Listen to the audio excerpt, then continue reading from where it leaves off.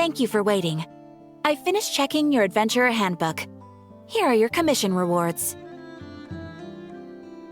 We have no other urgent commissions on the books at present. Thank you for all your hard work lately.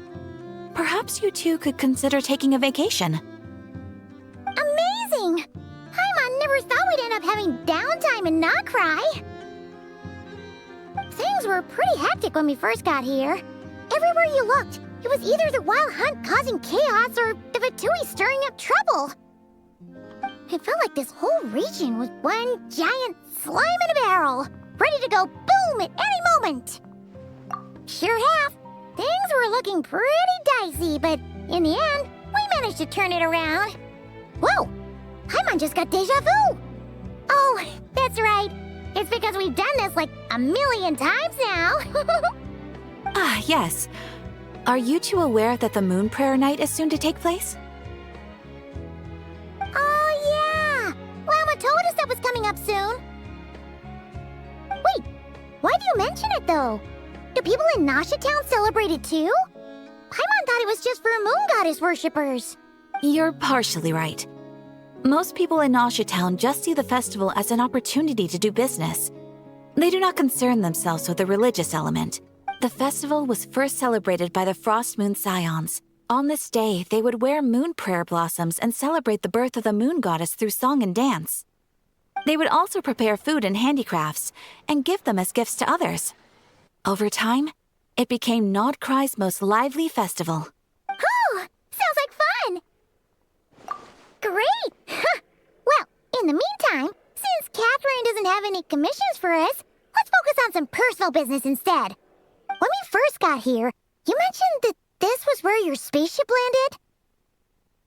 We didn't get to follow up on it at the time, because we got wrapped up in that whole rare situation, but now we can finally start investigating it properly. Well, there's a saying Paimon's heard around these parts, which goes, if you lift up a rock, you'll find something you weren't looking for. By that logic, you'll never find what you're looking for while you're searching, but the moment you stop looking, it'll jump right out at you. Could be worth a try though, right? Anyway, Paimon suggests we focus on other stuff we want to do for now, and just keep an ear out for spaceship-related intel as we go.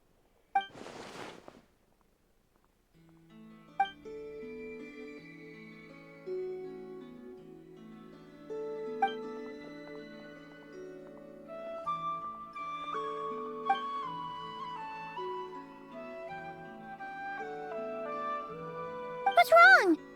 You look super serious all of a sudden. Huh? Paimon gets why you'd be concerned about Columbina, but what does the doctor have to do with anything? Oh, that's true. And now that you mention it, we're definitely overdue for a showdown with the Fatui. It is weird that he hasn't shown himself this whole time. What could he be up to? True. Paimon would much rather deal with Marionette anyway. She says the meanest things, but when it comes down to it, she doesn't seem like a bad person. Maybe it's the pressure of being a Fatus? Especially as a Harbinger. Does she feel like she's gotta act tough to keep up appearances or something? But then, every time we headed out with Rarier, she always wound up having to repair Polonia and her other robots. That's gotta sting. Losing face always hurts more for people who care about their image. You're probably still furious about it. What? Relax! It's in here! Huh? What? Oh, nothing! Sorry, we'll be on our way now. Where are we again? Oh yeah, Columbine.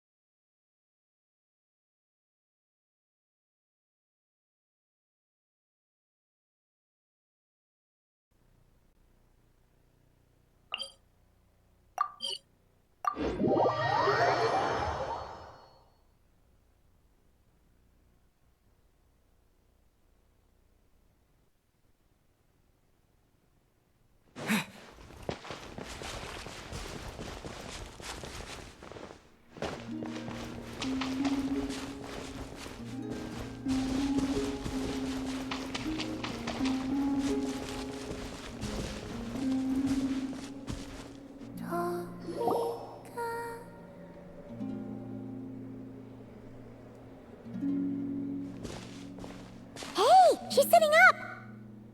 Is me sitting here a rare sight? No, we just thought you'd be resting.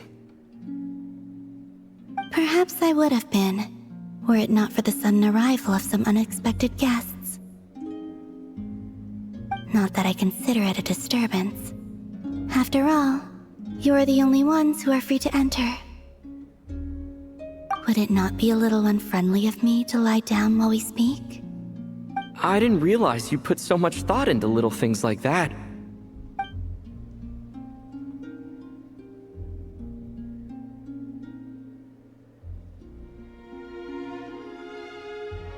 Only sometimes.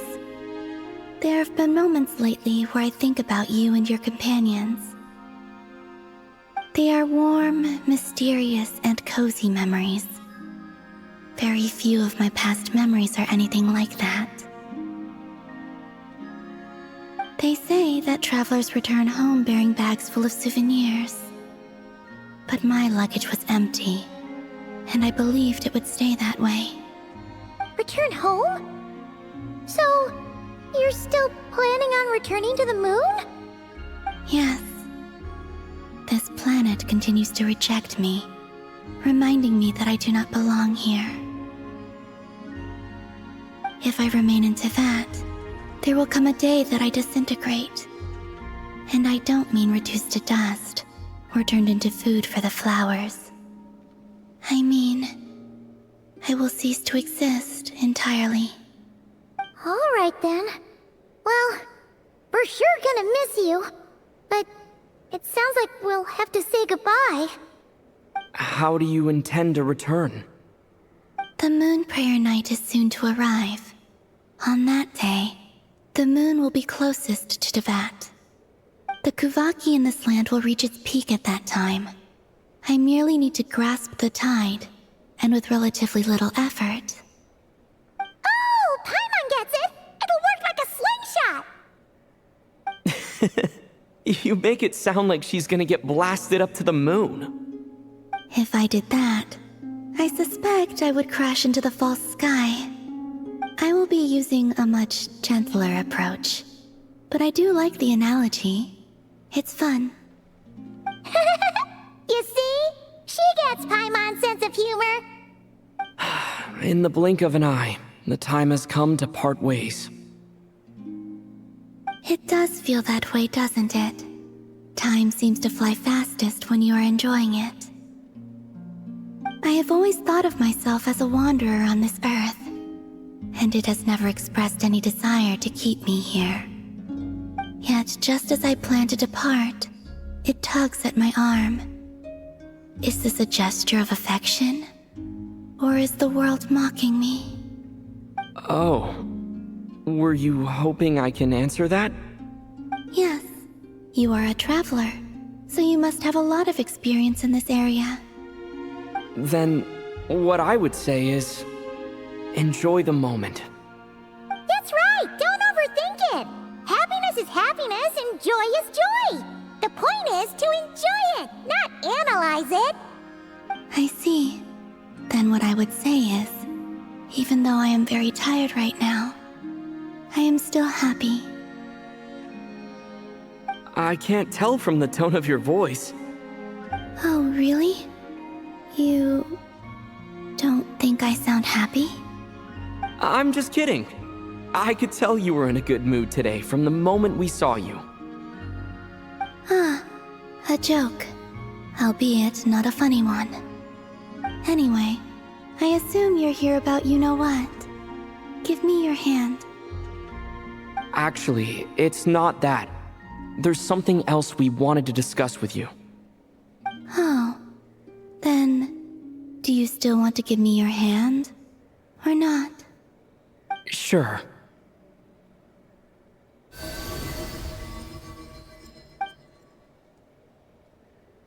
Thank you. So, I've heard that in the moon prayer nights of the past, people here would hold celebrations in the moon goddess's honor. Since you helped so much in our fight against the Rehir of Solnari, I think you deserve a farewell party before you return home. I haven't asked everyone else for their opinions on this yet, but I'd like to invite you to join the upcoming Moon Prayer Night. I've never joined a moon prayer night before. I'm not sure what I would even do. Oh, don't worry about that. We take care of everything. All you'd need to do is show up. Of course, there's no need to force it if you're not feeling strong enough. It's just, this kind of felt like a golden opportunity. But they call me Kutar, and the Fatui have an arrest warrant out for me. I shouldn't appear in public right now.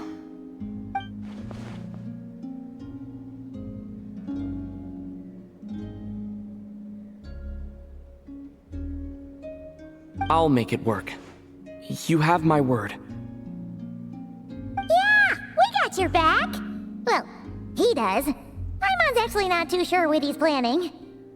All right, if you're sure. I will not refuse your invitation. I suppose it wouldn't hurt to pack a few more sights from this world into my suitcase before finally learning what my homeland looks like.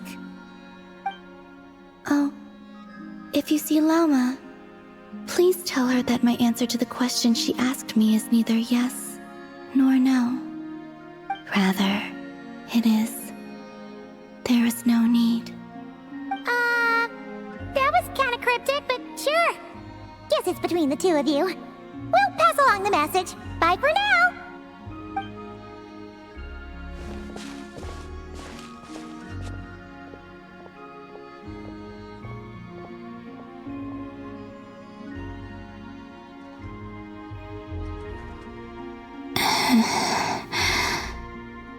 And also, I do not know.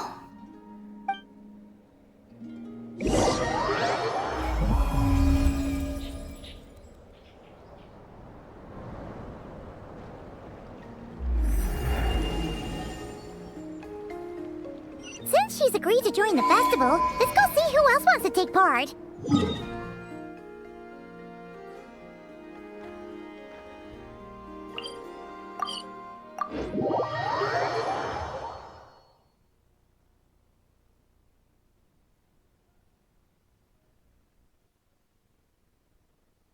Llama's gotta be the person most familiar with the Moon Prayer Night. We should start with her. Also, what exactly is your plan to keep her safe? Not sure yet. I'll figure some... Hey, Llama! It's us! Huh? Varka? What are you doing here? Beats me. I had a bit too much to drink last night, and when I woke up, I was on Hisi Island. Mr. Varka is helping to oversee Nasha Town's preparations for Moon Prayer Night. He is here to go over some details regarding the decorations and custom cloth designs. Right, yeah, that too. What do you mean, that too?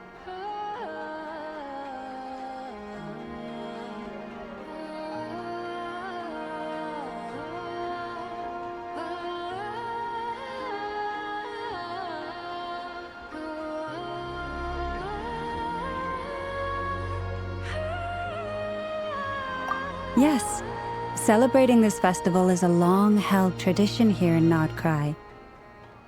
On this day, the crescent moon at the top branches of the verdant crest turns into a full moon, and the moon prayer blossoms bloom with a special radiance.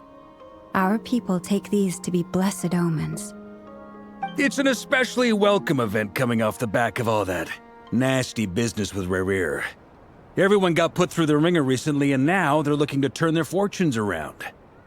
The big shots in town all agree that a big, lively celebration is just what we need to rebuild people's faith in this place. No wonder Catherine said that people weren't so bothered about the religious element. That's right. It's become more of a local custom by this point. The celebrations have little to do with whether the religious stories behind this event are true or not. Even the Frost Moon Scions are eagerly awaiting the coming of Moon Prayer Night. despite now knowing that their past beliefs were founded on a falsehood. That's fair. It's a bit like the lantern ride in Liyue. It's a chance for people to enjoy themselves, not debate the Oh, one other thing! We just went to see Columbina. We went ahead and invited her to take part in the festival this time. Hope it's okay. Wait, so...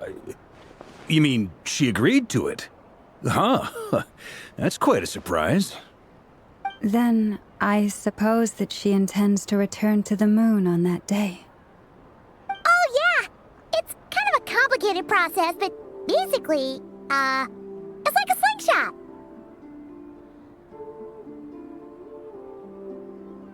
I understand. In truth, I had a feeling that she might make such a decision. Well, if Kuthar has decided to participate in the festival, we should prepare accordingly. Yeah, exactly. She was saying how it could be risky for her to show her face in public. We were wondering if there was any way we could hide her. Unfortunately, the people who carved the statues did an excellent job of capturing her likeness. It will be very challenging to hide a goddess whose face everyone is so familiar with. Darn! We may have bitten off more than we can chew here. Nah, don't sweat the small stuff. We can handle that. Huh? Are you saying you have a plan? Not as such, no, but the most important thing with a festival is to keep the mood light and your spirits up. You can't go preparing for a festival with those long faces. You'll never convince anyone to enjoy themselves. The Mondstatter spirit is strong with this one. As it happens, I agree with Mr. Varka. Let's start by making our appreciation for Kuthar the beating heart of the festive atmosphere. And who knows? Once we get the ball rolling, perhaps everything will just fall into place. Hey! Did you catch that? Lama said the thing! Or close enough, at least.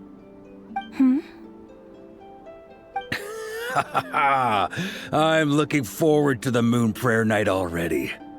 We have a festival in Mondstadt called Windbloom, and you can always tell which couples are celebrating it for their first time by the smiles on their faces. Big, beaming smiles like their whole face is glowing. And I have a feeling we'll get to see that same smile on the Moon Goddess's face at this festival. Not quite the same, surely. Anyway, I'll take care of business in the city, but I'll have to leave the decor up to you and the Frost Moon Scions. No one else can capture that traditional aesthetic quite like you guys. But lastly, there's the final key element that brings the festival to life. Companionship. Before you leave, let me show you something that we've been preparing. Mr. Varka had asked to see it already, so you may as well tag along. Also, I have some further questions about Kuthar's decision.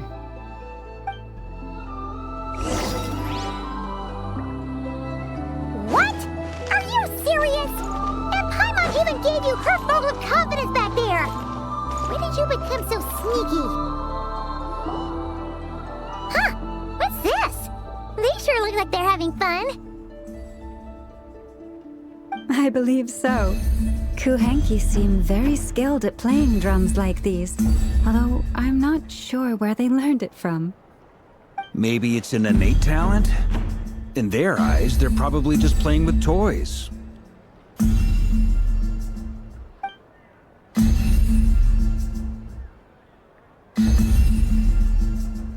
Wanatar! You want to play too?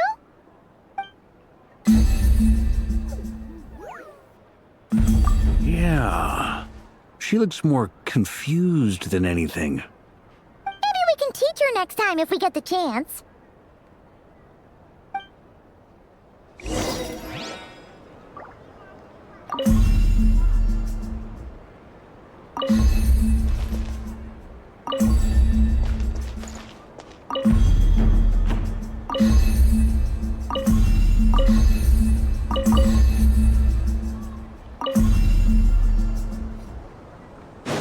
What are these floaty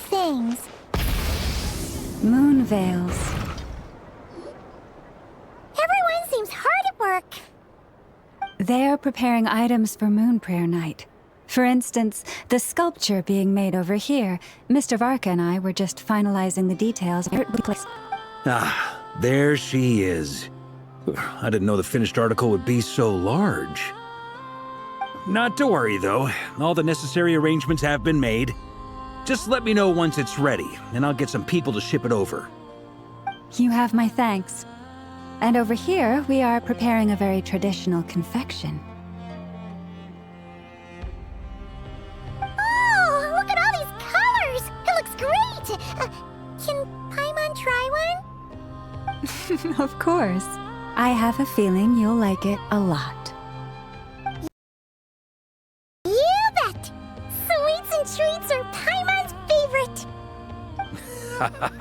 If you included those in the Feast of the Moon, I bet Paimon would have joined the Frost Moon Scions by now.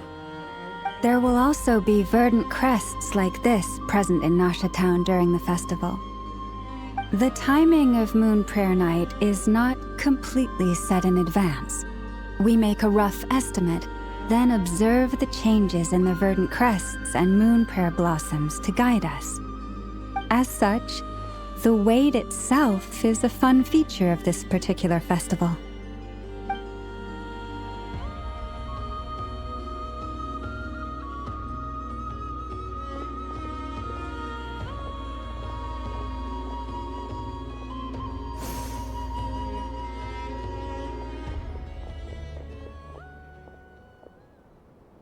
Let's talk here. To tell the truth, I once asked her if she'd be willing to stay with the Frost Moon Scions. I could introduce her to everyone, and we could be a family to one another. She did not answer, but she has not appeared here since. I took this to mean her answer was no, but if that were the case, she would not have accepted this invitation. Ah. I see. Maybe she is right. Maybe the Frost Moon Scions of today no longer need a moon goddess. But my wish was not for her to come here and be worshipped as a deity. I simply wanted to offer her a place to stay. I'm sure she believes that showing herself here might invite Fatui intervention, and as such, she does not wish to cause us trouble. But what really pains me about all this is that this is her birthplace. She ought to belong here, yet no one has been able to grant her shelter. I think I'm qualified to weigh in here. When someone's about to depart on a long trip, what they need is blessings, not burdens. We should wish her the best, not make the journey harder than it already is. Anyway, she's agreed to attend, hasn't she? All we need to do is simply respect her decision. I see your point. Yes, she will soon depart after all. Our job is to leave her with some happy memories. Besides, who's to say her journey to the moon is a one-way trip? It's not like she can't come back and visit if she wants, right? Paimon agrees wholeheartedly. Festivals are all about having fun, so let's keep it simple. All right, I'm gonna head back to Nasha Town soon. Want to come with? I'm guessing you have some other folks to visit there. Sure thing, let's go! Bye for now, Wilma! Thank you all. Goodbye.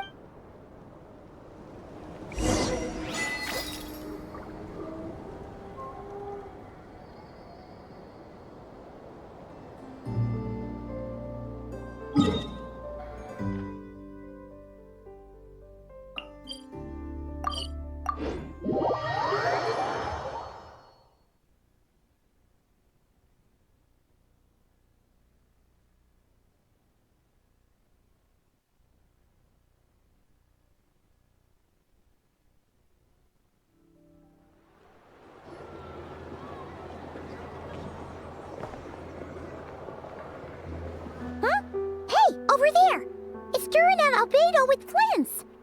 What could they be chatting about? Your guess is as good as mine. Ah, Grandmaster, and the Traveler in Paimon. Hello there. It's been a while. Perfect. We have some new volunteers for our investigation. Wait, let me guess. The righteous Lightkeepers are finally ready to hunt down the Abyssal Dragon? Haha. Yes, that too. Yeah, right.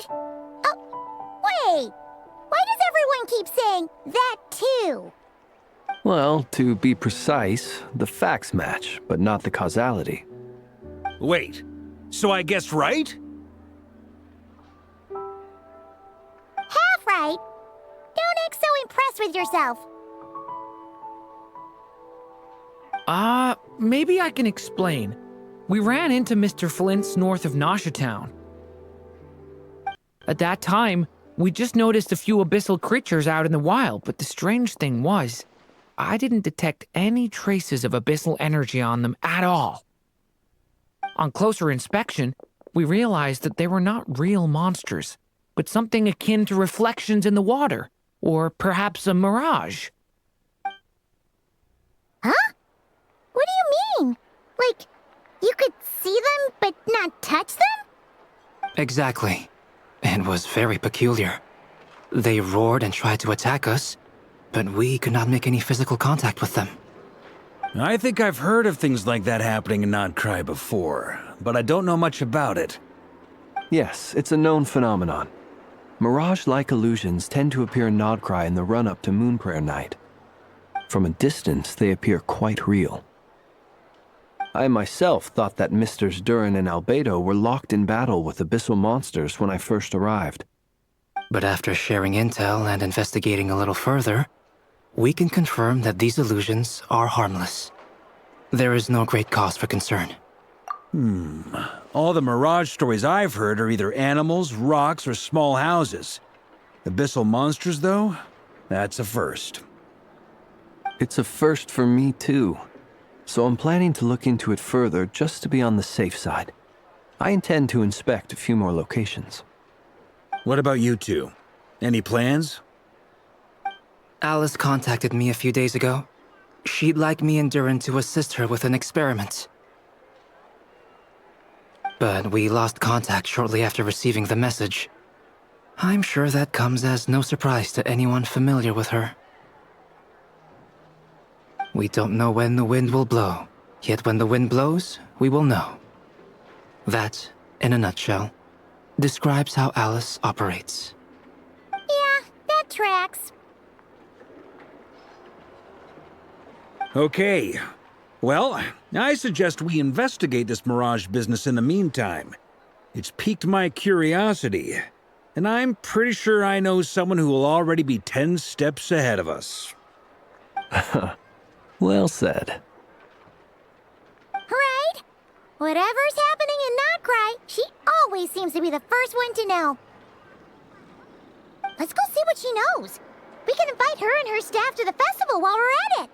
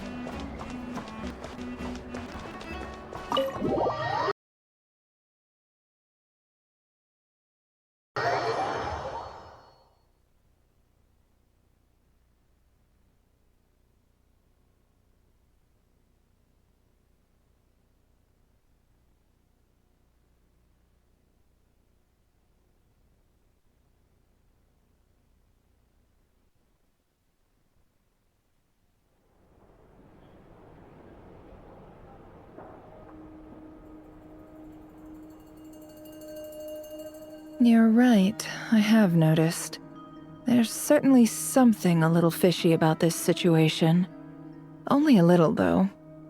Records indicate that this phenomenon can occur in the days before and following Moon Prayer Night. That said, it has always been a rare sight in the past. The odds of encountering these phantoms are similar to looking up in the night sky, happening to see a shooting star, and managing to make a wish before it disappears. But this time, either everyone's getting lucky, or they're appearing far more frequently than usual. Yehoda's out gathering intel as we speak. In the meantime, let me check off some points of interest. First, the Abyss. The ones we saw seem to be abyssal monsters. Indeed. But we have identified one location where many more of them have made an appearance. And not just monsters, but human phantoms, too. Given the scale and nature of the phantoms, it's almost as if someone's last memories are coming to life. Or perhaps the memories of multiple people. Oh. So you mean the phantom monsters are hunting down the phantom humans? Exactly. The phantoms can interact with each other, but we have no means of intervening. In addition, some of the human phantoms would seem to be from the very distant past. This is clear both from the clothing they wear and the stories they tell. They claim to be from Hyperborea, a name which I've heard from Lauma before. If this is true, it means they must be from 6,000 years ago. Did Paimon hear that right? 6,000 years? It sounds like this merits further exploration. That'd be a big help. I'll leave it with you, Albedo. My knowledge of ancient history is non-existent. I used to doze off every time the pre-Knights Favonius era came up in class. It's quite a miracle that you were able to understand these phantoms' speech, given how long ago they lived. I suppose you're right. But I'll leave the archaeologists to ruminate over that conundrum. As an intelligence broker, my sole interest is in the value of the information I gather. Which, in this case, hopefully means earning myself some good favor with our dear Lady Moonchanter. So calculating. Whew, this intel broker logic always catches Paimon by surprise. Sounds to me like we could split the work up. I think the abyssal phenomenon is best left to Albedo, Flint's, and me. Agreed. It coincides with my duty as a lightkeeper. For my part, I'd like to understand the Abyss better. Even a little knowledge would go a long way. This is certainly a rare opportunity to study the Abyss. But even rarer, perhaps, is the chance to make contact with the Ancients. The Curatorium will take the lead on investigating the Hyperboreans. We put in the work to learn what we know so far. It seems only fair that we get some quantity of exclusive intel. That just leaves our trusty team of 2 unassigned. Since you became an honorary knight, of course. This was part of my grand plan all along. Ha ha ha! Oh yeah, by the way, we managed to convince Columbina to come to the Moon Prayer Night celebrations. Would you and Yehoda like to join too? She agreed to that? Huh. Quite an achievement. Never underestimate the traveler, I guess. I'd be happy to join. No point shutting myself inside when the streets are all decked out. I doubt any clients will be visiting during the festival in any case. And Yehoda loves a party, so I'm sure she'll jump at the opportunity. No, no, no, no, no, no, no, no, no, no! Way to contradict me in front of... Wait, no, that's not what I have bad news, boss. So many people. All right, everyone inside, quick!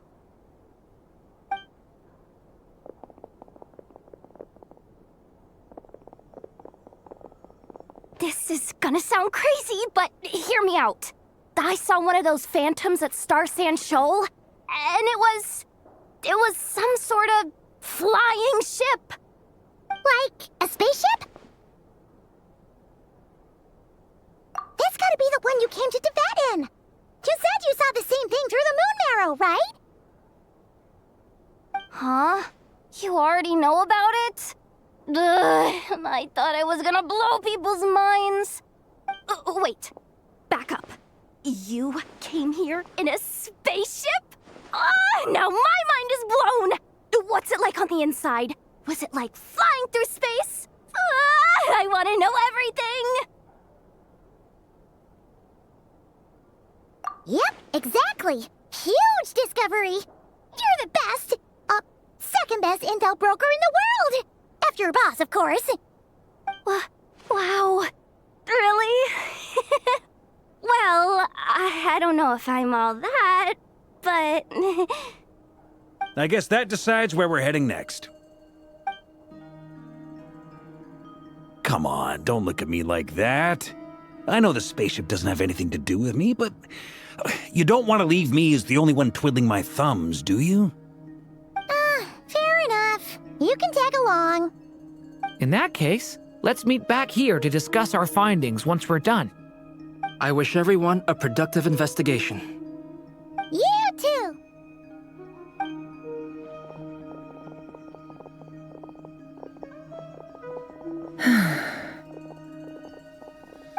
What's up, boss? Aren't we gonna head out? Tell me, Yehuda, when did the curatorium start giving out intel for free? Oh, sorry, boss.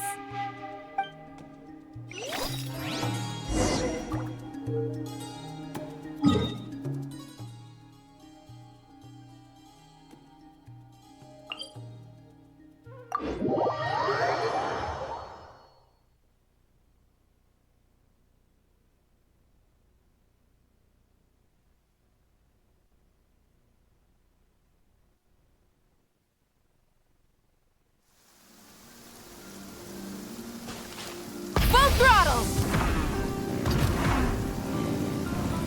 Pyroclastic surge!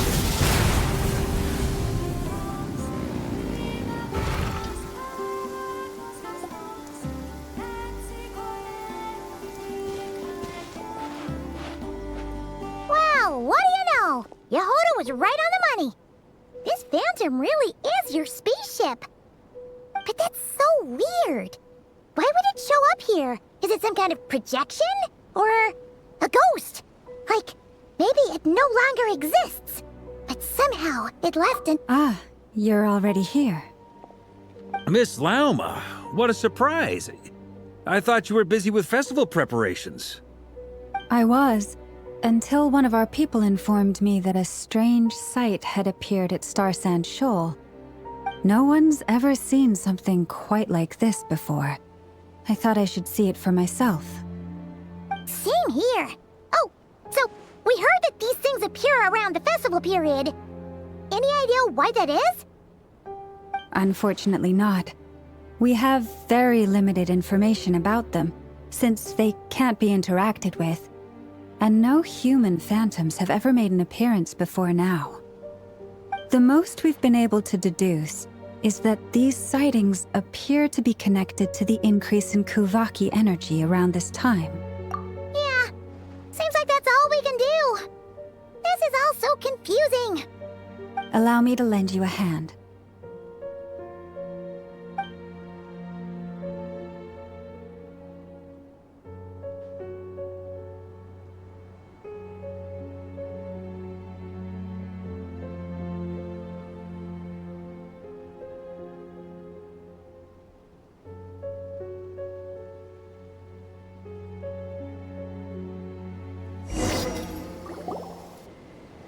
Everyone, our friend here should be able to provide us with some information. Is that a phantom rhymehorn deer? I've heard about how the Frost Moon Scions live in harmony with the animals and can even communicate with them. That's coming in handy now, for sure. Okay. Yes, I understand. Then how about this?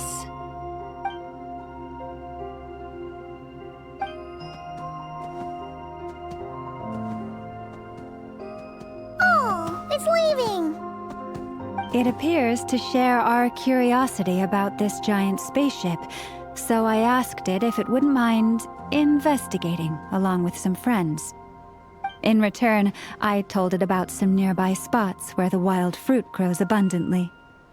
We may live in a different era from these phantoms, but I trust that the terrain, climate, and ecology here are more resistant to the effects of time than some things are. Let's give them a moment and hope for the best.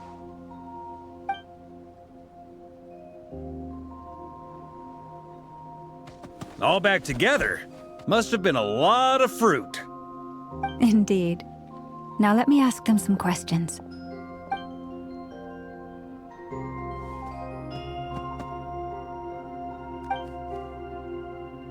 It did find a lot of wild fruit, enough for them to feast for a long while. This puffin circled in the air several times, but didn't spot anything out of the ordinary.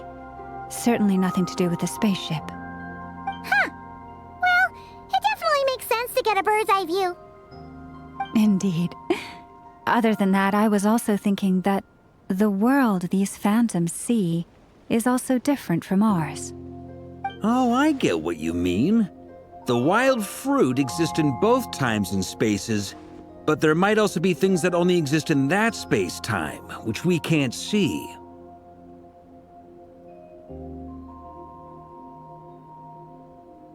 Good point. Great thinking, Llama. Blunthorn rhinos can use kuvaki to shift great rocks, but this one says it couldn't get that ship to budge by even an inch. The sniffer mole tried too, but despite being a skilled digger, it could not get through. They say that the spaceship looks robust and undamaged. It seems completely impervious to any and all attacks. Whatever lies within is well defended from harm.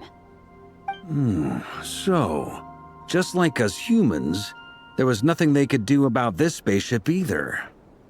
Yes, still, they deserve our thanks. We are grateful for all your efforts, dear friends. Now go, and enjoy your feast. I've noticed some other human phantoms gathered nearby. Come on, let's go talk to them.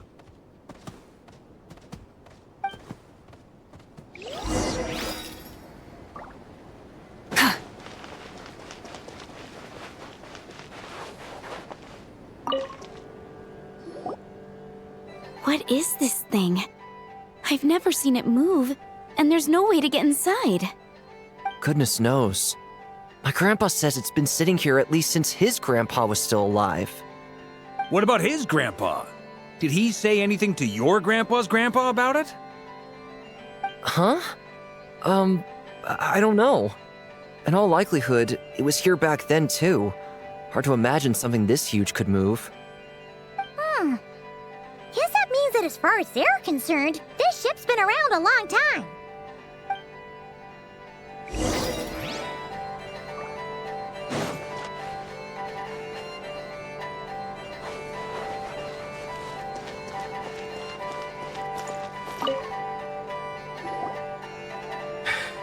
Come on, brothers. If we can get even a small chunk off of this thing, it's gotta be worth a fortune. Today is the day we strike it rich. Huh? You mean Paimon? Yes, brother, I shall join you. Let's make our fortune. We should go with them. What the? This thing is crazy tough. I can't even scratch it. What's it made of? Sorry, brother. Looks like we'll have to seek our fortunes elsewhere. Enjoying yourself? I was just seeing if I could influence this phantom's perception by playing. But nope, no dice.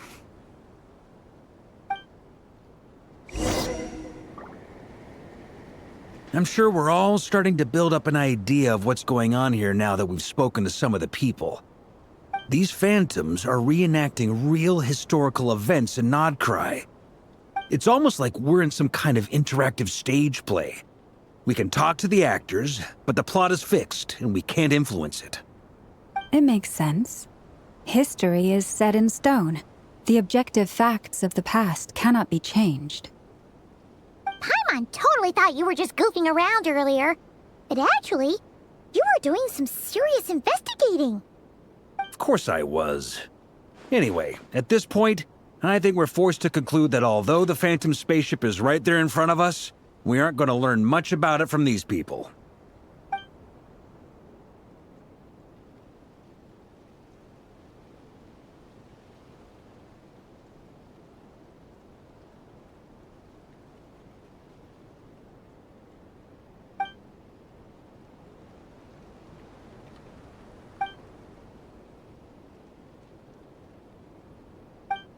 Don't be discouraged. If nothing else, this is proof of the ship's existence. And think about it. So many people tried to hack their way inside, but no one could get the door open. It's made of very tough material. To me, that says that we'll either find the ship itself or the story behind it. It's just a... Huh. Every now and then, when Varka gets serious, he actually does seem like Grandmaster material for once. I wonder how the others are doing. Let's head back for now. Sounds good. Also, drinks are on me if Team Knights of Favonius is the first to finish. Wait, we have a team name now? Am I in Team Knights of Favonius as well? You're very welcome to join. We've even got a cathedral ready for you. Isn't that technically blasphemy? You wouldn't dare make a joke like that if Barbados was in earshot. Nah, I'm sure Barbados doesn't mind a little harmless blasphemy once in a while.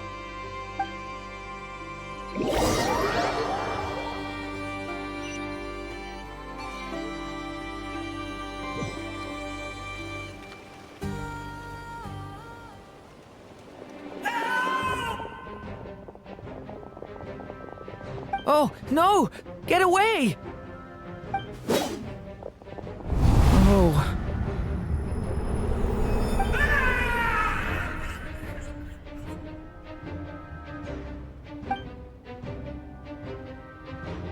I know it's hard to stomach, Mr. Duran.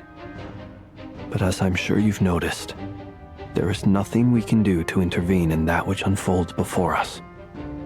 But we have to at least try. And try you have. But are you aware of how many unsuccessful attempts you've made now? I wasn't keeping count. I'm afraid this is the 39th failure so far. Or the 5th if we're only counting this particular victim. There are no indications that these phantoms may be altered in any way. You seem to have calmed down a little. I'll make us a fire. You should rest and have some water. Feeling any better now, Mr. Duran? May I ask a few questions? Be my guest. What exactly are we witnessing here? What happened to those people? My guess would be that we are seeing nod-krai during the Conrian Cataclysm. Would that be accurate? Conria. That is correct. As you know, once the Abyss senses even the tiniest crack, it floods in and spreads like wildfire. There was a time in the distant past when it permeated all of nod-krai, causing immeasurable harm. The people paid a terrible price to heal this land. 500 years ago, the whole of Teyvat suffered an abyssal disaster. Once nod-krai was a devastating blow. I see. In the face of the abyssal onslaught, all were like and tossed around by a tidal wave. Be they human, fae, or god. The moment you witnessed is but one drop in a whole ocean of catastrophe. All right. I guess that answers my second question, too. I wanted to know why there's nothing I could do to help them, and that's because what we are seeing is history. That would be my guess as well. As I understand it, history and fate are not all that dissimilar. The latter may be unseen to us, but both are immutable. Yes, fate was determined long ago. I still have a couple of other questions, Mr. Flint. You mentioned more than one abyssal disaster that has struck this land in the past. How can you be sure that what we're seeing is like an incident? And also, how are you able to stay so calm when talking about these events? From everything I know about you, you're not cold or ruthless, and you're not indifferent to the suffering of others. Alas, I am forced to show my age. I must be 600 or 700 years old by human measure. Wait, so you... One is not easily moved by hearing. One has witnessed the truth firsthand. I'm sorry. You need to apologize. Your passion is a good thing to have. Because someday you may find it in terribly short supply. Now, at the risk of offending you, I have a question in return. Your curiosity toward the abyss is born from a sense call. I only ask because I kept a fragment of Rear's body in a lantern for a short time, specifically his heart. So I know it didn't be carried the abyss with you. And I hear its power growling from somewhere within you. In my eyes, your mere existence is a miracle. The honest answer is... I don't know. I don't have confidence to say for certain. What I'll say is the abyss is the only issue that haunts me. Even before it became what it is, it knocked me constantly. Should I even exist at all? My doubts remain unresolved. But when we fought Revere, something was clear to me. Sometimes the darkness within us allows us to achieve the impossible. I certainly got the sense from your 39 attempts that you were trying to achieve the impossible. It sounds like you've resolved to see the truth for yourself. Absolutely. In that sense, we are quite similar. Then I wish you every success. I look forward to the day of your ascension. Well, if everyone's clear, I suppose we should head back. Oh, and one last thing. I'd appreciate if you kept a discussion about history secret.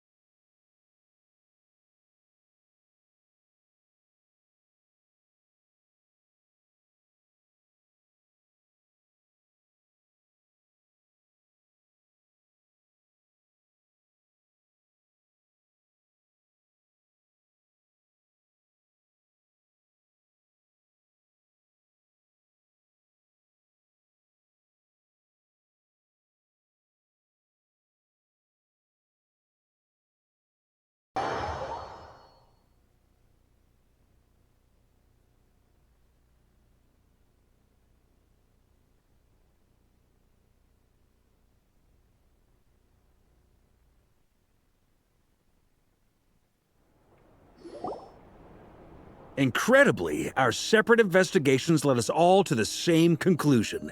Hooray for consensus! Yeah, but we barely learned anything, though. I totally thought this would be the motherlode. Talking with the ancients? I mean, come on! But nope. All we got was useless snippets of conversation. And all this stuff about moons and hyperopia. What a load of baloney. Seems like people back then had a few screws loose. I understand your frustration. We found the same issue. Each phantom only showed a very brief moment in time. There isn't much value to be found in these miscellaneous fragments of a civilization's history, no matter how glorious it may have been.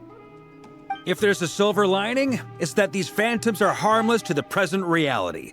They shouldn't get in the way of the festivities. Paimon agrees. And not just because it's the first thing she understood in this whole conversation. You look disappointed, Nefer. Is something the matter? What do you think? We all worked our tails off, but the only one to gain anything from it was you, Lady Moonjanter. Well, please do share the Hyperborean records with me. I will gladly inscribe them in our people's documents. Oh, duh! Yeah! That was it! Hyperborea! Hyperborea. I'm serious. Only an expert in the Frostmoon Scions and their history can turn these records into valuable research material. The alternative is to let them gather dust on the Curatorium's storage shelves until the pages turn yellow. Nefer, you're wise enough to know that cooperating and sharing the profits is the best course of action here. Well, that goes without saying. Sure, let's do that. Huh? But didn't you say we aren't supposed to give out intel for free? Sorry. Shutting up. Shutting up. Now is not a good time to push Nefer's buttons. Anyway, back to Moon Prayer Night.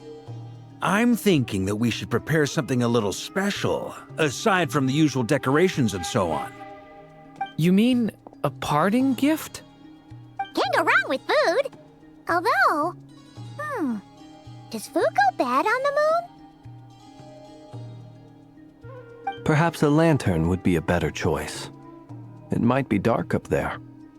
It could prove difficult to light a lantern on the moon. Magical stones might serve that purpose better. What about a clockwork mecha model from Fontaine? I've got a whole bunch at home. I use them for fighting practice in my free time. None of these sound like things she would be even remotely interested in. But we don't interact with her enough to know what she likes. Yeah. It would really save us the guesswork if someone could find out what she's into. Wait, what the? Traveler? They're all looking at you. Great! Haha, problem solved. Now, I need to stop by Dory's. Gonna need her help sourcing a bunch of stuff for the festival. Then let's leave it there for now. We all have our own business to attend to. Traveler, if you find out what Kutar likes, let us know right away.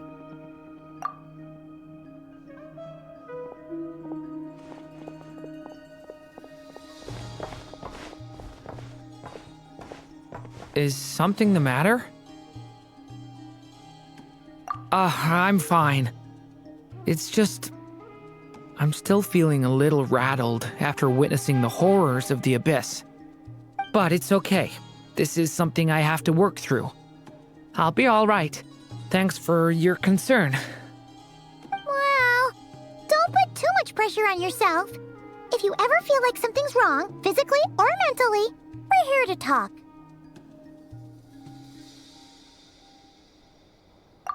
Come on. Stop treating me like a kid.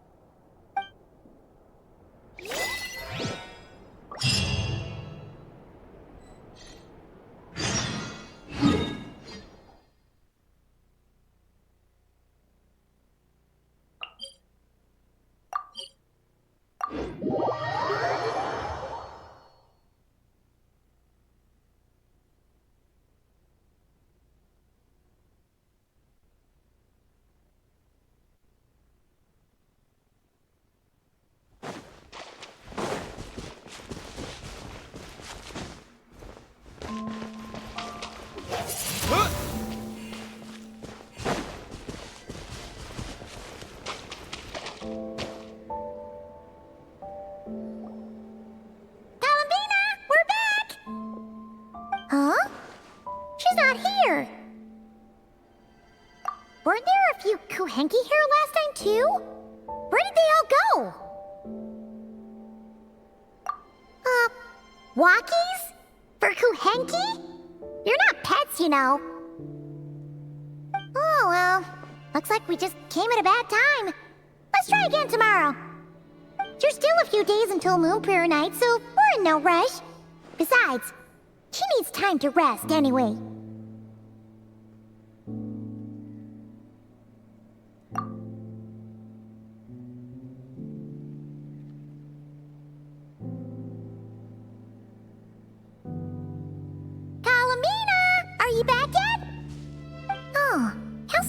strange. Looks like she still isn't here. Right? It's not like her to spend so much time outside. Especially since she's worried about attracting unwanted attention. What about Luonatar? Luonatar, you there? Hey! Do you know where Columbina went? Sorry, didn't understand. But if you know where she is, could you take us to her?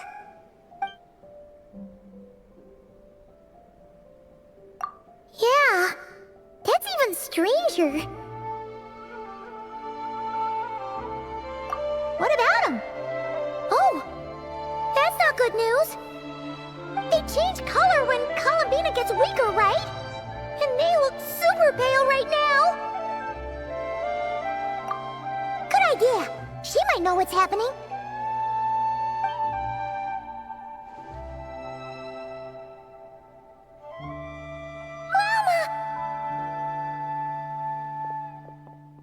Ah, it's you.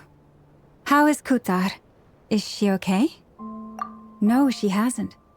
I came here to check on her after I noticed the flowers had changed color. Based on past precedent, she must be very weak right now. Even getting up to walk would be a struggle. It seems unlikely that she wandered off outside. Not to mention that she doesn't do that at the best of times either. So yeah, this is super weird. No.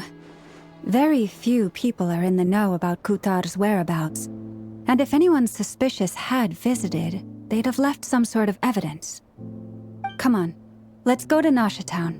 If anyone has seen her, someone there will know about it. It's nod-krai's information hub after all. Makes sense. Let's go!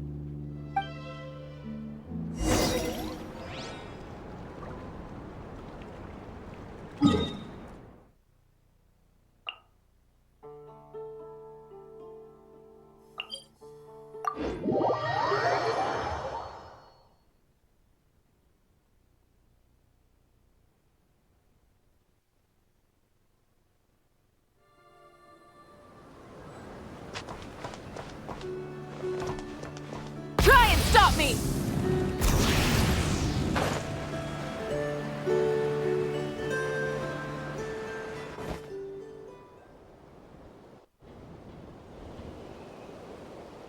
Wait a moment. Is it just Paimon, or is this stall kind of suspicious? It's never been here before, right? No, I don't recognize it. Alas, your free and easy adventure time is over. Now, prepare to face the final boss of nod-krai. Whoa! Where'd that voice come from? Not sure, but it's definitely hostile. No, no, no, not that way. The final boss is right here. The sniffer mole? That's the final boss? Surely not. Also... Okay, the jig is up. I'll stop teasing you. Turn around. I'm right behind you. It seems I've managed to leave quite an indelible impression, even though you've never seen my face. Ah, nothing could make a great mage more pleased with herself.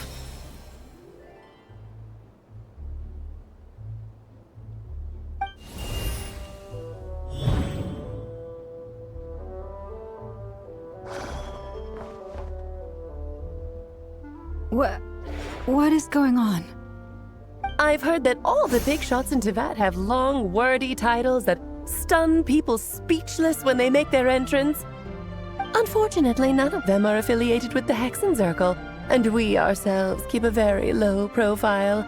The notorious name-dropping doesn't quite work for us. Still, I, for one, think I'm really quite amazing. So that didn't stop me from coming up with a title anyway.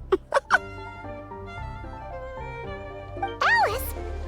It's really you this time? Not a lantern or a Dodoko, but Alice in the flesh? Right. So, what do you think? How does it feel to finally meet me? You look like... Oh, that's the first thing you thought. A little surprising, but that actually makes me very happy. Because that means that when Klee grows up, she'll be just as stunningly beautiful as her mother. So she's a friend of yours?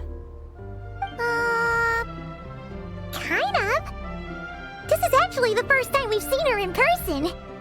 I see. Madam Mage, that was, quite a powerful entrance. I certainly won't be forgetting it anytime soon. It's okay, Lauma, don't force it. Paimon will do the honors. This is Alice from the Hexen Circle. She's a friend of ours. And of Arcus, too. That's right. She's a good person, just kinda... unpredictable. Well, what is the human heart if not unpredictable? Hmm? If we could not do as we please, how would we differ from machines? I am Lauma, Moon Chanter of the Frost Moon Scions. It is a pleasure to meet you. Oh, I know. Before you got here, I spent a good, 15 minutes getting up to speed on nod-krai's present situation. In other words, I've read the whole in the last episode part, so we can skip the pleasantries. Fair enough. Well, Miss Alice, I can already tell that you have quite a unique personality. He'll get used to it. Paimon sure is. So anyway, what are you doing in nod-krai, Alice? Oh, I thought I told you already.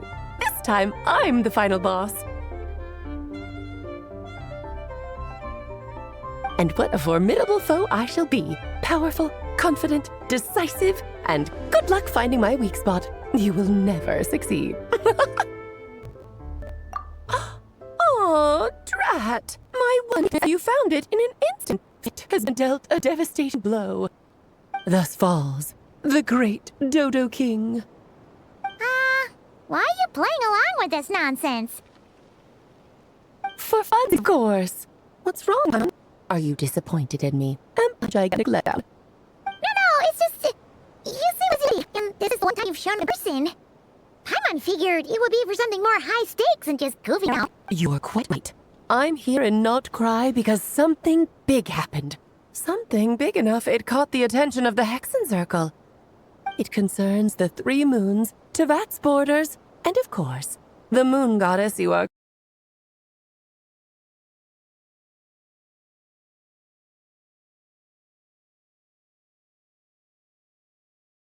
currently searching for.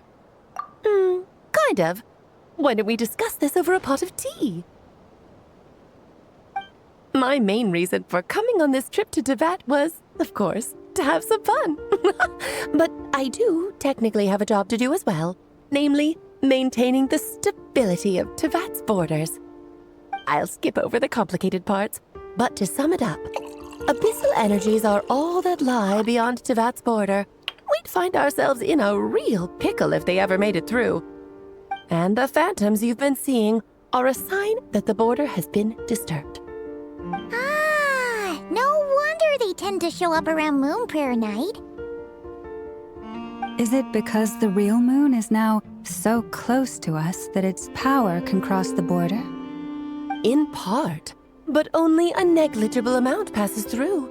Just enough to influence the verdant crests and so on. And as you've noticed, there has been an unprecedented number of phantoms appearing this year. The influence of the moon beyond the border cannot explain this. No, there is another far greater factor at play. The trilunar syzygy. A trilunar syzygy? Eons ago, before the heavenly principles came to Tevat, it was the then 3 moon goddesses who controlled the laws of this world.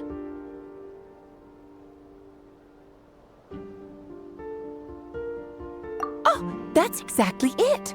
The 3 goddesses split these powers amongst themselves, promising never to consolidate them into one singular body. This was meant to keep the world stable. But, fast-forwarding to the present, the eternal moon's marrow is with you, Well, the iridescent moon's marrow, which should never have appeared in this world, has been retrieved. Add that to the presence of a moon goddess in the flesh and... the power of all 3 moons is gathered here in nod-krai. There hasn't been an event like this since the War of Funerary Flame. And it's having a noticeable effect on Tevat's borders. Because I wish to give my darling daughter a peaceful, sunny environment to grow up in. Is that a good enough reason? Kinda sounds like you're dodging the question, but it does make sense. Well, that's one reason anyway, and the most important one. The others are a little complicated to explain. For instance, cleaning up after dearest Miss R. Albedo could tell you more about that if you're curious, but right now, I have a more important question to ask you. Why are you collecting the moon marrows? I see.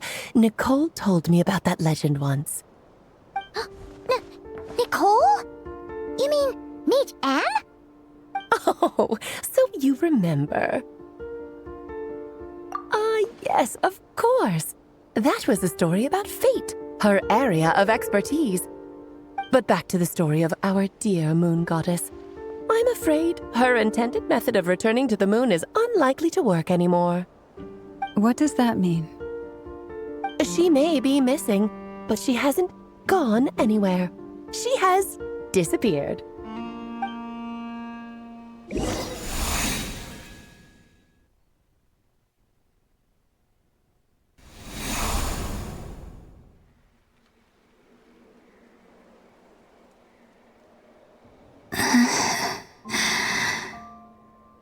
My body is so heavy.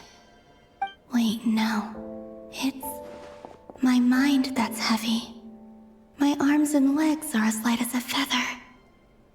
What's happening to me? I feel drowsy, like I've been asleep for too long. Is it daytime or nighttime? Is the moon out? I think I'll go for a walk.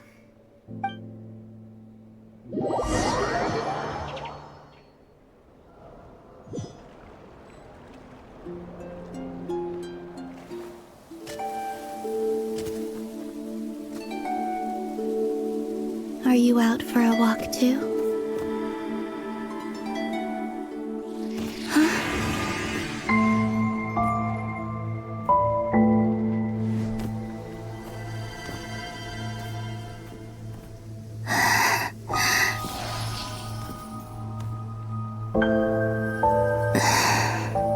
The day has come at last.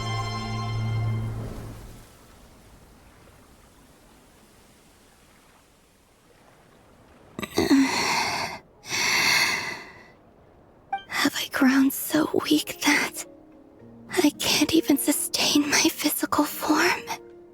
But Moon Prayer Night is nearly here. I was so close to returning home. Death is near. Is this how it ends for me? Will I return to the moon after I disappear? Or...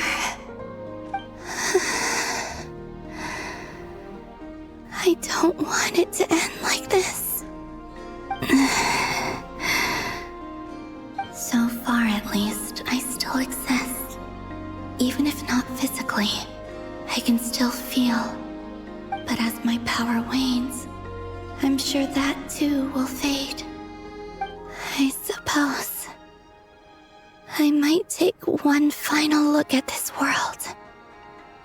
The world where I was born.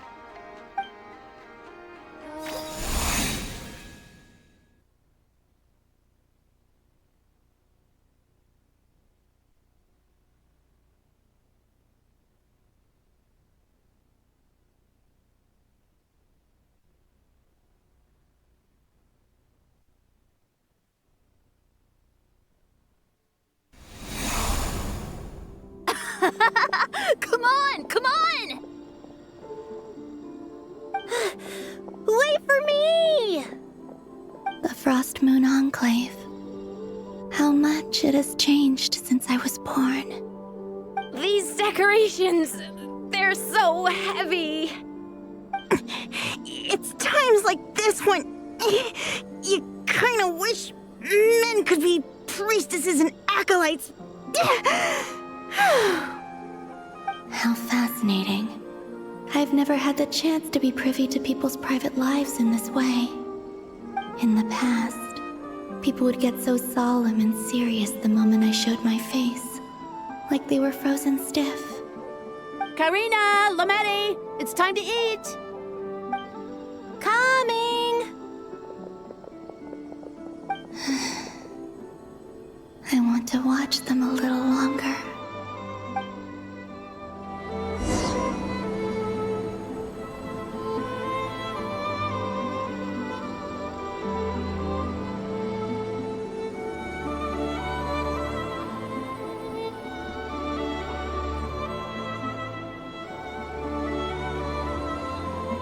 So just fill these balloons with air, right?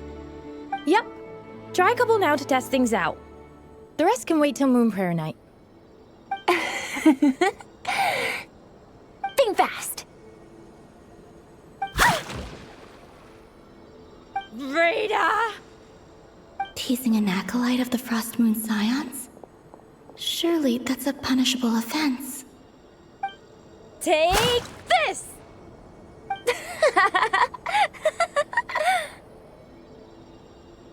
Huh? All right, enough horsing around. Lady Lauma gave us a task. We should get back to it. The task is just to check that the balloons don't leak, right? Doesn't matter if we fill them with air or water. Yeah. Okay, you got me there. And you got me there. But still, we can't use all the balloons before the festival even starts. We won't use all of them. And as long as Lady Lauma's trusted acolyte doesn't snitch, this can stay as a little secret between friends. A couple more can't do any harm, right? Oh, you menace. Then, think fast! Is pumping a balloon full of water really so much fun?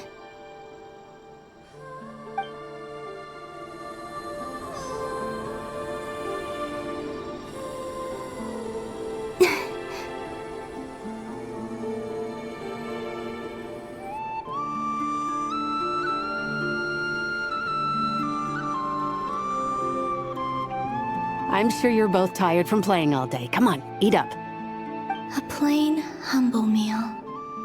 That has always been the way of the Frost Moon Scions. Huh? How come Lametti got a midsummer berry dessert?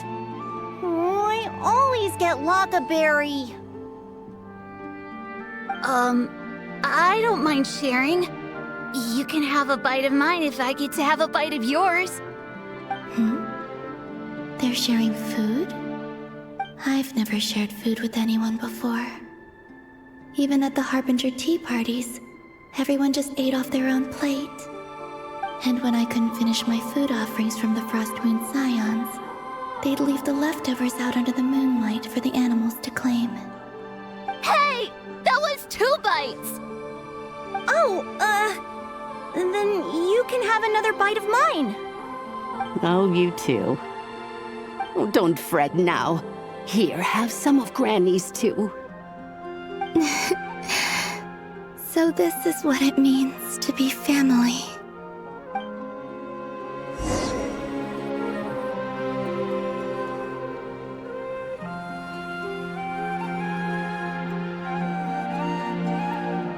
I'm seeing so much that I'd never usually get to see. They'd never act like this when I was around. It's nice, being able to just watch people in peace in these final moments. What a rare opportunity. I think I'll go take a look around Nasha Town, too. Maybe the Traveler will be there.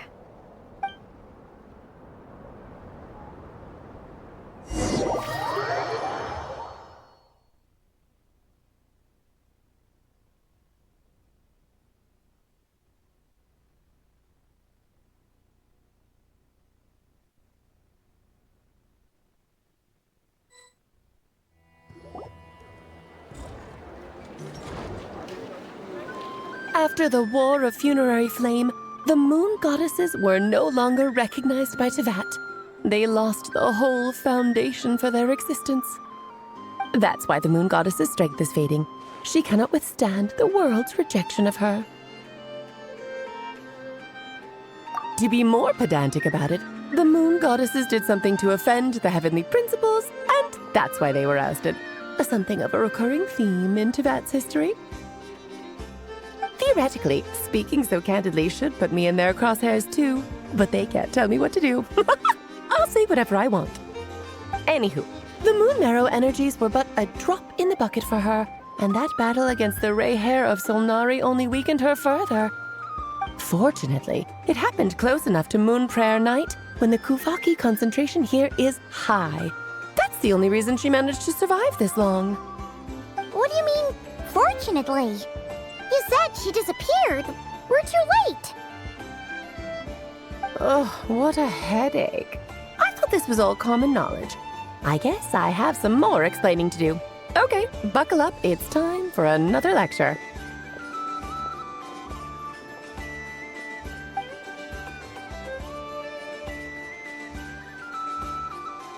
Now, I said earlier that the moon goddesses lost the foundation for their existence. The reason for that has to do with the natural order. Basically, the rationale for their existence in Tevat was lost. The same logic applies to the present moon goddess too. Consider her existence so far. Her comrades in the Fatui called her Damselette. And she was worshipped as Kutar by the Frost Moon Scions. But these connections have now been severed, whether by her hand or yours. So, the rationale that once sustained her existence is now gone. Wait, we did that to her? Oh, well, strictly speaking, yes. But let's not start pointing fingers, shall we? I'll only end up as the big bad villain, and that's not the kind of final boss I want to be. Of course I do. I'm only the greatest mage in the whole entire world. Now, if you wish to find your moon goddess, there are two problems we need to solve. Firstly, we'll need to strengthen the connection between her and Tevat, at least enough to sustain her until Moon Prayer Night.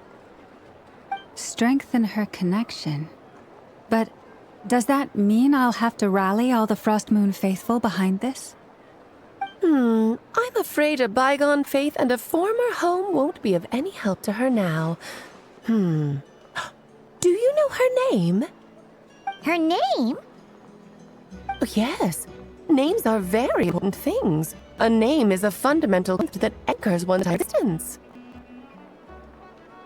Then your first job is to find it as a moon goddess. I'm sure she must have a she identifies with. Neither Columbina nor Kutar is her true name, and she's never really accepted them. So, finding out her real name is enough to sustain her existence? Yes, I know it sounds like a small step, but every journey begins that way. So for now, that's all we need to focus on. The second problem is the plan to use the moon marrows to return to the moon. Unfortunately, piercing through the false sky will take an enormous amount of power.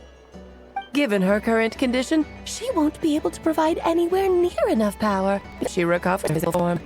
But Nicole's the expert in the field, and I'm sure she'll fix something. Wait, Mage N is going to help us out too? That means we've got 2 Hexacircle made up. This is turning into a pretty big deal. Actually, this is more a side quest for me. Like you said, I'm a busy late day for too long. I'll have to return to Netspool. That's the upside you get for looking out for my little leap. Hopefully, I'll get you to carry on keeping her company in the future. Anyway, jokes aside, you bet it will take a miracle for Goddess's consciousness to hold out till Moon Prayer Night. Oh, I suppose I might as well tell you where Nicole is before I leave. Off you go now. Time to be your new friend. And a little suggestion. Don't forget to mind your heads. What? I wonder how Dirk's doing. I should really see him before I back. You really are super busy. I most certainly am. There's so many children at tabs in Malta. Durin, Albio, Venti, Varga. Clay didn't make the list, huh? Of course not. Klee is my pride and joy. I have no qualms about her, because she's the best child in the whole wide world. Yeah. Klee's a little angel. I'm glad you agree. Well, all the best. See you when I see you.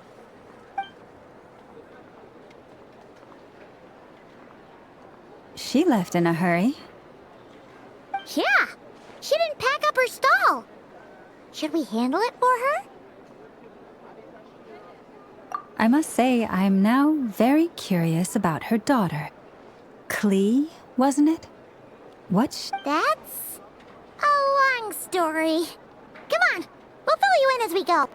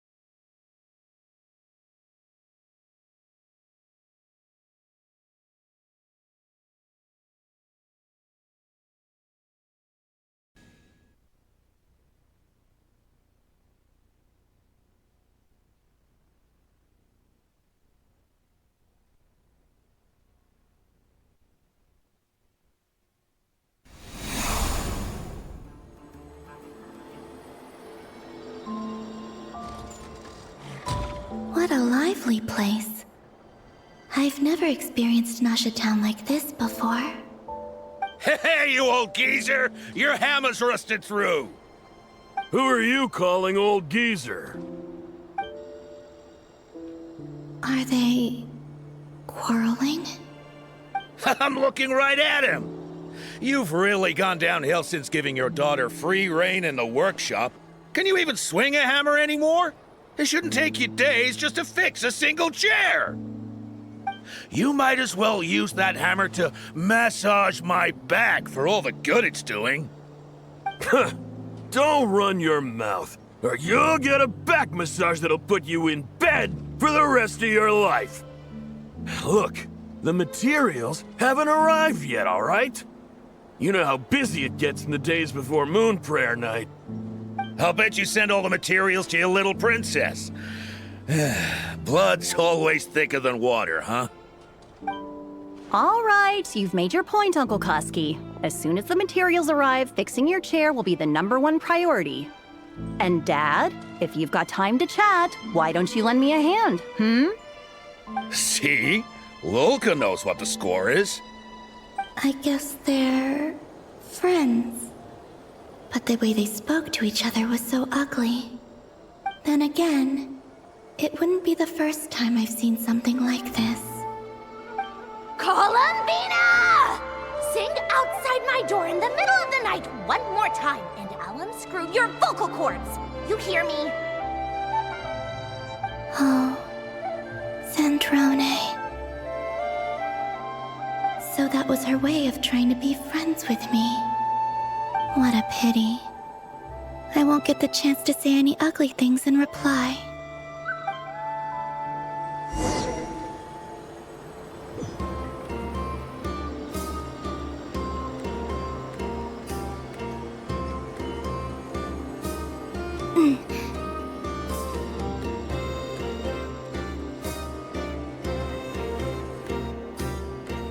Hey, have you decided what to give her for Moon Prayer Night? I sure have. She's gonna get the surprise of her life when she's least expecting it. Then I'll whip out the ring and pop the question. The surprise of her life. What a fun turn of phrase. Cool, I get the picture. You can spare me the gushy details. Ooh, looks like we have a customer. Hello there, ma'am. Would you like some Moon Prayer Night candy? Huh? Is he talking to me? Can he see me? Here you go.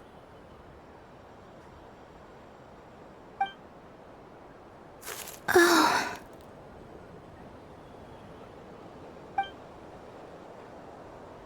Come back anytime. Right. Now, where were we? I don't know why, but I still held out hope.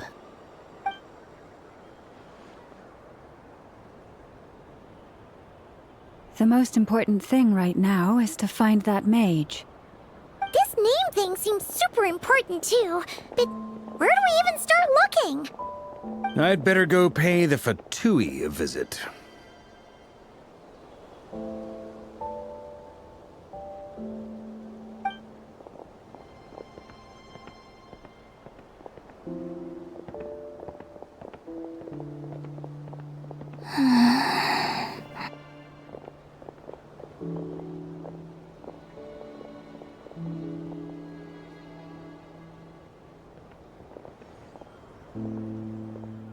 Columbina?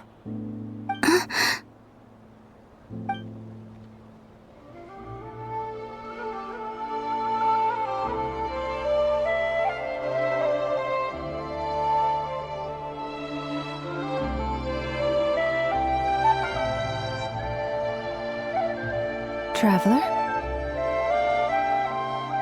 Let's go! This is no time to be spacing out!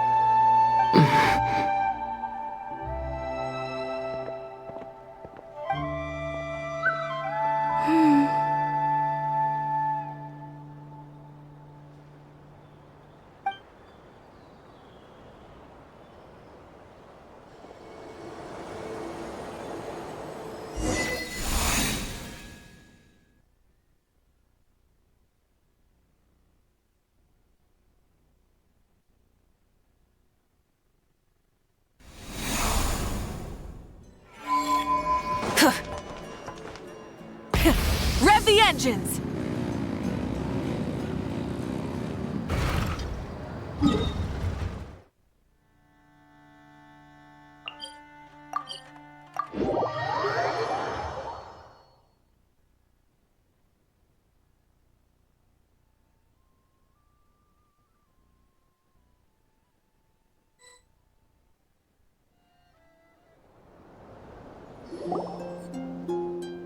Where are they going? They mentioned a mage and... a name? So, Mr. Varka, are you acquainted with this Nicole? Or should I call her Mage N? Not really. We've never met, though she has come up in conversation. From what I've gathered, Alice kinda took Nicole under her wing. Taught her how to speak in a more ladylike fashion, that kind of thing. Huh. Hard to imagine Alice as an etiquette coach. Yeah, Alice is a larger-than-life personality, I'll give you that. But then again, that's why she's able to draw such an eclectic mix of people into her inner circle. If I remember correctly, being an interesting person is actually one of her main entry requirements. So, if you ever wanted to join the Hexen Circle, I'm sure you'd both be eligible to apply. Hey! Don't go around making promises on Alice's behalf! I wouldn't dare. I'm just trying to paint a picture of the Hexen Circle for you. Okay, sure. Anyway, since none of us have ever met Nicole, how are we supposed to find her? We can't just go up to every woman in sight and ask, "Hey, are you Nicole?" Maybe something she's wearing will give it away? Like, a wind bloom pinned to her chest or something. Wait a minute. Alice never said Nicole was from Mondstadt. Oh, true. That would be... this young lady, then?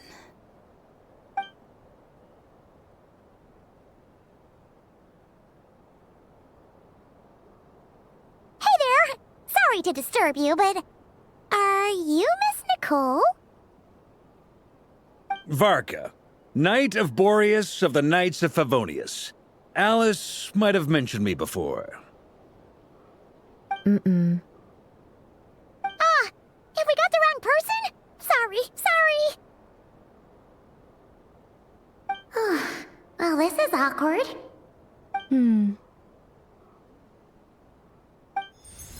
When I shook my head, I meant, no, Alice hasn't mentioned you before. Huh?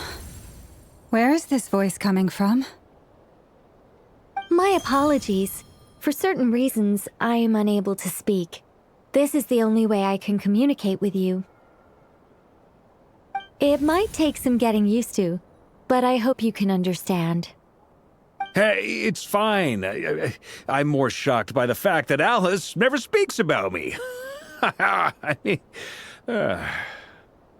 As for you two, we have crossed paths twice before, but it is nonetheless a pleasure to finally meet you. It's really you! Thanks for all your guidance in the past! You're quite welcome. This time, things are different. We have reached the unwritten pages of the story. You might say that we stand at the crossroads of fate. Now then, allow me to formally introduce myself. My name is... No, stop! Alice! I can't believe it! I had a whole speech prepared. I'd agonized over every single word. She always picks the worst moments to ruin other people's plans. I'm so sorry about that. Alice took the liberty of devising some bespoke self-introduction magic for each member of the Hexen Circle. But I could have sworn I deleted all of the triggering conditions for it. How did it bypass everything? Oh gosh, this is so embarrassing. This is a very different side of Nicole than what we're used to. Is she not used to face-to-face interactions? Don't worry about it. We've seen that introduction magic once already, so it wasn't too much of a shock. Please go on, Miss Nicole. We'd love to hear what you have to say, or, well, communicate. Huh? Are they talking to this lady? But... Will you all promise to forget that horrendously embarrassing introduction? sorry, embarrassing. When?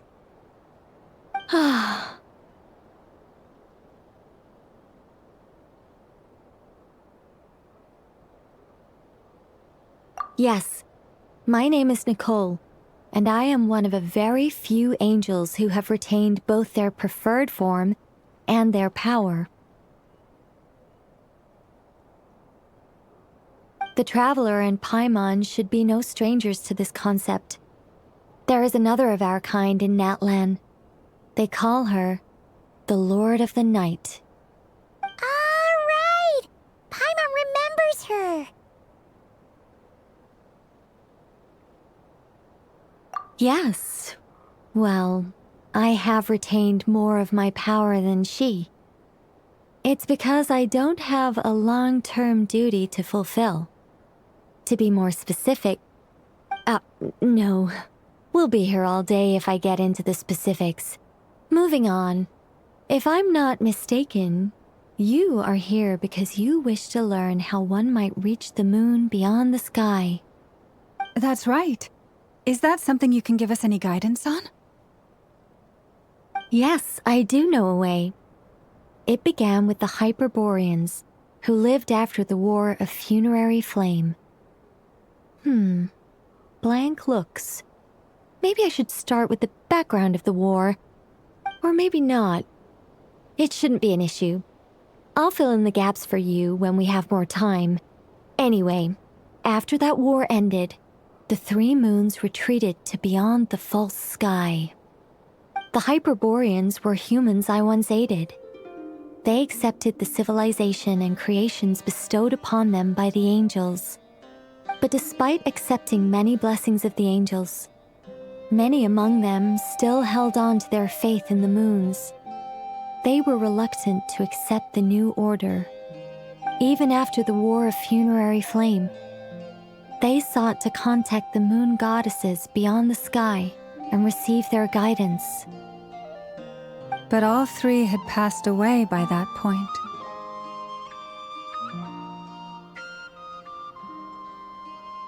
This mage has a unique method of communicating. Is she talking about the moons? Yes, but they did not know.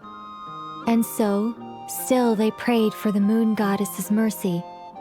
After building titanic structures that consumed vast amounts of Kuvaki, at last they glimpsed the moons and heard their voices. But of course, they were gravely disappointed, for it was then that they realized the 3 moon goddesses were dead. Oh, that's such a sad story. It is.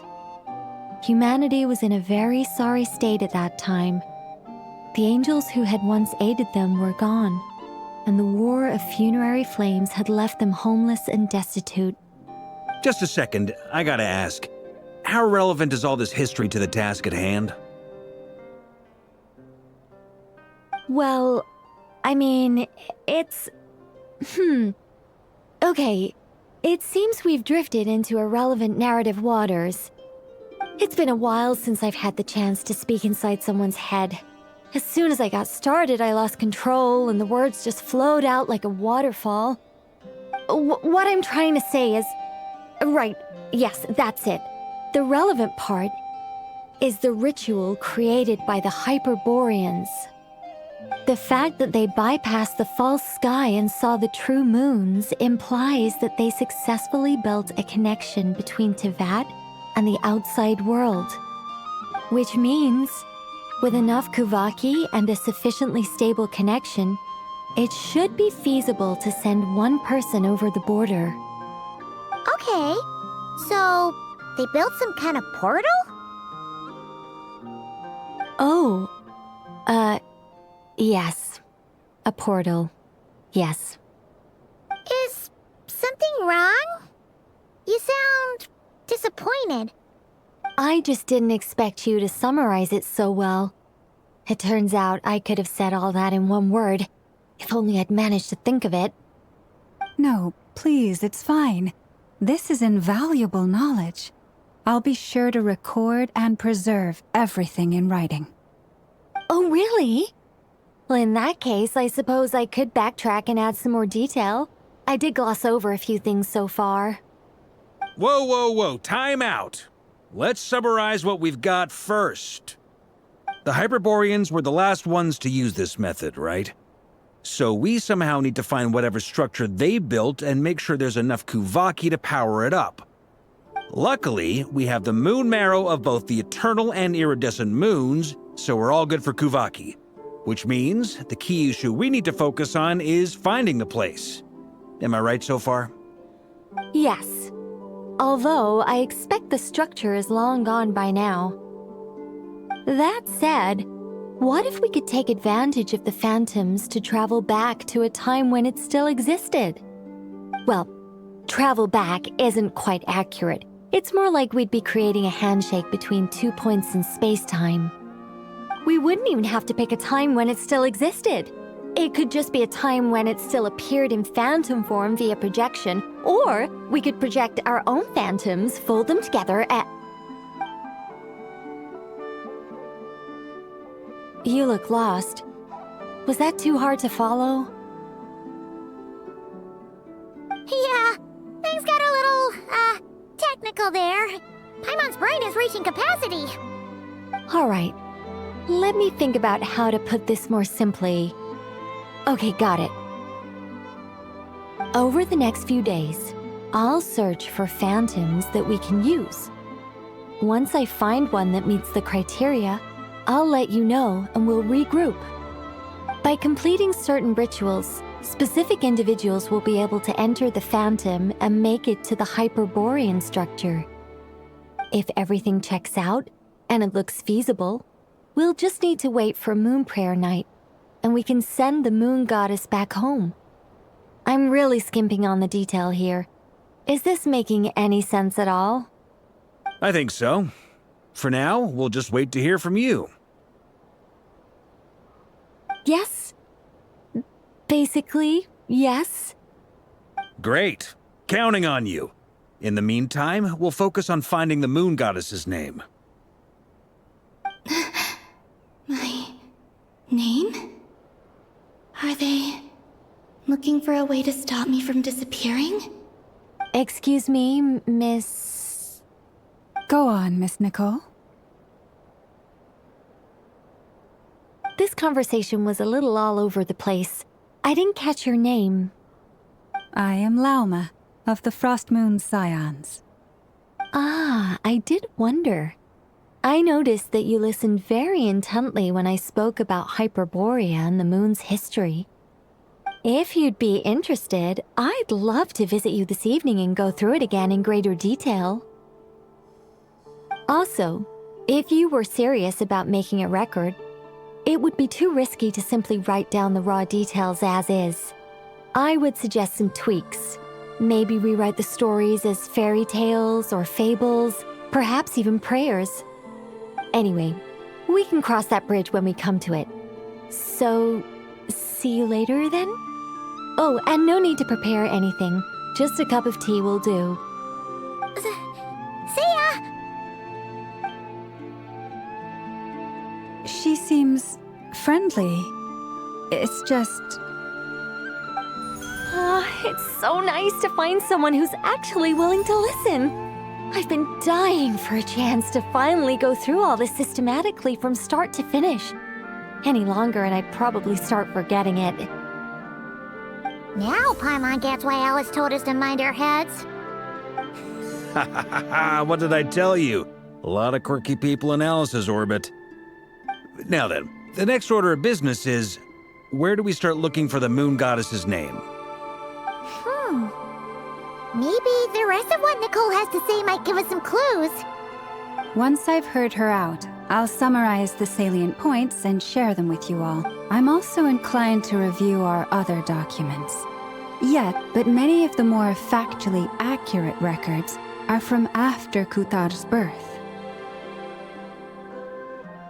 Sounds like we're gonna follow Kalabina's journey through Devat, huh? In that case, we'll start by heading to the Frost Moon Enclave. Sounds like a plan. Take this with you. I'll see about getting in touch with the Fatui. It'll probably just be Arlecchino and Sandroni again. They're the only ones who would want to help. Thank you, Mr. Varka. Don't mention it. Honestly, I'm more comfortable dealing with the Fatui than prying into the details of a young lady's childhood. Catch you later. I should follow them, just in case there's some way that I can help.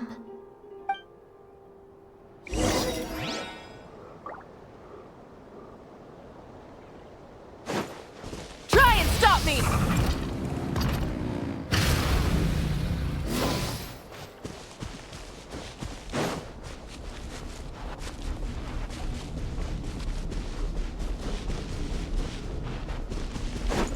Full throttle!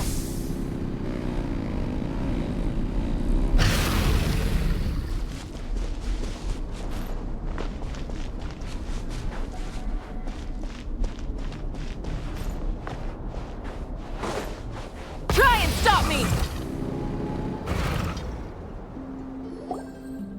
A while ago, I took the time to organize all documents in our possession that pertain to Kutar. What you see here is the material I consider reliable. You're saying there's unreliable material too? Yes. Most of the information we have was transmitted through an oral tradition.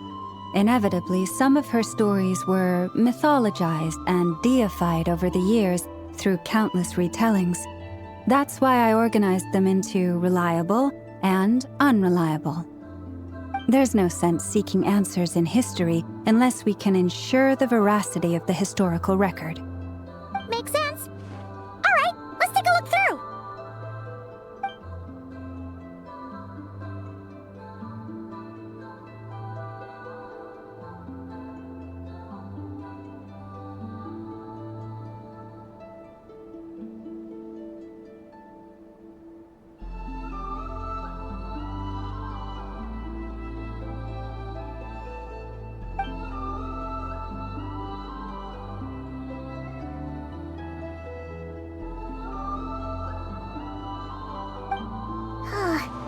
Almost all these records refer to Kutar instead of Kalambina. Although neither of those is her real name. Paimon's not sure what point she's trying to make. What we can gather from these records is that the Frost Moon Scions worshipped her as a god, placing impossible expectations upon her. I cannot fault them for their earnest faith, but for all their devotion, worshipping her day in, day out changed nothing. I imagine that none of it resonated with Columbina. It wouldn't surprise me if, even back then, she had already begun to reject the name Kutar and everything it represented. Lama speaks the truth. When I heard them call upon Kutar with hope and expectation in their voices, they may as well have been calling upon somebody else.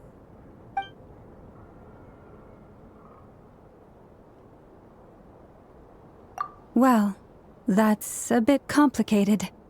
I looked at the level of detail, perceived authenticity, prose style, and how realistic their portrayal of Kutar seemed to be. Amongst the Frostmoon Scions of today, only I know of her existence, and I alone have spoken to her face to face. As such, I know that there are certain things she simply would never do. That being said, I have sensed some changes in her lately. Changes? Me? Seems like this is getting us nowhere. For what it's worth, why don't we check the unreliable sources too? Sure. Give me a moment.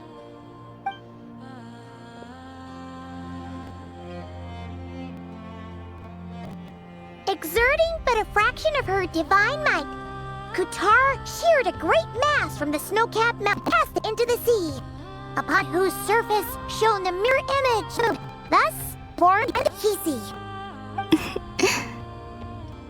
Yeah, right. That doesn't even begin to pass the sniff test. The runes are not like going through. Only one moon has ever shown us Kutar is her name. The vast majority of ancient texts are filled with fanciful tales. I trust you understand the criteria a little bit now. Kutar did not speak, merely gazing into the distance in silence. And where her gaze landed, this was her prophecy. Clearly, who wrote this text never even met Kutar. Otherwise, they know her eyes are always closed.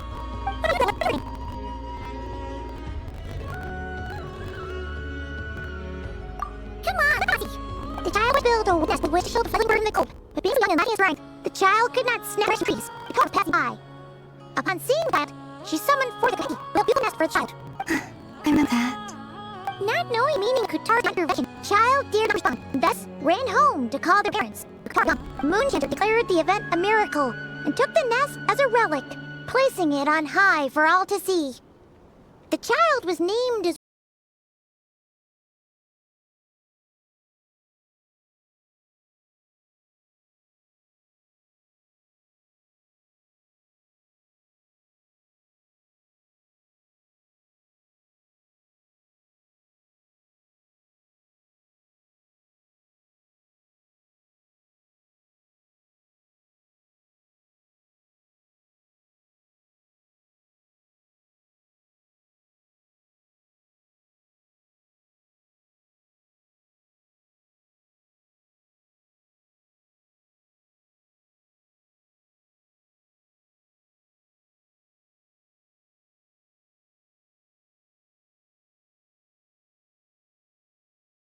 one favored by the goddess, and was greatly respected amongst the people. Yet, no further miracles were bestowed, and this matter was forgotten in but a few years. Huh. Any thoughts after reading that? Yeah. Columbina probably just wanted to join the kid in making nests. Ah. I'd originally considered this a fabrication, because Kutar did not perform any similar actions in subsequent records. But now that I think about it, it does seem like something Columbina would do. It's just that... She didn't know how other people would interpret her actions. She was probably worried about making things difficult for people. And so, she gradually stopped joining in. Yes. Oh... That's so sad.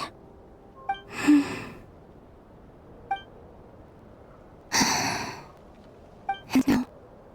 I can make no such gestures of warmth, even if I want to.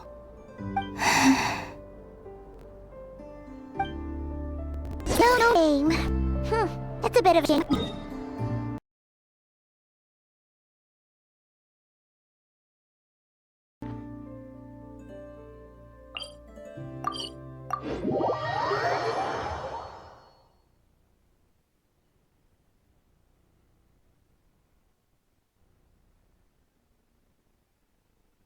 But we did learn some interesting stories. That's gotta count for something. Barca said he was gonna set up a meeting with Arlecchino and Sandrone, right? Let's go back to Nasha Town and see how he's doing. Let's see. There's Barca. Oh, and it's Durin and Albedo too. Yeah, this is pretty much the same place we bumped into each other last time. I convinced them to stick around a little longer. We were all waiting on people, so I figured having a little company would help pass the time. Ah, so you've been waiting for us? Does this mean that you've already arranged things with the Fatui? Sure does. Now you're back, we can go meet up with them together. How'd your investigation at the Frost Moon Enclave go? Well, we didn't find out Columbina's true name. But apart from that, it went pretty well. Aha, just as well that I didn't tag along then. I'm sure our moon goddess wouldn't want every man and his dog knowing all about her private life. Still, desperate times, desperate measures, I guess. Someone had to do it. So, Varka was waiting on us, but what about you two? Are you waiting for Alice? Oh, no. We already met with her. We discussed that experiment I mentioned to you last time. Oh, and she also handed me this communication device. That's right. I understand she informed a relationship between the Phantom phenomena and Tevat's borders, yes? She wants me to help her with some more experiments on that front. She said to contact me through the device with more information. Ah, I see. Following instructions, making observations. Pretty common reason method. Takes me right back to Albedo's lab. Wait, then who exactly are you meeting? Someone you know. Albedo's met him too. I think Miss Alma or the Grand Master have been introduced. Introduction overrated, especially in cases like this. So, it's not like academia has prohibitions against going abroad. Also, I have to leave. I've been writing to Hat Guy since obtaining a human form. I've already brought him up to speed. Everything going on in my cry. Hat Guy? Turns out, I actually have heard that name before. Oh? Then why do you react as minded? I only know the name, not the fella. But since we're all here, let's do some introductions for what it's worth. I'm Varka, Grand Master of the Knights of Favonius. Lauma, Moon Chanter of the Frost Moon Scions. And I'm from of the Sumero Academia. Hi. Good to see you again, Mr. Guy. I believe we last saw each other on the boat ride here. Mind you, the only reason I came here is because I want to look into. Who's that? Doctor, also known as Dottore, second of the Fatui Harbingers. From the tone of your voice, it sounds like there's bad blood between you. I was reviewing our archives and noticed that information was missing. Left a bad taste in my mouth. That's all there is to it. Dottore, or Zondique, as he was then known, studied at the academia, but he kept graduate. So the Harbinger's #2 man is... Last we heard, he was planning something. We actually heard that a few times before, even coming to nod-krai. But we've seen a trace since got here. He only appears when something interests him. For all we know, he might have already. The fact he did something at all is worth noting. It'll fill out lines in his file. Why does it sound less like a file you're writing and more like a print record? Anyway, you're just two other Harbingers. Want to come along? You might learn a thing or two about him there. Sure. Even though they're harbingers, well, they're old acquaintances of ours, so, you know, try to be... I got it. The Frost Scions with the Fatui remains. Forgive me if I do not attend. In that case, continue assisting Alice with her experience. Good stuff. Everyone's having a fruitful time. All right, we better get going. I'll lead the way.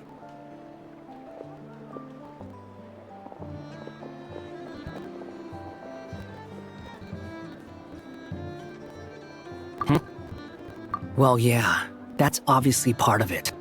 Neither you, nor Lord Kusanali, nor I want to see him meddling with again. What's the hurry? Don't worry.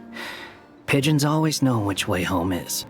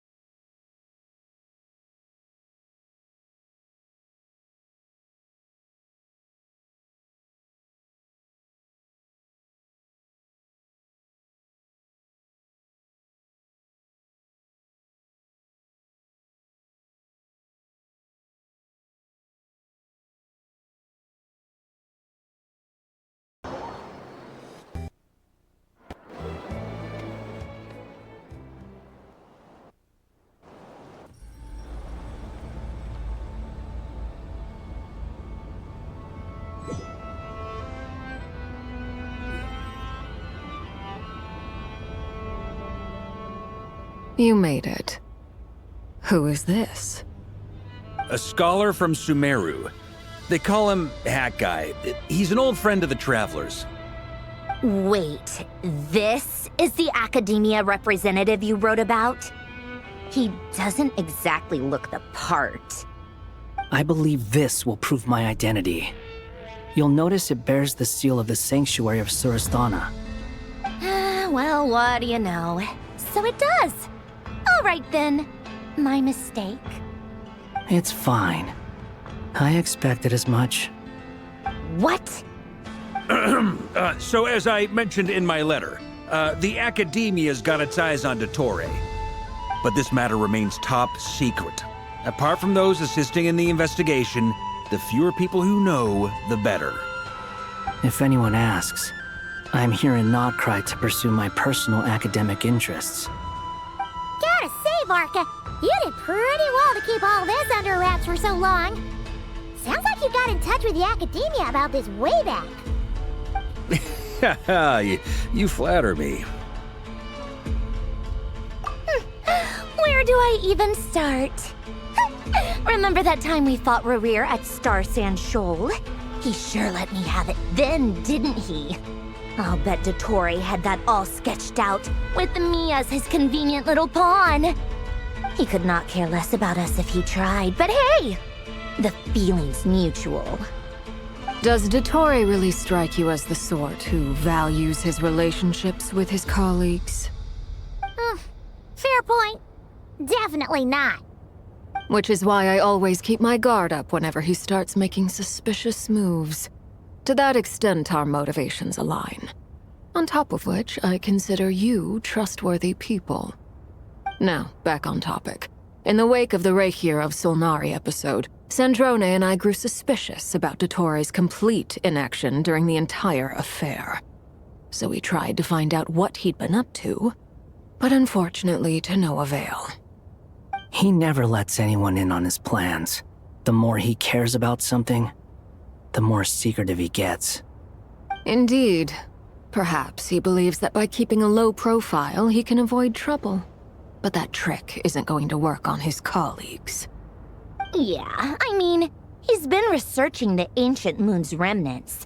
And he's been trying to get his paws on the moon marrows. Only an idiot would believe he doesn't have something more planned. With this in mind, I returned to Snezhnaya and relayed my thoughts to Her Majesty the Tsaritsa, entreating her to have him recalled. That's pretty direct. Did the Tsaritsa agree? Yes, I made it abundantly clear that the Fatui's business in nod-krai is almost concluded, and we do not need 3 arbiters in this territory. Her Majesty concurred. Accordingly, Dottore has returned at her orders. I imagine he is continuing experiments which no one besides he would ever have any interest in. Common sense might mean nothing to him, but he's not stupid. He knows that no good can come from opposing the Tsaritsa. Smarts alone won't get him all the way. He needs the Rooster's resources and Regrator's Mora, both of which the Tsaritsa can strip from him with a waggling finger. But doesn't he try to publicly follow orders while going against them in private? He probably has it down to a fine art by now. When we asked him, we worked together on a research project once. Only briefly, but it was enough to show we are fundamentally different people. He has no interest in doing things methodically, stage by stage. His thoughts jump all over the place, and the moment his curiosity is satisfied, or he gets the results he wants, he disappears.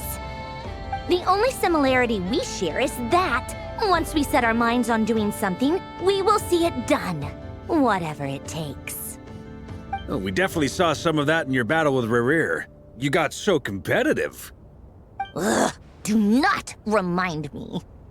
Then I believe we all concur.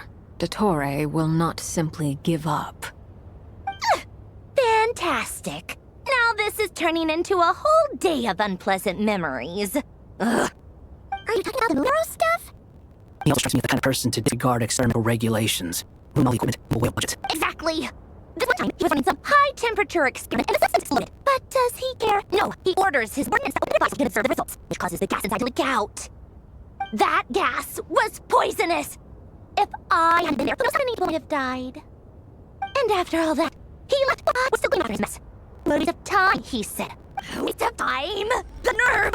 He wasted my time! You've been that up for a while, huh? Hakai, I must say, you seem awfully familiar with internal Fatui affairs, especially when it comes to Dottore. Thank you, Lady Harbingers. Provides valuable information. I have no questions for now, so I'll be on my way. What? You're just gonna leave? You're welcome to join if you want. Ugh, should have thought finally mellowed out. It's quite the impression. I'll say, I've met tons of headstrong people, but not many of them done out in the Tory. Anyway, back to the main agenda. Barca, you said that Columbina's missing? Or rather, disappeared. Yeah. We're working on building a connection between her and this world. The simplest method is to find out her real name. I've actually asked her that question before, but she said she didn't know.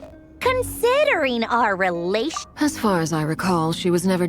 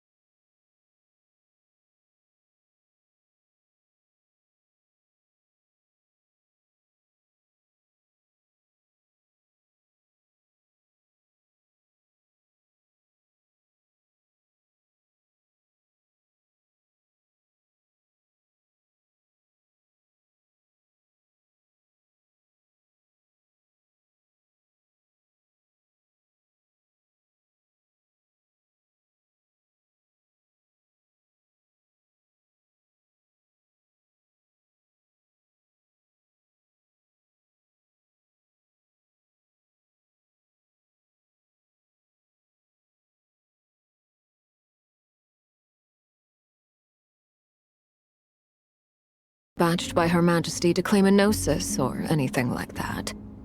The Tsaritsa's plans had long contained a place specifically for her. I always thought that was weird. What could she do that the rest of us couldn't? Knowing what we do now, it's probably something related to Kavaki, right? More than likely. When she first arrived, Columbina would often go to Her Majesty and ask when she could start the task assigned to her. But Her Majesty always gave the same reply. The time has not yet come. So she spent her days in Snezhnaya doing basically nothing. The Tsaritsa has summoned a beautiful blind maiden to be a harbinger, giving her the third seat by virtue only of her enchanting voice. It was a dumb and stupid rumor, but the reality of the situation made it hard to refute. And what happened after that? I imagine she stopped caring. She no longer seemed to care why she had been recruited, and Her Majesty never gave her any missions, so she just continued to sing in the flower garden. For my part, I was busy. So busy, in fact, that watching someone be that idol had me think. But still, I got the sense that she had long been used to a life of other people when she wasn't. I just felt that it would cost me something eventually, and so I waited quietly for the day that I would have to pay the price. But on the other end of that spectrum had me. Someone once told me that I had the lousiest work and the toughest luck. That's a good way of putting it. I forget who said it. Those words have always stuck with me.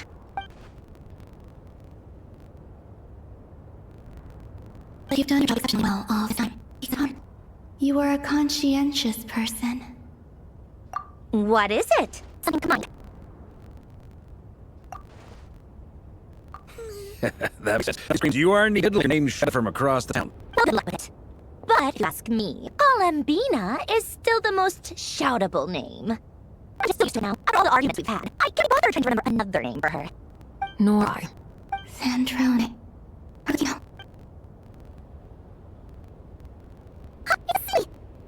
Does that mean Nicole has news for us? Ladies, I thank you for your hospitality. If the ever comes up, I definitely owe you both a drink sometime. I'm sure it will. You've been here, probably know around better than I do. Okay, I can do what adventurers do best. Follow Lexi!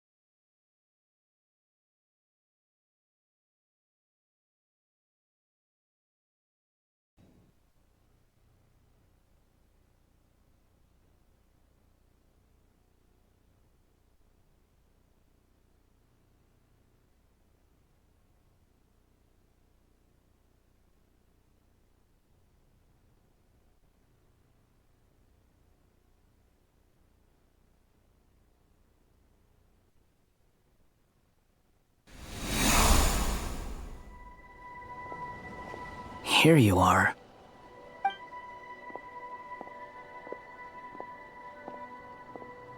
Oh, that guy. How come you're back so soon? Did things go all right with the Fatui? Fine. Dotori's been summoned home by the Tsaritsa. Couldn't get much more than that. How about you? Any progress with the investigation? Unfortunately not. We've tried everything. Different phantoms, different locations, different points in history. But the results are the same each time. Abyssal monsters roaming the land. People crying out in despair, with no hope of being rescued. Every time I see it, I can't help but think, is this what it was like in Mondstadt when Dragonspine Durin attacked? And if I fail in the task I've been given, will I create yet another tragedy? That's just meaningless speculation. When we encountered similar phenomena previously, I tried to interfere with those illusions, using sounds and lights to guide them. However, we could not change their fates, At most, we were able to extend their existences. The events of the past are like fate that has been written into Irminsul. There isn't a living thing in Teyvat that can escape its past. But Miss Alice instructed us to try to find ways to change the outcome that these phantoms face. It's an impossible task. Can't you just refuse? Since she asked us to do this, I feel like it can't truly be impossible. Or if it is, well, mages can make the impossible possible. I could not have been born otherwise. But you also said that your past 39 attempts were fruitless. That's true. But you're still going. Yes. After this futile attempt, surely you're not because you still believe what some mages do. It's because you want your hypothesis to come true. It's something you wish for deep inside. So, think to yourself about what you want to do. As long as you don't believe it isn't. Yeah. Experience indicates that we can't actualize the effectiveness of our interventions. If we want to clear this wrong, we need to break the law. Same thought here. Following the same rules and repeating the same failures. Reducing yourself and your fate. So you mean we need to figure out a way to make contact with him despite knowing that we can't? Yes, and I suspect that's something only you are capable of. Everything that is logged in Irminsul. But the withering that once occurred in Sumeru was a sign that the great will be corrupted. This corruption allowed things that should not have existed in Teyvat to appear. This is tantamount to rewriting reality to an extent. You're saying abyssal power might be able to affect those phantoms? No one's ever tried it before. If you're gonna try it, it'll take courage. And you have to be confident that you can control it. Is anyone there? Has anyone seen my daughter? She's I hear someone inside. Spargana? Are you in there?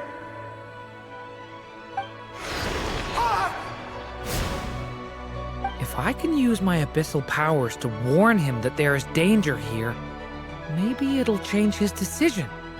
Maybe he'll stay away. Yes.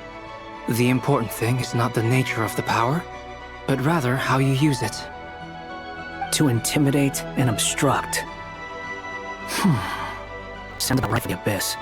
Well, let me try. I should be able to influence that thing. Have you seen a little girl? What? This isn't the time for that! Just run!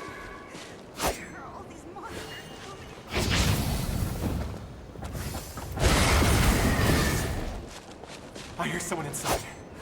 Spargana? Are you in there? Where are all these monsters coming from? What is this? Looks dangerous. I should get out of here. Where are all these monsters coming from?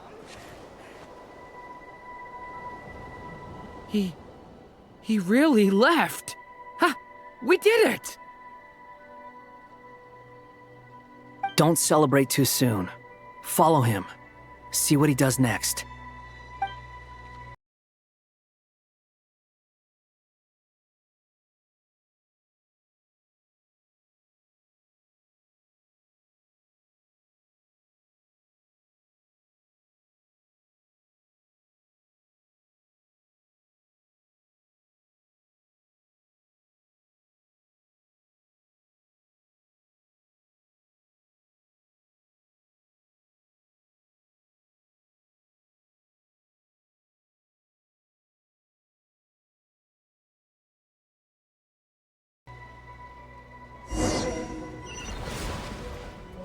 Monsters approaching from the front. You need to stop them and create an opportunity for him to hide.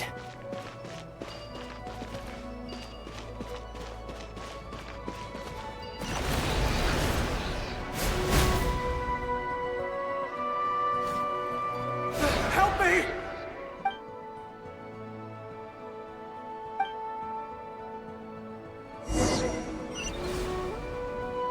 Monsters approaching from the front. You need to stop them and create an opportunity for him to hide.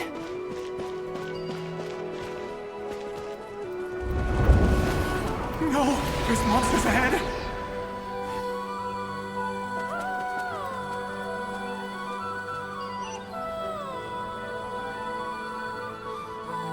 Wait, is that the barrier I saw earlier?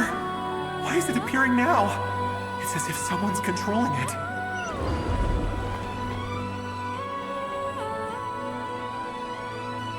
The monsters are gone. Is it safe now?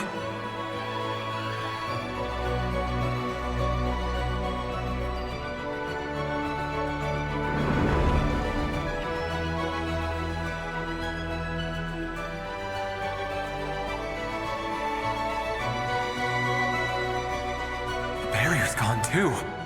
How odd. Anyway, I guess I'll keep going. Quickly, let's keep up.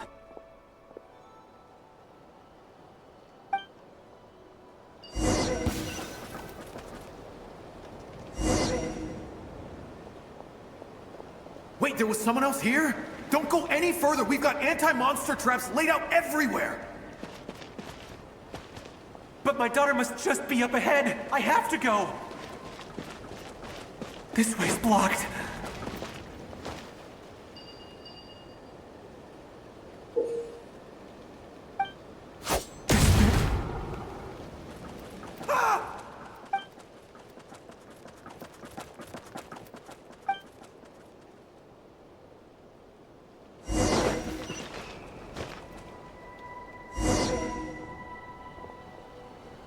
Wait, there was someone else here?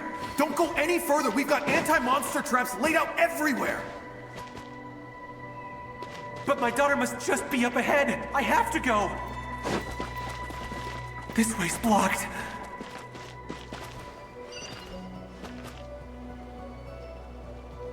We might... This...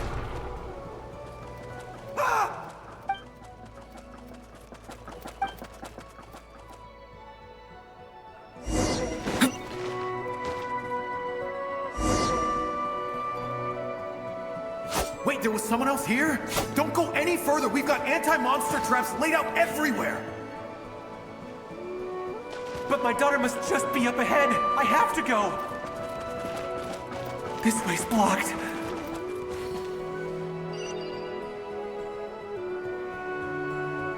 We might be able to use the explosives over there, but we need to take care not to hurt him.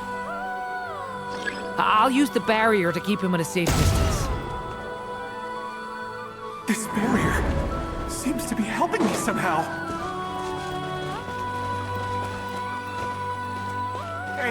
Hey, wake up! Oh, no good. Gotta keep moving ahead.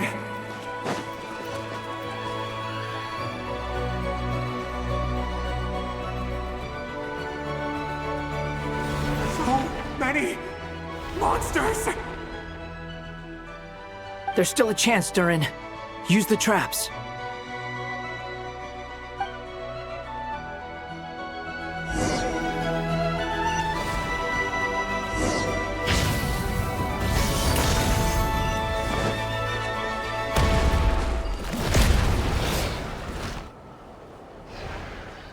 Help me!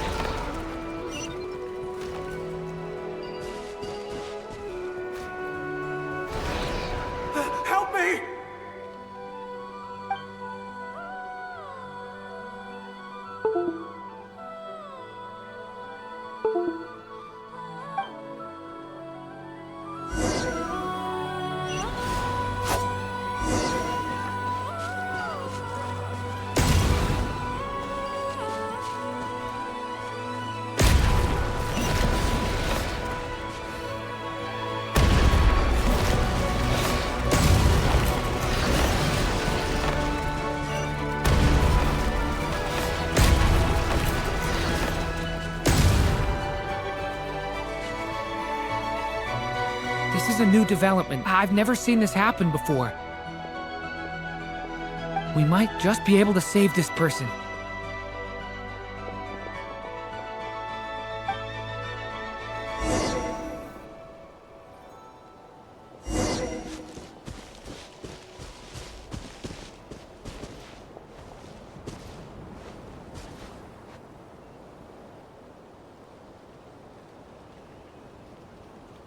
Hello there. Have you seen my daughter? Spargana's her name. She's carrying a large backpack. Get out while you still can, you fool. You won't find any survivors here.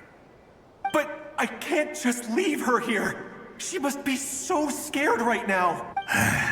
Sorry. Wish I could help, but I haven't seen her. You'll just have to keep looking. Okay, thank you. If I do find her, I'll get her to shelter and come back for you. Don't bother. I've got nowhere left to go. What's that noise? No, if he goes inside, he'll be walking into a trap. Let's try this once more. This...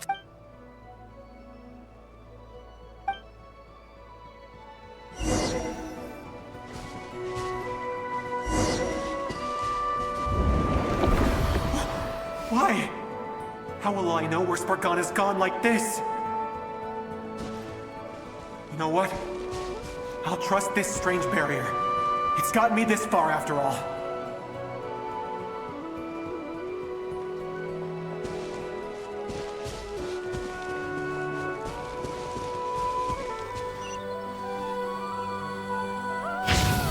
Spargana, are you there?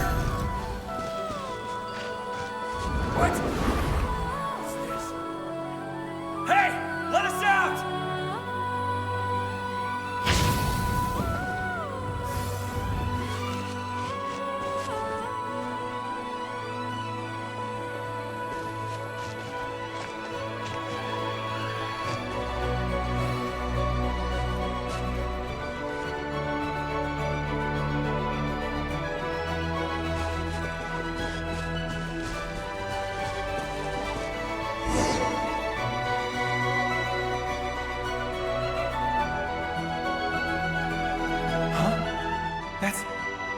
That looks like one of my...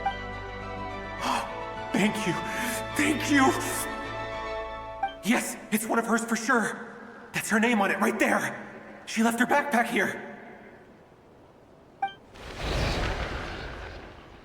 Durin, just like last time. Use the explosives.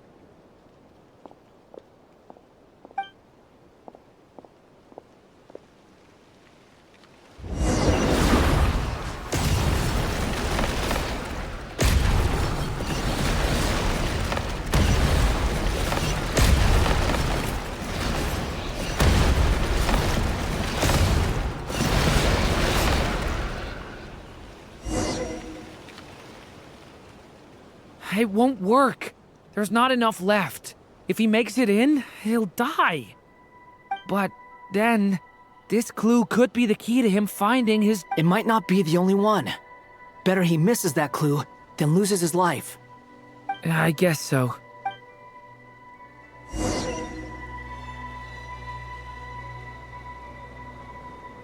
Stop him, Durin. We can't let him get any further in. That's my daughter's book!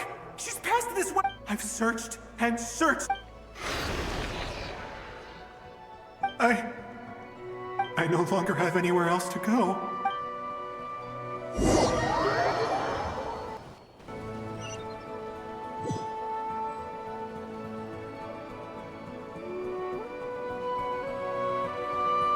I'm sorry. I'm so sorry. He refuses to go anywhere else. Whether he opens this door or not, all that awaits him now is death. We... Albedo? Hat guy? Let's...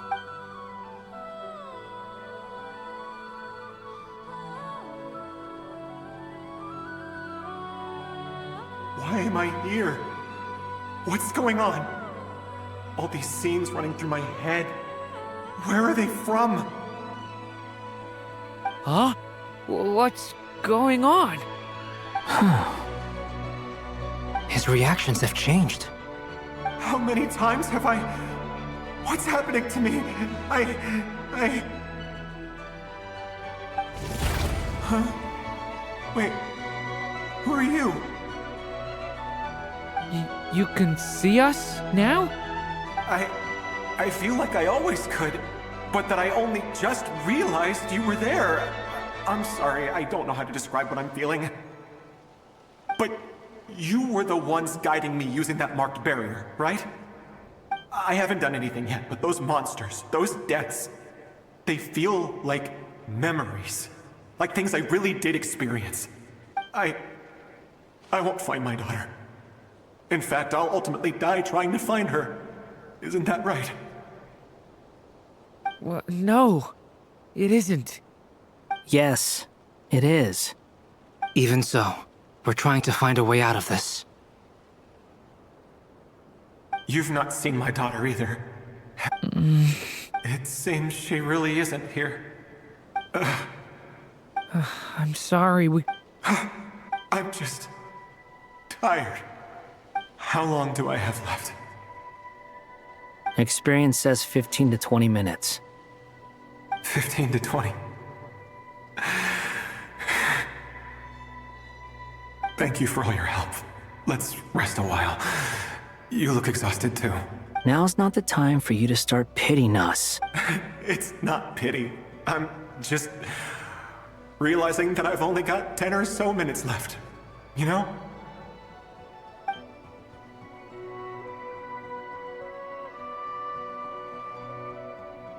You say you're from Mondstadt, yes?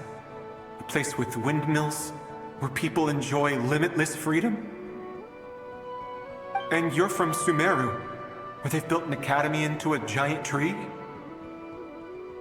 Yes. It seems you've never heard of either place. Those names are unknown to me, I'm afraid, yes. Have you heard of Hyperborea? I have, but I heard that it was destroyed in the distant past. I see. That was where my ancestors once lived. What about Delphi Pytho? Was it later rebuilt? I've never heard that name. Then what about Salvindaknir? I have seen that name on stone tablets on Dragonspine. But I'm afraid the only things left of that place are its ruins. I see. Sure enough, there was no way to turn this around, huh? I'm sorry. I was the one who asked to chat, but it seems like we're too many ages apart. There's barely any common ground to start from. It's all right. We did hear something new. From how you see it, things must be going all right for you, I guess. They are.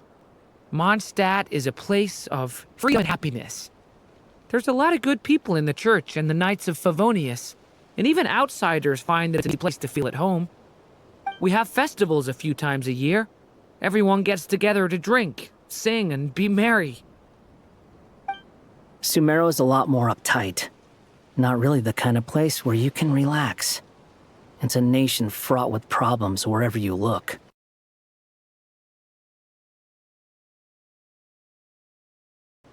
But if all you want in life is to seek knowledge, I guess it's pretty much paradise. That's wonderful. In other words, after this all-devouring black tide passed, humanity did not merely avoid extinction, but rose to build prosperous civilizations anew. I mean, I can see you all right now. That must mean the future isn't a total mess, right? That's true. Well, time's almost up. Let's part ways, I think. Might be best if you don't waste too much time on me. The chances are slim, I know, but I'd like to spend these last few minutes looking for Spargana. If things work out, I'd love to tell her about what I've heard. May we meet again. Well, or not, most probably. In that case, may your wishes come true.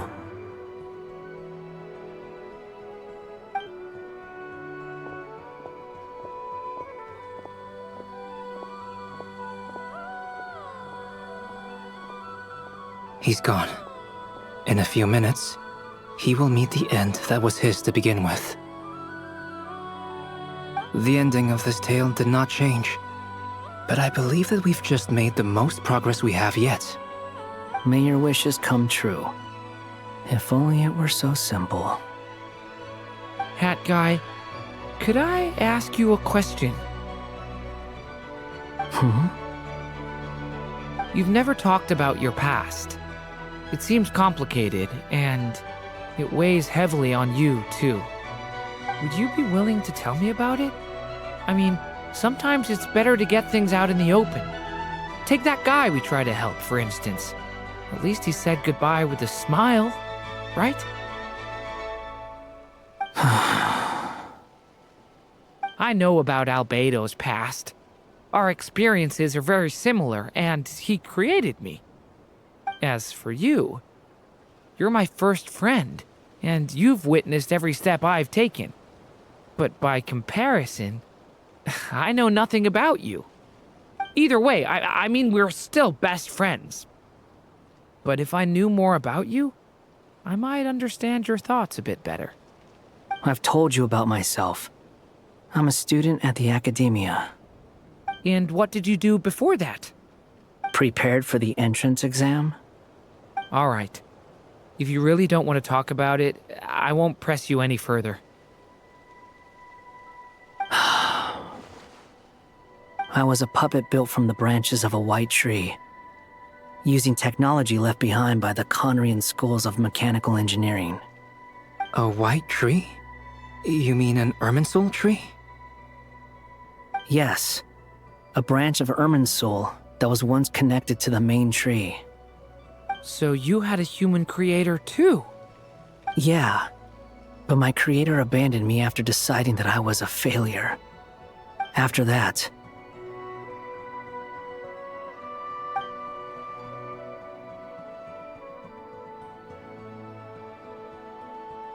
Durin. Resisting the influence of the Abyss, suppressing the urge to destroy, trying to do the right thing. None of these things are easy. But no matter how hard they are, trying to rewrite past wrongs is far harder. You asked me if you would create a new tragedy if you failed. I told you there was no point speculating about that. But the real answer is, yes, you absolutely will. That guy. But at least you've got people here to help steer you away from the wrong path. So, just keep aiming towards the light. I will. I promise. All right, break time's over.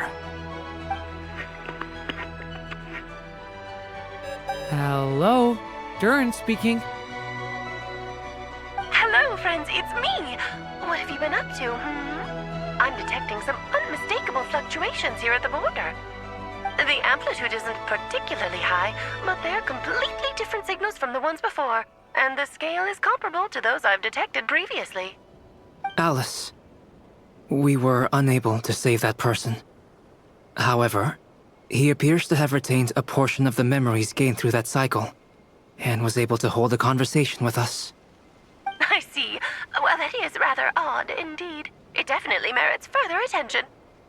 Could I trouble you to keep trying the same approach? I need to gather some more data. Counting on you. I should probably have Nicole come and check this out as well.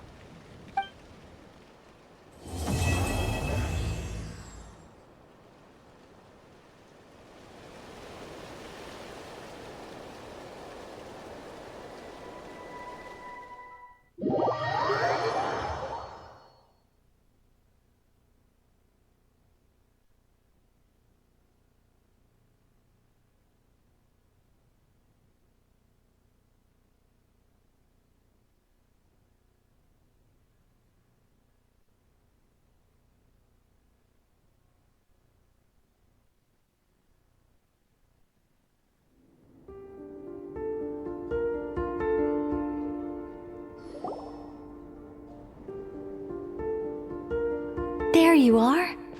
I was worried you might stop to collect treasure chests opened by the Seelie along the way. it would have taken you so much longer to get here. Another conversation I cannot hear. I am delighted to see that you understand what takes priority, and that your adventurer's instinct has not swayed your resolve. Really, I must applaud you for it. You should know. Paimon's head. Okay, I'll try and keep it short. My senses are telling me that this is where we shall find the entrance to the ruins. Oh, cool! Well, what are we waiting for? Let's open it up and see! Patience. This was a sanctuary of great importance to the Hyperboreans. A special process is required to open the gate. Oh! Like the place that housed the Eternal Moon's marrow? Okay, so what's the plan? Need us to do anything? And just the short version, if you can. Ah. Alright then. I was planning to start with some background on the invention of these techniques. Are you sure you don't want to hear it? It's quite informative. Remember what you were saying about priorities? Fine. Simply put, we need 3 human representatives to successfully undergo a process of Kuvaki resonance. Think of it as a test from the 3 moon goddesses to see if the entrants are qualified, with the most recognizable qualification being Kuvaki. Pretty sure Lauma would ace that test. Oh, wait. But we need 3 people. I also have no doubt that the Moon Chanter would be qualified, but we would need 2 other people with the same constitution. Therefore, the most feasible method is not so much to follow the rules, but to figure out how the test functions and find a workaround. I've done some research, and it turns out the mechanism is rather crude. We'll simply need humans to stand before it who have sufficient Kuvaki energy within them. I'm with you so far. How do we get the Kuvaki in them? The easiest way would be transfusion. Take some Kuvaki from nod-krai's soil, put it into the bloodstream, and get it circulating in the body. So we're going to cheat on the test? Precisely. There are other methods, but this is the simplest one. Cheating the system is much easier than trying to hide from it. Huh? Sorry? Does the idea of cheating upset you, Miss Lauma? No, that's not it. I suddenly had an idea. Oh, what is it? It's about Moon Prayer Night. I figured out a way for Kutar to join in the festivities. Huh? But as Paimon said, we need to have our priorities straight. Let's get back to the test. I'll follow up with Nefer on the festival arrangements. Oh, okay. Anyway, is this really the best method we have? A Kuvaki transfusion sounds dangerous, no matter how you slice it. If you think that's dangerous, wait till you hear the other methods. I'd be more than happy to go through them if you'd like. There are several.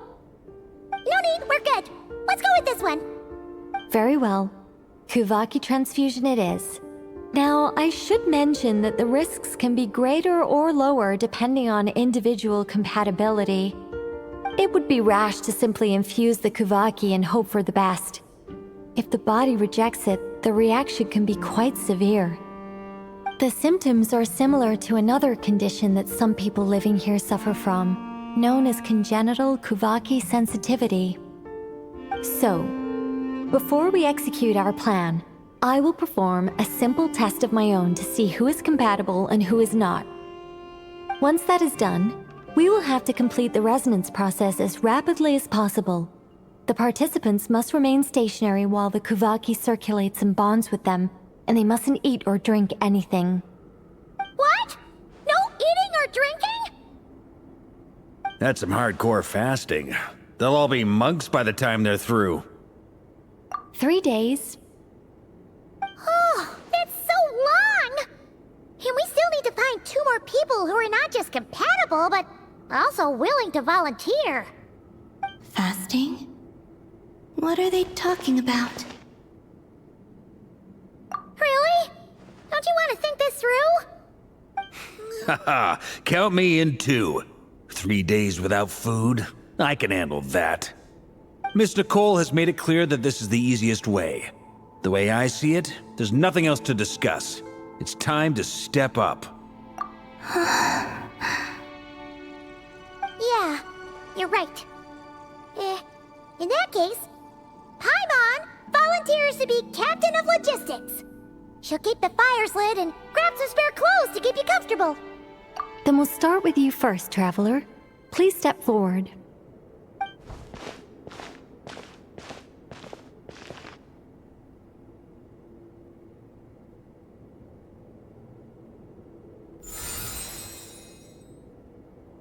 How's it going? Do you feel anything? How about now?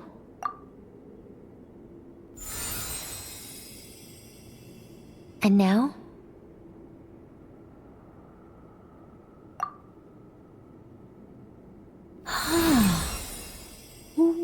What about now?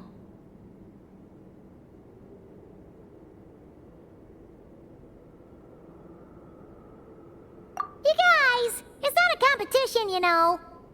All right, I'm officially impressed. Even as a descender, you can withstand far more than I imagined. It's like I summoned a giant stone titan to arm wrestle you, and your arm hasn't even moved an inch. In my last attempt, I infused 5 times the amount of Kuvaki required. Yes, safe to say, compatibility won't be an issue for you. You're eligible to join. You're next, Mr. Varka. Sure, here goes nothing. All right, I'll start where we left off. 5 times the required Kuvaki dose. Whoa, whoa, whoa, hey, wait a minute. How's it going? Ooh, no, not great.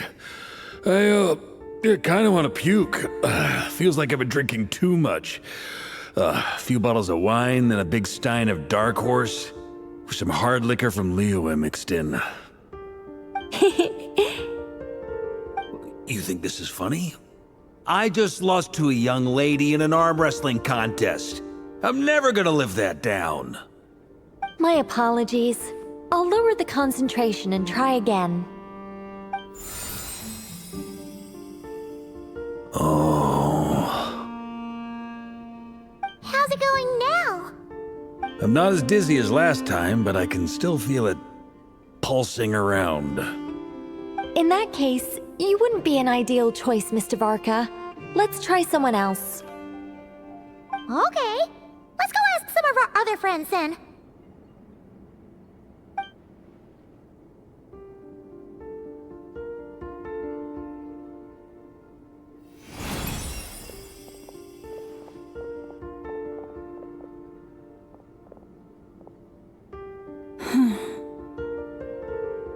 No surprises here, Miss Moonchanter. You're perfectly compatible. You may join.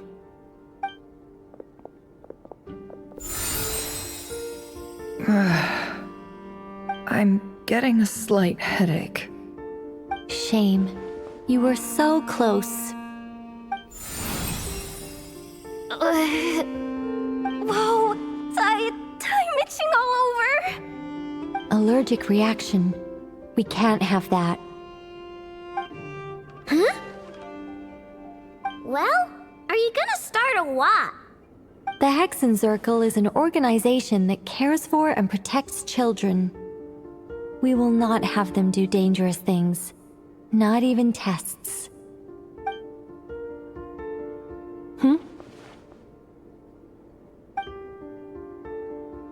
Is something the matter? The candidates have to be human. I guess that rules me out too. Huh. Everyone except the Moonchanter got beaten. Guess I don't need to feel so bad after all. I mean, looks like this isn't gonna be as easy as we thought. Perhaps I could ask for volunteers among the Frost Moon Scions. I'll see about talking to some trusted Lightkeeper colleagues. Itlua springs to mind. In fact, I think we had some former Frost Moon Scions join our ranks recently. Can you give me the scientific explanation for how the test works? I can probably make some kind of test bot. Then we can just zip through Nasha Town, going up to people and pressing a button to check their status. Wouldn't that be way easier? No. Wow! No elaboration for once. How about I contact the Knights of Favonia's garrison in the Wave Chaser plane? Shame that Lohan's already left. And that guy's even tougher than I am. Strange. The moon goddess is clearly revered by many people. So why is she on the brink of disappearing? She mentioned that the world has rejected her from the very beginning. And when we fought the Rahier of Solnari, it seemed like she exhausted her power for our sake. Also, I'm not sure revered is the right word for how people feel about her. Gratitude, certainly. For my part, anyway. It's basic reciprocity. She helped us, so she deserves our help in return. Yeah. Even though she looked like she didn't care, she still saved a ton of people, including me. A review of the relevant data leads me to conclude that Miss Columbina is a good person. Yep, you bet! They really think so? I'm super surprised that Columbina isn't her actual name, though. I think it really suits her. It's light and graceful and... yeah, just a really pretty name. I know, right? Unfortunately, that's not our decision to make. Columbina. That was the code name the Fatui gave me. But it also came up in the song I heard when I was born. But... is that really all there is to it? What do I truly think of my own name? Is there anyone left who will still call me by that name?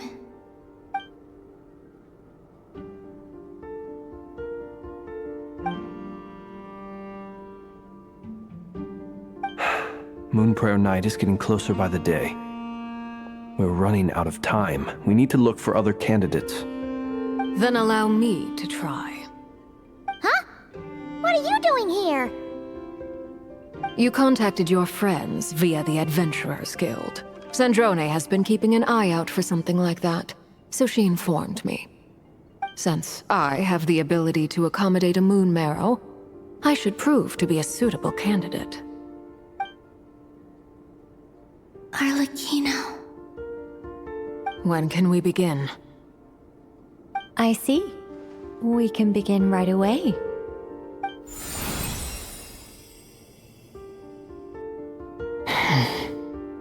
How was it? Did you feel any discomfort? Not at all. Then it seems we shan't need to look for additional candidates after all. Great! Cool. Alright, like Paimon said, the rest of us can take turns making sure the three of them stay warm and comfy. Then, my job is to take care of the caretakers. I will ensure everyone receives food and accommodation. I'm ready as well.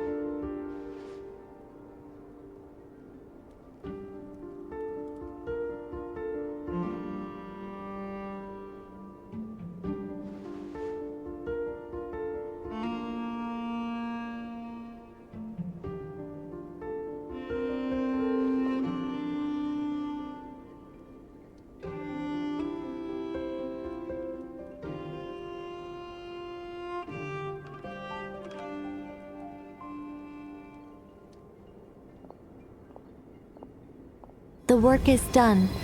The sacred scroll shut. The stars grow dim, the people silent. The white sun sets, the silver moon rises.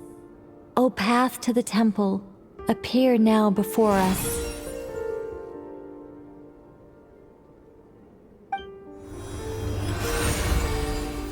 Wow! It really opened! So that's what all this is about. They've been trying to open this gate. Come, let us enter. It might be best to eat something first. Take care to chew properly and swallow slowly.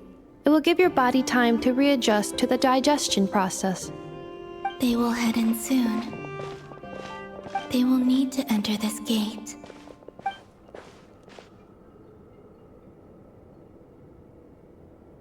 Huh? I cannot pass through. Is it because I have no physical body?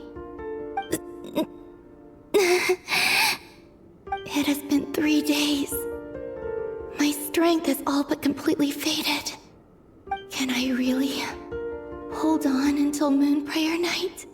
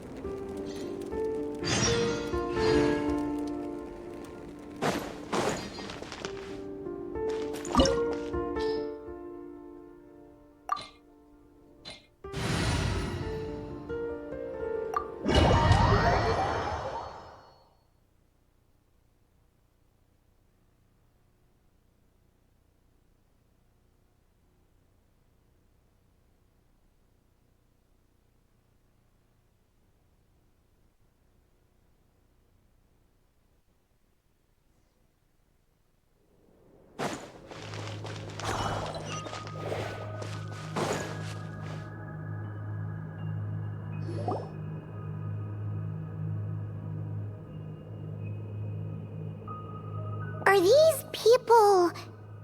Judging by their clothes, they appear to be phantom Hyperboreans from the distant past. That could mean they have some clues about the moon goddess's name, right?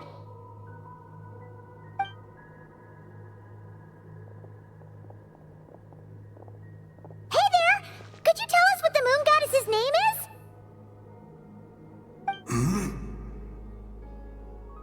Sorry. That's probably a weird question, huh? How do we explain this? The moons are long gone, and their goddesses are dead. Their names no longer mean anything. When a new moon goddess is born, we will surely know her name. We have used every last resource at our disposal. All that remains is to wait, patiently and quietly.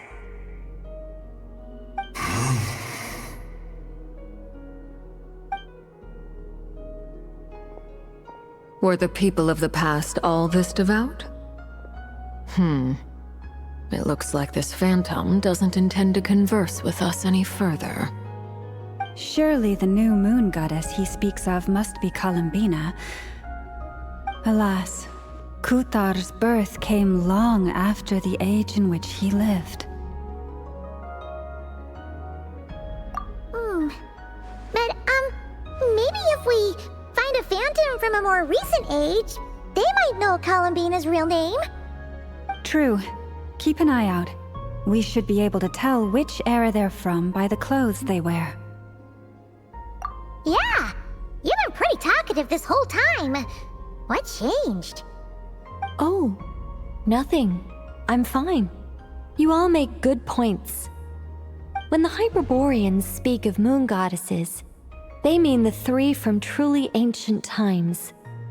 I can't imagine they would know anything about our current moon goddess. There once was a time when the moon goddesses blessed them greatly and protected them from harm. So, when the war between the gods and dragons plunged the world into chaos, it seems they looked once more to the moons for help.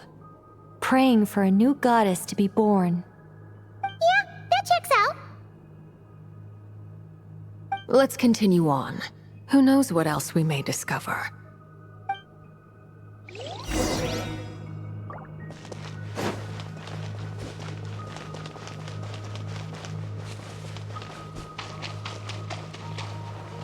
There's a door blocking this path. Not a problem. Try this.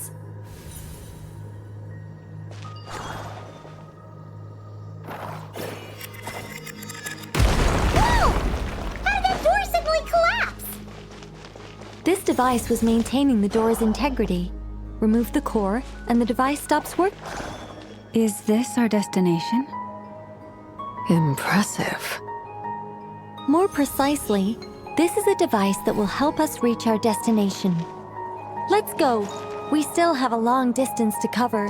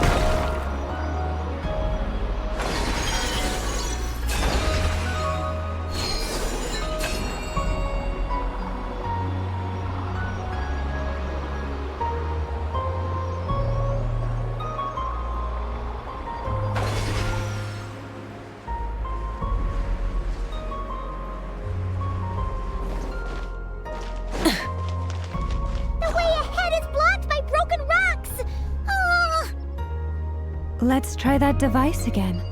Remember the door from earlier?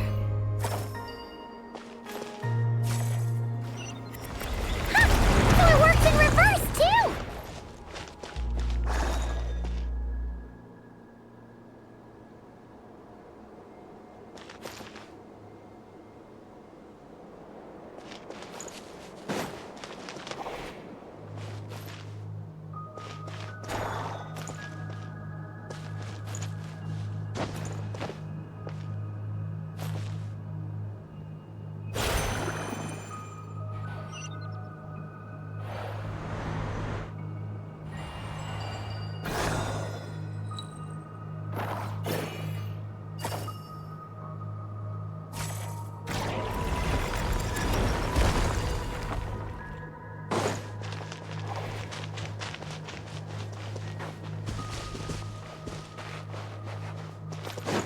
The humans we see are all phantoms, but the monsters are real.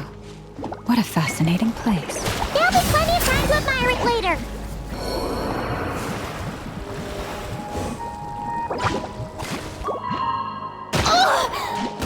How dare you! Shine down! Torn to oblivion!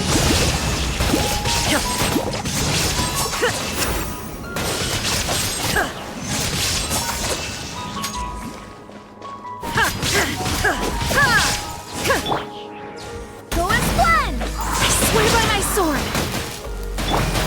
Light it up! Strike a pose! Time to shine!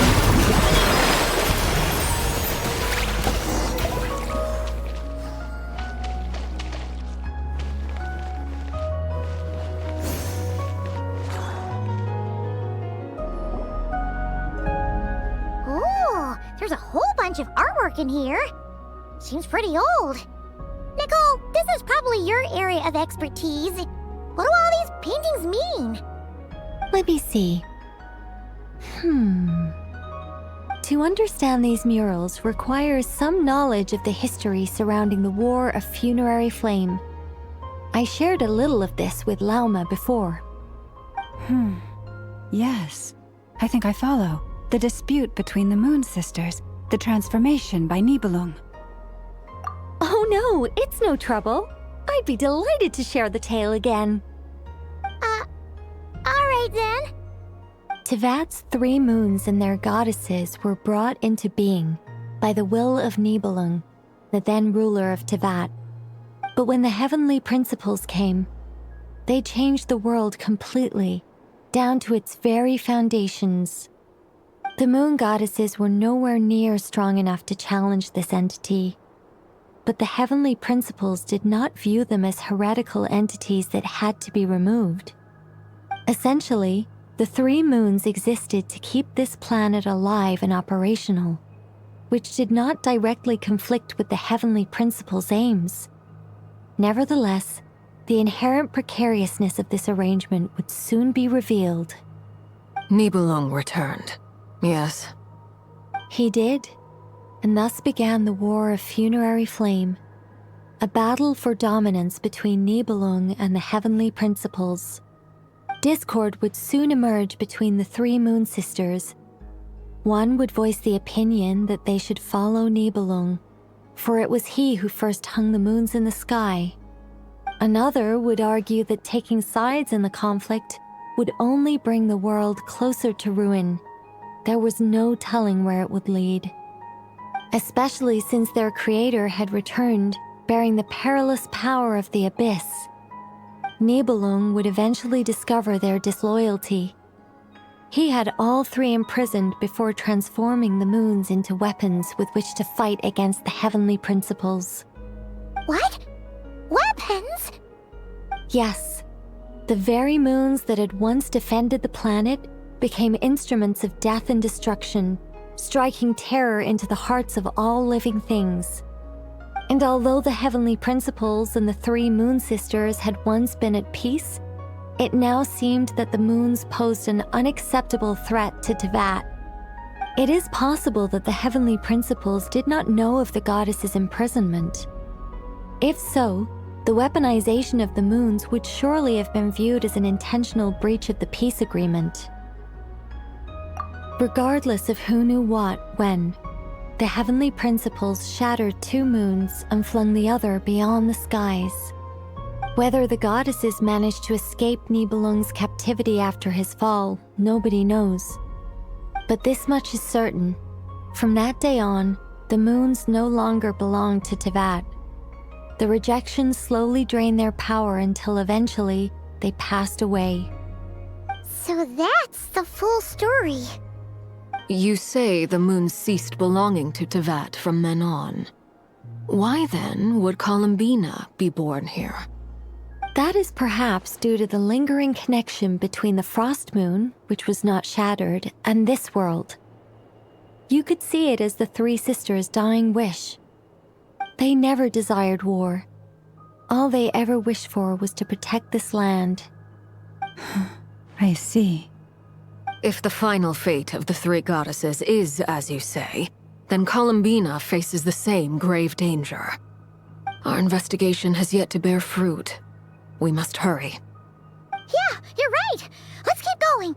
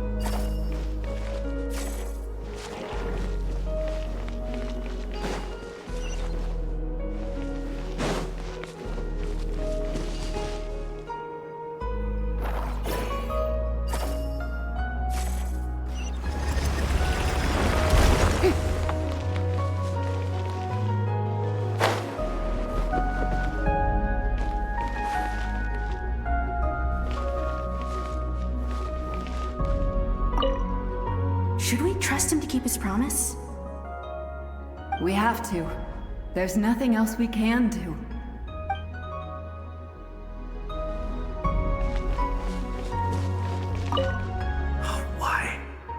do the creators of this world no longer show mercy upon their people? Remember his words. We must change our fate with our own hands. Wait, that's odd.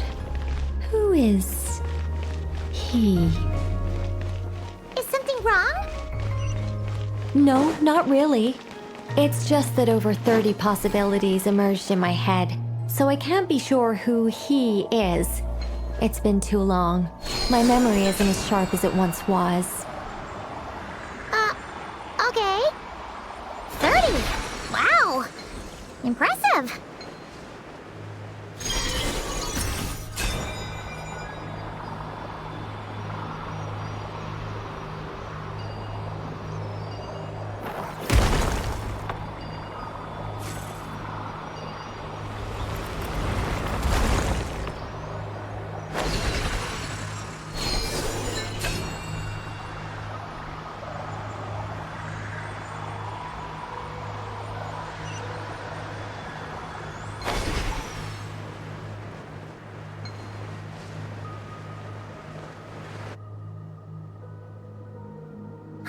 We're finally here!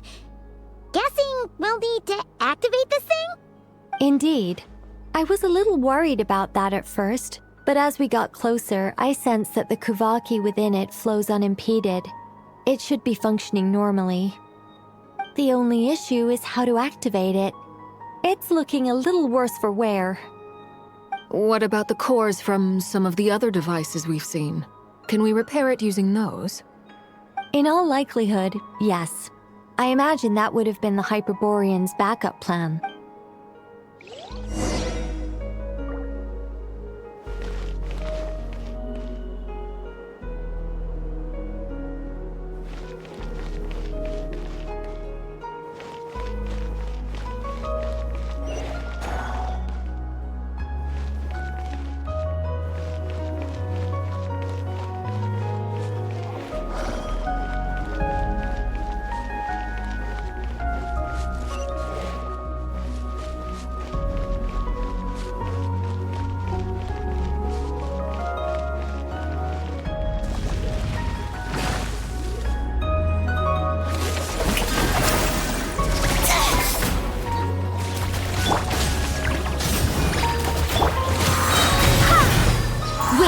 Hear me! There is no escape! Now you shall perish!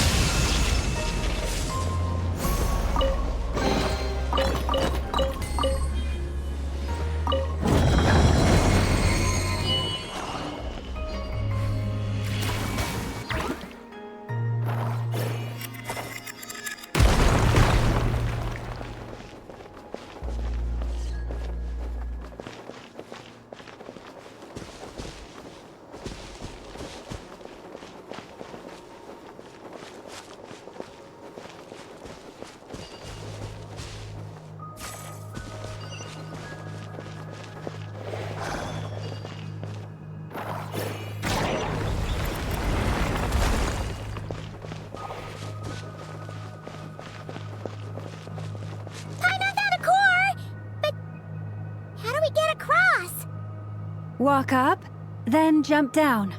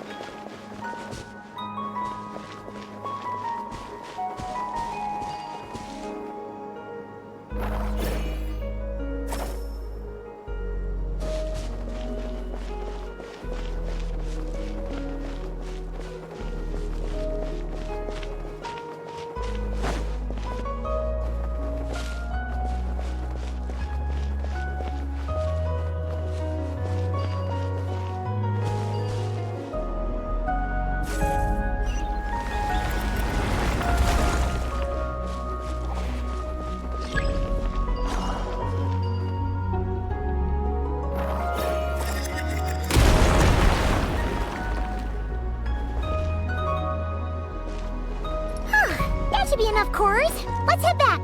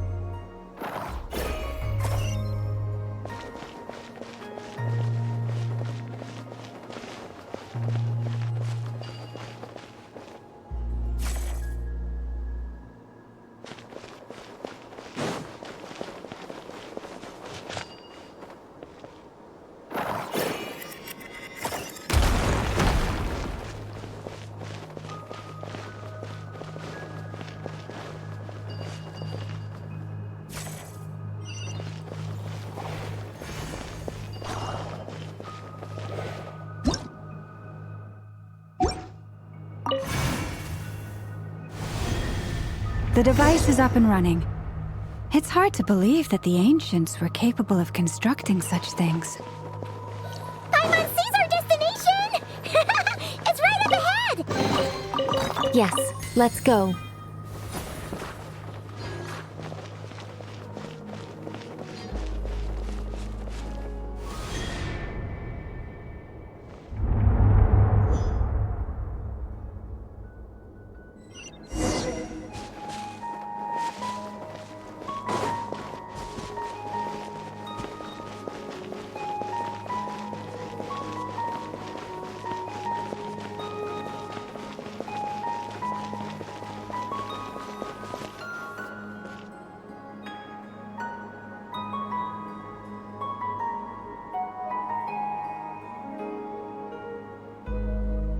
This is where the people of Hyperborea communicated with the moons. We need only place the moon marrow upon this platform on Moon Prayer Night, and we shall be able to open a portal to the moon and send our moon goddess back home. The assumption being, of course, that we can find her first. That's right. You want to know if it's safe there, don't you? And yet, she has no choice but to return. You know this. That's not the only issue here. This is the end of the line, right? We've explored everything we can. And despite looking at historical artwork and talking to people from Hyperborean times, we're still no closer to learning Columbina's name. If it's not too much trouble, could you tell me exactly what Alice said to you about finding her name? Oh, sure. What she said was... Then your first job is to find it. As a moon goddess, I'm sure she must have a name she identifies with. Neither Columbina nor Kutar is her true name, and she's never really accepted either of them. Is it not also possible that she has never had a true name? Not at any point in history? That would be a hard pill to swallow. But at this point, we may have to accept that that is the truth. No one knows how she came into being, and she certainly doesn't have parents in any sense that we're aware of. Perhaps she was never granted a name at all. But does that mean there's no way to get Columbina back? She's just gonna disappear and there's nothing we can do about it? Huh? Wait, why all this pessimism? Was it the way I phrased this question? Well, just because she's never had a real name in the past doesn't mean she can't have one now. What? Think about what Alice said again. She never once said that you'd have to find a new name, did she? Are you saying what I think you're saying? Yes. Names are anchors that connect us to the world. If she doesn't have one already, then all we have to do is create one. It's like... yes. Traveler, when you first arrived in Teyvat, do you think you would have turned around if someone behind you shouted, "Hey, Tumaini"?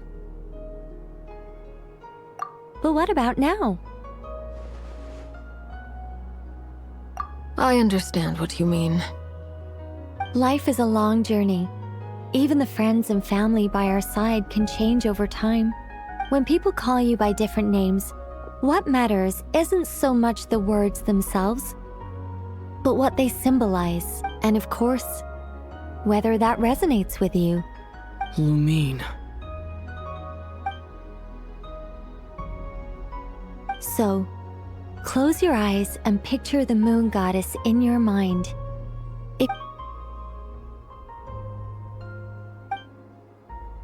Columbina. Columbina. Paimon would call her Columbina too. Well, she has long forsaken everything that Kuthad represents. I think from now on I should call her Columbina too. Well, it sounds to me like you found your answer. Are you sure? Is it really that simple? For a journey like this, the process is every bit as important as the outcome. Had you not searched far and wide, rejecting every other answer you were offered? How could you have come to an answer you felt was finally correct?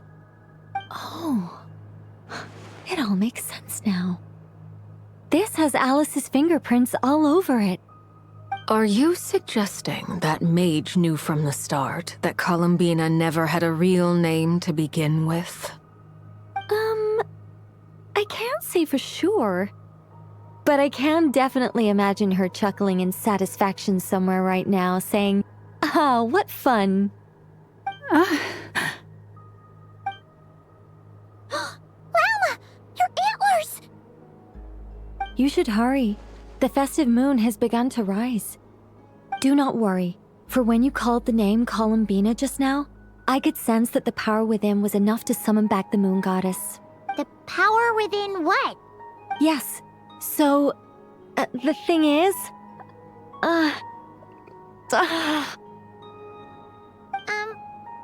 What's wrong now? This is so annoying. I really want to explain how that whole thing works. Starting from the founding principles of Teyvat and... Oh, I could talk about this for hours. But... Deep breaths, Nicole. Deep breaths. You're an angel. A sober, sensible, solemn angel who has her priorities straight. Okay then. Sorry for asking. Clearly. Anyway, you all need to hurry. Last thing, remember how it felt when you called out that name. Then it is agreed. By the name Columbina, we shall find her. Then we'll throw her the best moon paranite party. And at last, we will send her home.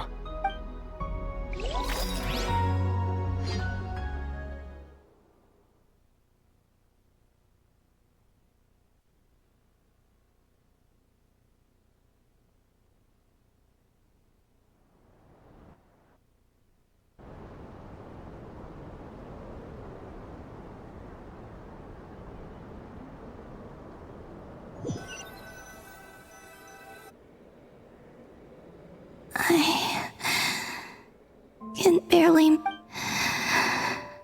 Have they come back out?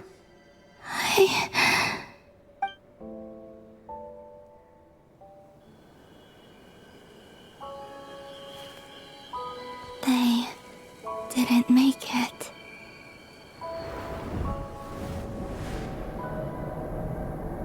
Could you tell me your name? My name is... Columbina!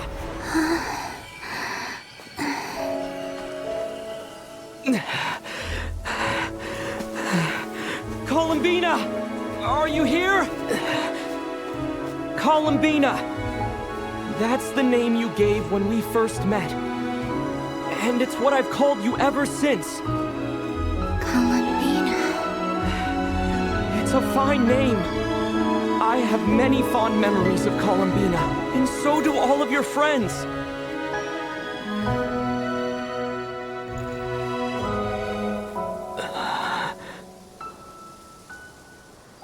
If you like this name...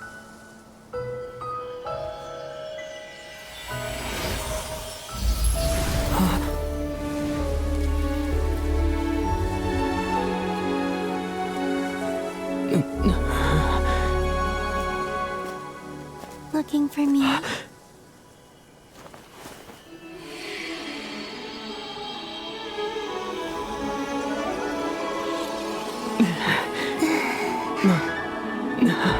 like it.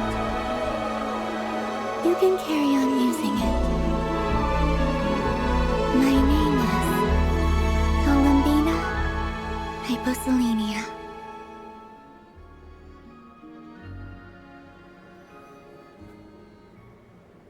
Columbina Hyposelenia.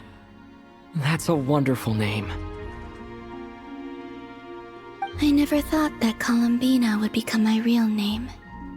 But after I met you and my other friends, the things that this name stood for slowly began to change. It went from being a Fatui code name to something my friends call me.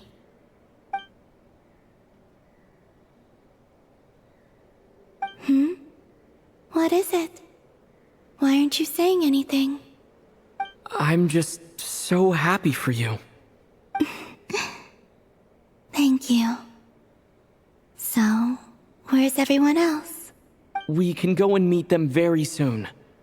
Everyone went to different places to try calling your name. Great. I'd like to thank them as well.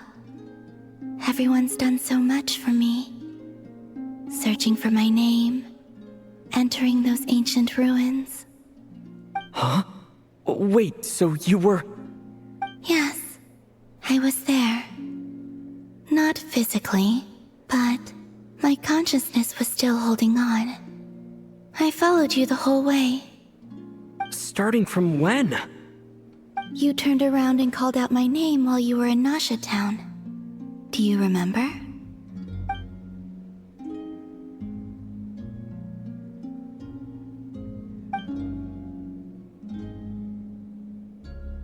Let's go. We don't want to keep them waiting. Sure. In that case, come with me. But... Before that... Could you call my name one more time? Sure. Come with me, Columbina Hyposelenia.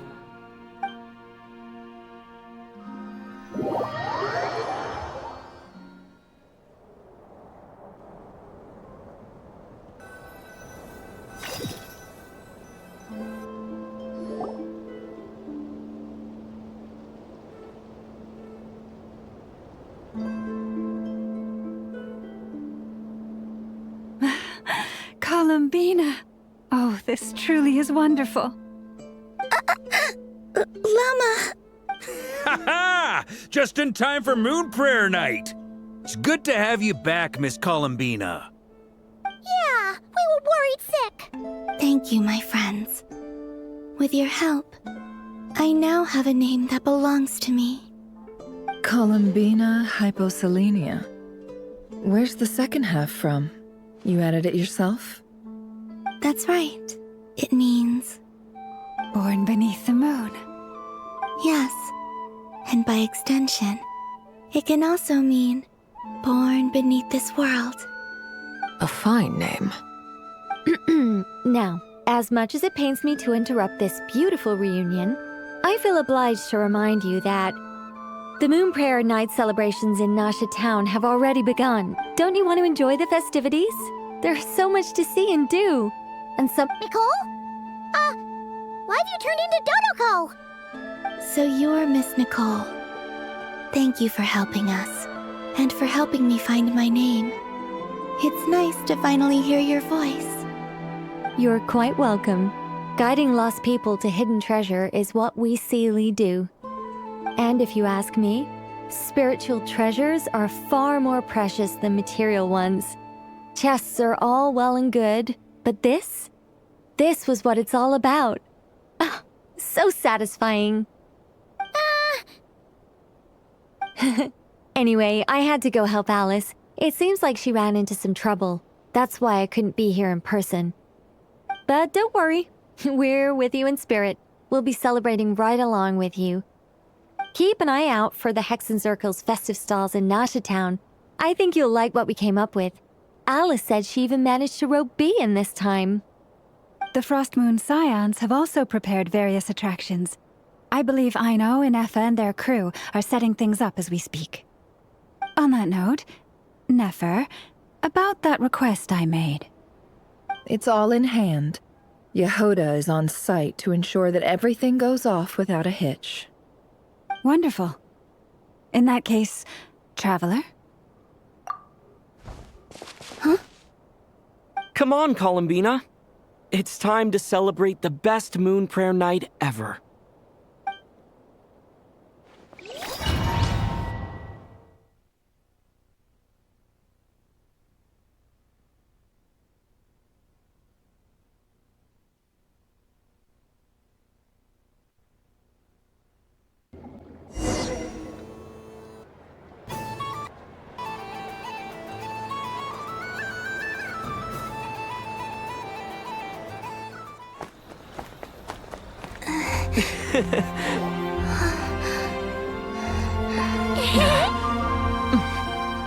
Hey, young lady.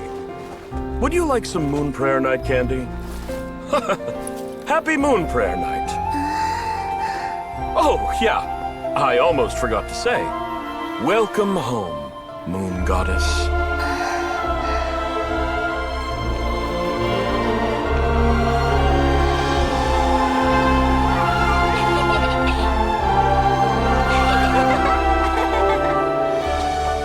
Welcome home, Moon Goddess. Welcome home, Moon Goddess. Welcome home, Moon Goddess.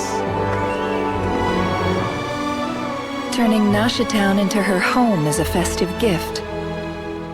A rather brilliant idea. Perhaps this is what nod-krai, Columbina's home, should have been like all along.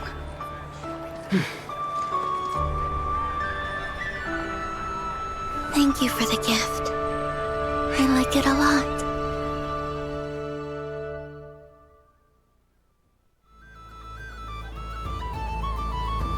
This feels like the surprise of my life. I do. I never imagined I'd ever get to enjoy Moon Prayer Night with everyone so freely. If you're happy, we're happy. Quite a strategy you came up with. Hide the tree in the forest. It's not your usual style, Lauma. Is there something about Moon Prayer Night that enhances what's in your head as well as the antlers on top? Apparently so. It even inspired a perennial penny pincher to use their resources for a greater cause. It truly is a magical festival.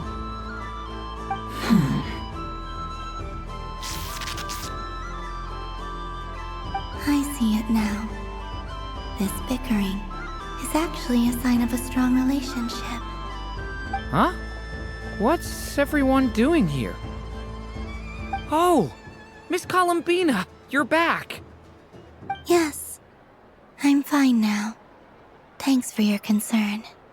How's your progress with Alice's assignment?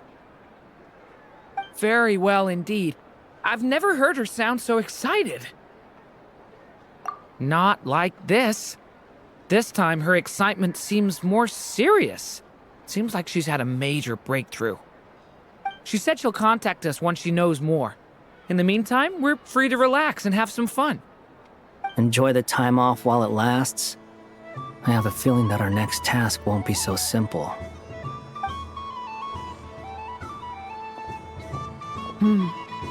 I should go. I still have a few things to attend to at the Frost Moon Scion stall. And I think I'll take a look around. With any luck, this once-in-a-year festival will come with once-in-a-year opportunities.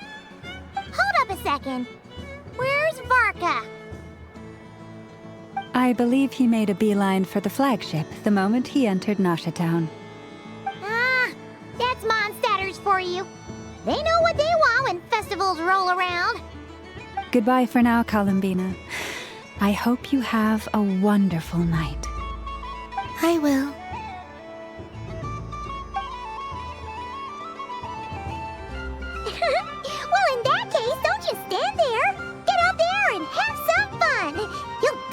get a warm welcome at every stall. Oh, also, take this map with you. It's a guide to the festival.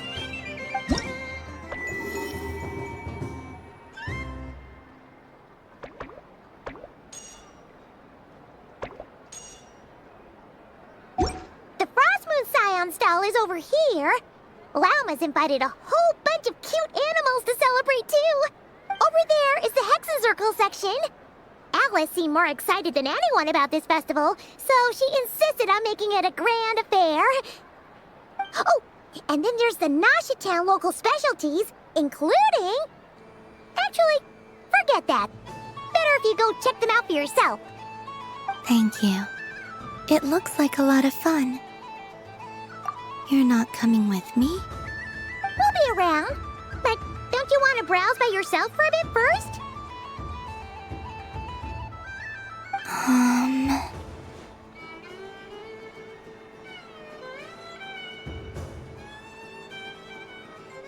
Yep.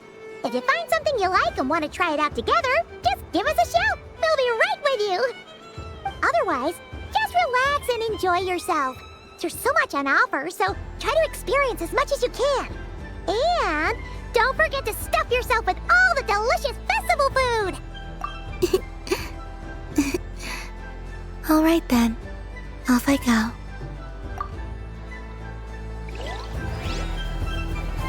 Where should I go first? This must be the mage's stall. But I was aiming right at it. Aw, what a pity. I saw it with my own eyes. You were so close. So very close. That's not true. It dodged out of the way right as I was about to snag it. I'm sorry? You heard me. This paper frog can move. I swear. Dear, oh dear, what are you saying? How could a paper frog move? Unless you believe there really is magic in this world. But even if I, the mere humble merchant that I am, knew such magic, surely I would not use it on a paper frog. I'd sooner give Mora legs, so it could walk right into my purse. My dear, dear customer, why not have one more try? This time I'll give you 12% off. A very generous discount among regular customers. Just think about how much experience you have under your belt now. You're sure to win the next one. Darn, I used up all my coins. I'll be right back. Just gonna get some more from my house. Take your time, but don't take too long. This event is in private only. Miss Penny, I'll wait a whole year before I'm back. Next customer, please, madam. Hello. Whoa, what's this big one over here? How do I tell my employees not to go right this time? Should know this won't work. We? Why, hello there, Miss Columbina. Would you like to play my ring toss game? The rules are fair simple. It's easy. Which round? Oh, first time's free. Not a single Mora. After that, well, we can prep it when we come to it. But with your sharp sharp skills, I'm sure you'll both nice and one feel smooth. That wasn't obvious for them, right? Right?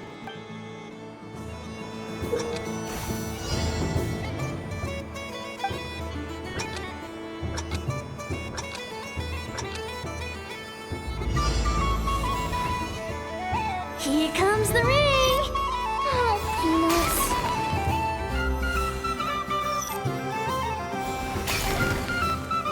Change tracks. Roselle, should we move or not? Just a tiny bit. All right, then I'll...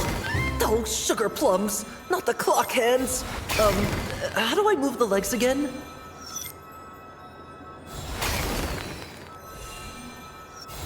Stop it! Stop dodging!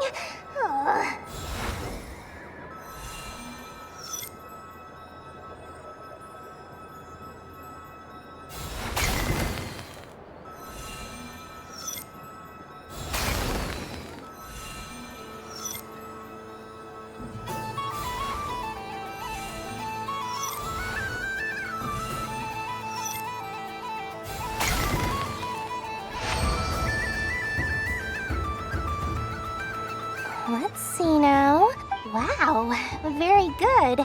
That's the highest score we've had all night. And here's your prize. Now, how about another round? As for the cost... Happy Moon Prayer Night, Miss Columbina. Happy Moon Prayer Night, Durin and Hat Guy. Are you here to play the game? Yes.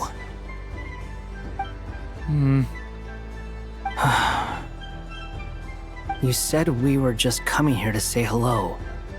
I did, but then I recognized a few more people as I got closer. Do my eyes deceive me? Is that... It's our little dragon! He's all grown up! Someone's popular. Well now, since you came all this way, why don't you try out this lovely game we have going? First try is free! Go. I'll pass. It's only one free try per customer. You can't give a try to him. I'm aware. How has Elder Almond been lately? He's in great shape. He goes for a run every morning to stay fit and healthy. He tried to go boat racing with Firecracker a while back, but he couldn't even get to the Lotus Leaf. Firecracker was in fits of laughter. How about you, can you still fly? Yes, I can. But you've become less chatty. Has growing up been tough on you? We call that maturity. You know, the thing people say about. The knight wields a sword of stone to defend his heart and gold. Stone is very heavy. That's what keeps the fighting much. That's awesome! I want to be when I grow up too. Hey, here I come! Oh, the hat-wearing man. I never thought I'd see you again. You were more determined than when I saw you last on the train. If you say so. Oh, I do say so. The people just have to see it clearly. It's because you are once again on the right track. May the engine arbors propel us to the station of our dreams. What are you doing running at the rate like that? You got him all so quickly. I have never seen things like all travels. Is this guy actually over there? How? We're going to and clockwork people from here. Yeah, don't be quite arduous task. Unless Jera hung out. I think one best next time I see the great mage Alice, I'll demand answers. Thank you, Tori. I had a lot of fun. So, how are you guys? Where did I take a moment to chat. Oh, sweet brand prize. How did you let me go? Could have already turned up on the customers earlier tonight. Otherwise, I would still have work. Okay. Someone's already cleaned the brand prize. Oh, well, these things happen. Perhaps you can do one of the other prizes instead. Oh, you got all kinds of wonderful visitor. Is this the thing with it? Here, look at it. Don't worry about it. It'll be happier with you. Oh, thanks so much, Miss. Moon Goddess. Goodness gracious, Columbia. Give me strength. I'm about to make money from this child at this... Hey, look! That's the game I was telling you about! Forget it. She is the Moon Goddess after all. I'll think of some other way to swing this. Maybe I can try to hook this new kid. Huh? Oh, someone already won the grand prize. You can take mine if you want. What? Why? Why are all these bleeding hearts coming here to ruin my business? Happy Moon Prayer Night, everyone.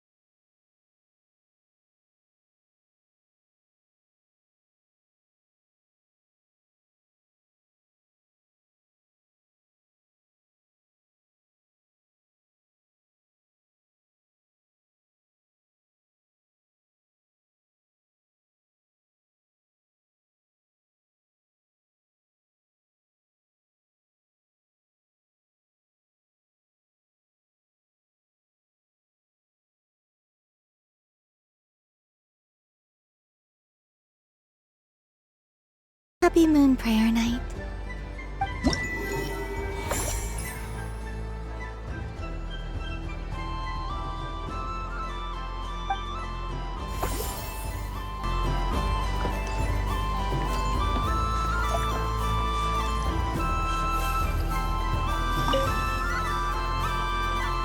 A soft and furry creature that bounces and jumps. Welcome home, Moon Goddess. This one talks too. Allow me to introduce myself. I am a Dodiko from a distant archipelago, the most mischievous of all my Dodo brothers and Dodo sisters. When the going got tough, I powered through, and when I met obstacles, I boomed them away. That sounds like a lot of fun. Doesn't it just? Oh, but then the trouble started. Recently, I found a lovely beach, the same beautiful jelly color as my hometown, and so I dove in to have a look. Only to find it overgrown with seagrass and nasty little spiky fish everywhere, looking to turn me into a Dodiko kebab. I made it back to shore by the skin of my teeth, but my tail was sorely hurt. Couldn't you just boom them away? Oh, I wanted to, believe me. But I've heard that you moon can understand animal speech. The last thing I wanted was to cause a gigantic fuss and get taken to court by a school of spiky fish. I'd be trying to these waters for good, and we're probably be ruined. And so, dear Moon Goddess, I was wondering if you might lend me your evidence. Are you roping me into a crime? Oh, let's call it a once-in-a-lifetime adventure. Does that sound better? All the festival goers are dressed as Moon Goddess, with nothing to say that the Moon Goddess emphasizes herself is there. Besides, this is a home. You should be free to be whoever you wish. I'm afraid I'm not not a mage. Oh, that's quite all right. We Dodikos are innocent, happy creatures with a free-spirited nature. Many, like myself, are mischievous troublemakers. Others are leading something like nothing but lie down on a in our eyes, every creature gets for happiness is a dodo. But perhaps in yours, people are fluffier and more cranky. Yes, that is a much easier image to follow. Oh, wonderful! Then let's play! Grab onto my tail and I'll settle some scores with the bad guys!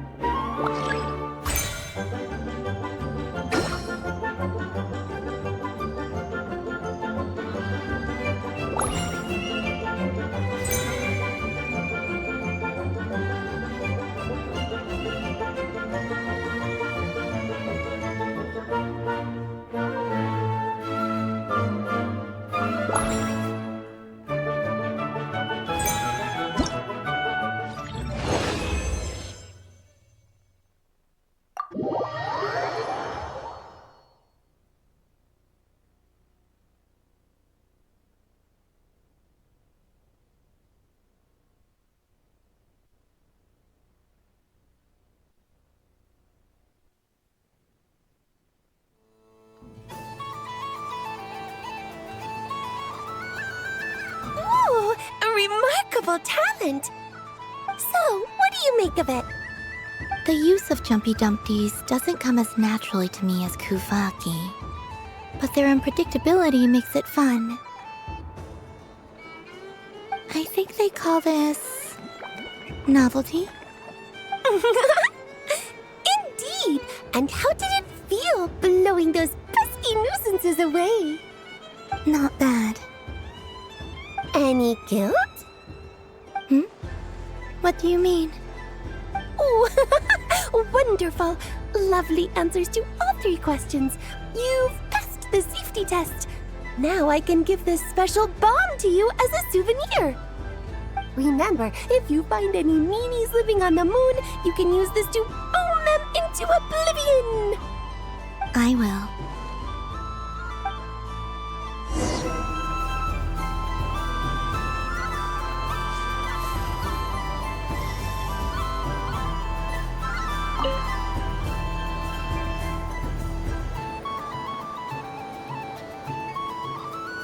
I wouldn't say it's unfair, exactly. I mean, your voice goes right into people's heads. How would you explain that to the kids? You can't just explain it away as magic. Is something the matter? Ah, Miss Columbina! No, nothing you need to worry yourself about. Ah, impeccable timing. Stick around for a second, Miss Columbina. I need your input on something. This self-proclaimed Knight of Justice has yet to give me a satisfactory answer. I, for one, would like to hear your verdict on the matter. Hey, now, I left the flagship just to help you out, Miss Nicole. What's going on? So Alice and I are both using long-range remote control spells that work on similar principles, allowing us to attend this festive fair in Dodoco form. Sorry, let me backtrack a little. While similar, there are some key differences. Alice, being a great mage, wanted her Dodoco to reflect something of her own charm and mystique.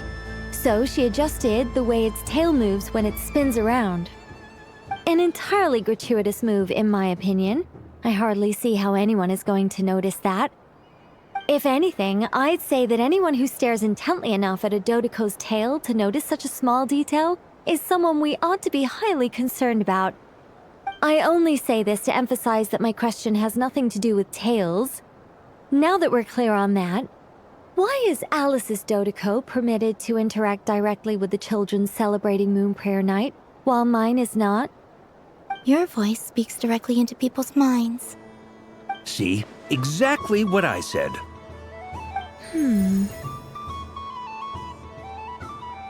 Miss Nicole? Ugh, I can't stand it. I know that probably makes me sound like a whiny child acting out in front of their parents. And it's a little embarrassing now that I think about it. But hey, I've said it now, I can't take it back. That would be even more embarrassing. Also, don't go reading too much into that analogy. It was off the top of my head. I'm actually an awful lot older than either of you. Miss Nicole, are you saying that you'd like someone to play the game you've prepared? I'm not so invested in that. It's just something cobbled together using items I borrowed from Alice. She probably didn't even make them herself. The point is, I want to know everyone's thoughts after we receive the prizes. That's sad, I can just ask. I've been biting my lip for so long, and I've had no one to vent my frustrations on. I thought this was going to be a nice, straightforward festival where I'd get the chance to guide people to treasure. Well, can I play? I can't guarantee I'll win a prize, but... You will? I'd like to try. Then what are we waiting for? Let the game begin! It's like they forgot I was ever here. Ha ha ha ha.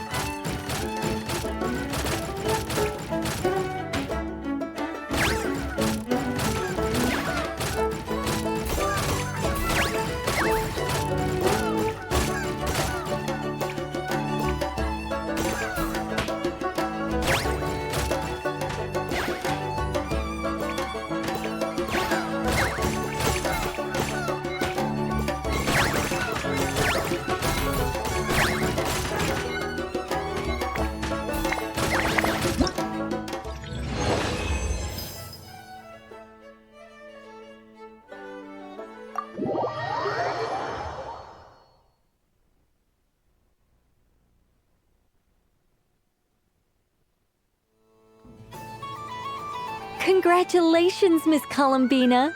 With your great wisdom, you have overcome every obstacle in your path and conquered the great challenge posed to you by fate. Fate? Well, something to that effect. If you'd prefer something more poetic, it could be the icy winds or the dawn. Anything you like, really. You could even go with the challenge posed to you by Dodeko, if that's what you're into. Anyway, you can take or leave my suggestions. Moving on. All my hopes are now resting on this. Can I open it now? Stop teasing me! Please, I'm begging you. No more talk. Just open it. Wow. What a lovely sculpture. Classic and cute at the same time. Thank you, Miss Nicole. I'll always treasure it. Ah, there we go. Music to my ears. You have my sincerest gratitude, Miss Columbina. Thank you for sharing your precious time with me and fulfilling my wish. Don't mention it. You've all done much to help me. And still, I'm the one receiving all these gifts.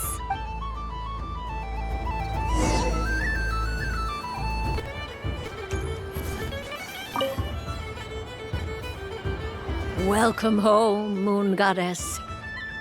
Oh, you're the genuine article. Alice was right. This moon prayer night was worth watching after all. Another one that talks. Greetings. Pleased to make your acquaintance. I am the Hexenzirkel member they call B. Barbeloth Trismegistus. Combina hyposelenia. Pleased to meet you too. Hyposelenia. A fine name indeed. Now then, Miss Columbina, do you wish to hear a mage's divination? Divination. The Frost Moons used to ask me what would happen in the future. Is this like that? From the perspective of the one seeking answers, perhaps. As you look to your journey ahead, if you seek to understand the unknown, resolve your doubts, pursue confusion in your heart, divination could be for you. The unknowns on my journey. Of course, if one wishes to peer into fate, then hydromancy is the more right option. But that is a complex affair, and to relegate that majestic art to the status of a festive amusement seems somewhat uncouth. Besides, it's sometimes better to not know fate with certainty. Hence, I shall use the suitably festive Lunar Arcana to tell the fortune instead. It is more popular with the youth in any case. Lunar Arcana. Indeed, like hydromancy, this will only display possibilities and trends. People like to think themselves as creatures of agency and free will, peering too far and too clearly into the future, detrimental to both body and soul. I'd like to get an eye. Of course you may. Now then, take a seat, Miss Columbina. Before we move on, any specific questions you would like to ask?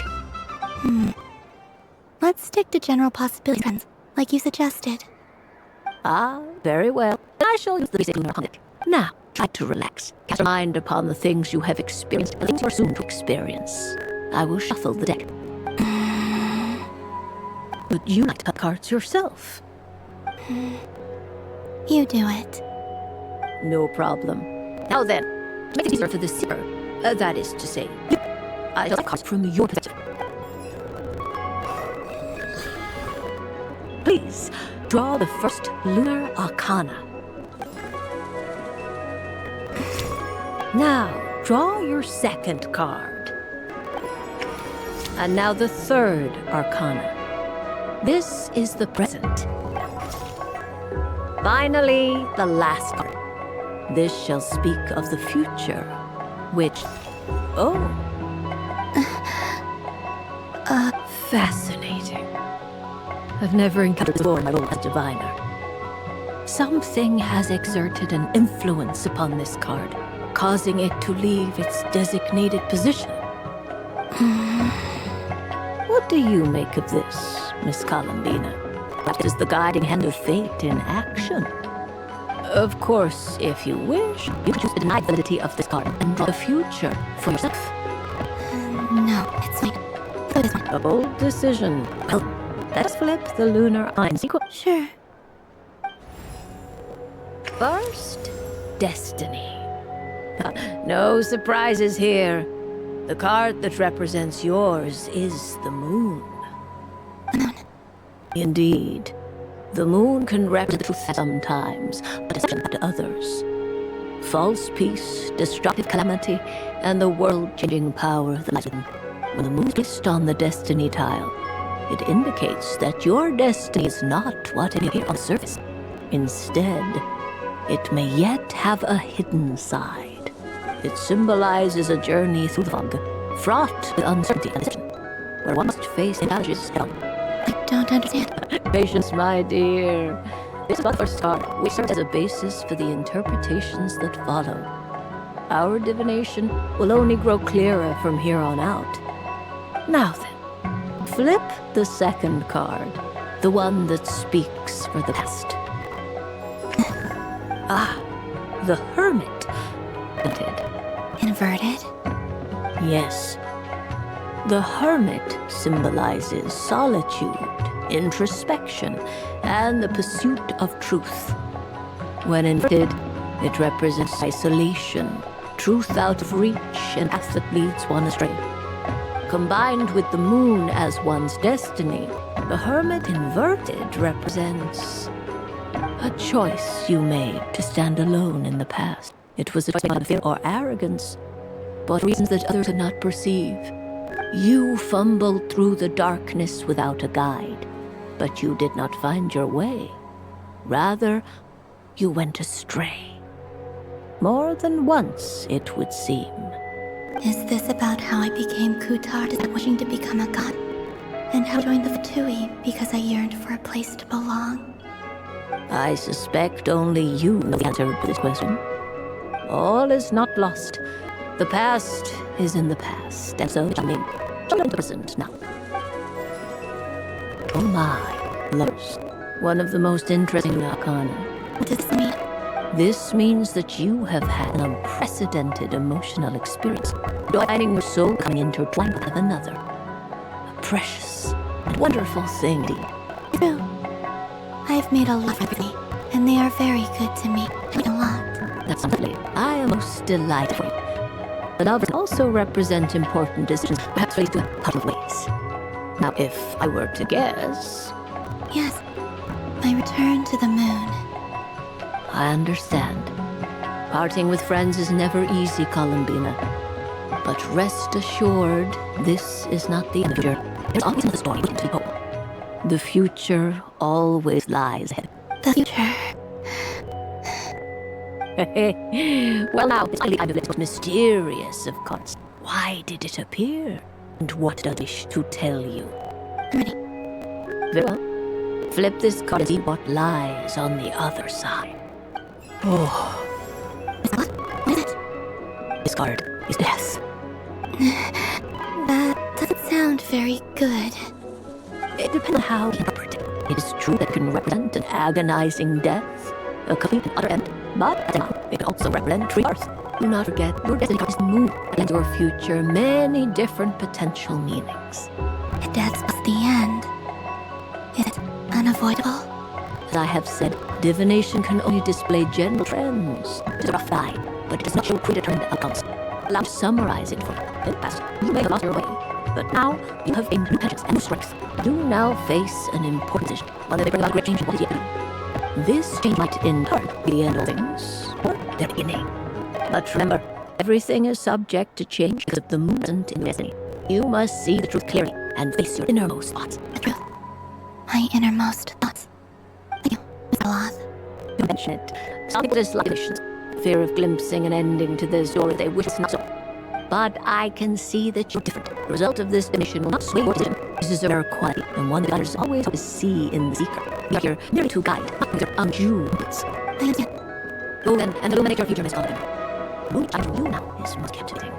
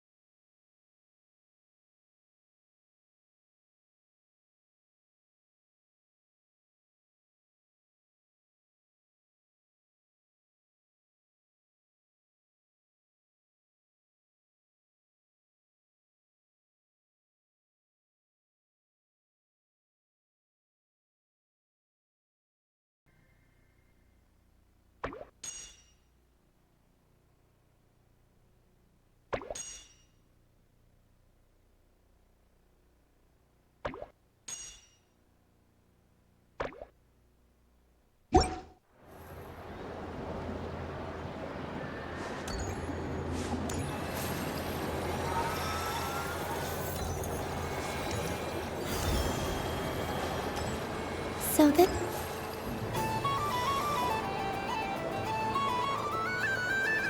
Dodoko's Whirligig! Come check out Dodoko's Whirligig! Ah, welcome home, Moon Goddess. Might I ask what this is? Ah, it's a very special amusement sponsored by the great mage herself. Ride on a soft and furry Dodoko and embark on an unforgettable adventure. I say that, but I'm just following a script here. Who is this mage, anyway? And what the heck is a Dodoko? I'd like to ride. No problem. But, Is that not okay? Oh, no, it's fine. It's just that each Dodoko can accommodate 2 passengers. Would you like to bring a friend along? My friends... That should do it. Now, we just... But we gotta keep it a secret from Columbina.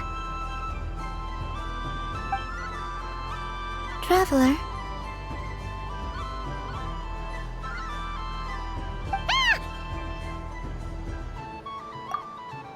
I want to go on that ride. Will you join me? Let's go then. Don't worry. Paimon will do the rounds. Hmm?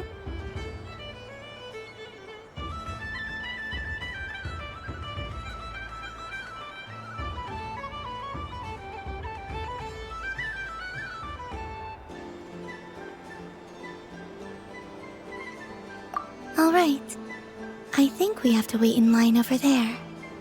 Please take your seats. For safety reasons, you mustn't try to leave the ride before it comes to a complete stop. All right, you're all set. I wish you both a wonderful journey.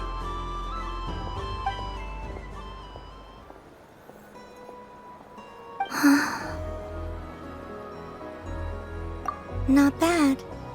It reminds me of riding a moon lane. Sometimes, the Kuhenki circle around me like this, playing their beautiful melodies. Yeah, I'm going to miss them.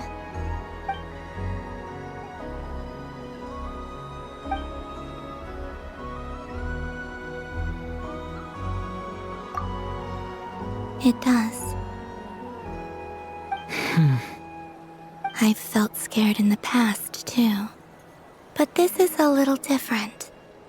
You know something? I got to see a lot of fascinating things during my disappearance. I saw how the Frost Moon Scions act around their families. So different than how they used to act in my presence. And I also saw how they interact with their friends. It made me curious at first. Why do people act so sincere when they're worshipping gods, but save their truest, warmest feelings for each other? Slowly, I came to realize that it's because they trust one another. They know, deep down, that they'll be accepted for who they are. All of it. The good and the bad. I know. I knew it the moment you started calling out my name. What I fear now is the end. I fear losing all this the very night I have gained it. Hmm?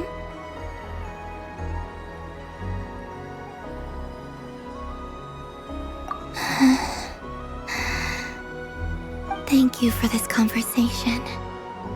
Thank you for listening to me. Don't worry. This fear I have, and the unknown that awaits me, they cannot hurt me. Not when I possess a treasure far greater. I just want you to remember this version of me, the real me, on this final night together. Dear passengers, Dodoko's awesome adventure has come to a close. Please leave in an orderly fashion, and we look forward to seeing you again in the future. Don't want the journey to end, huh? Don't worry, you two. There's always another adventure waiting just around the corner.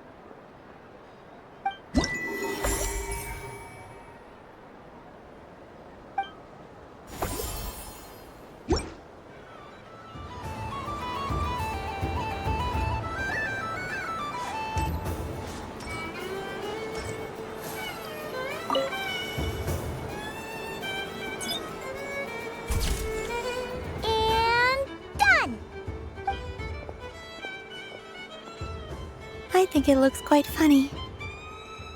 Well, Paimon thinks it's super cute. It looks like a silly chic badger and a rhyme-horned deer that's about to fall asleep. Maybe I'll stand on the chic badger's side instead. It looks like we've attracted the attention of quite a few animals. Let's make room for them.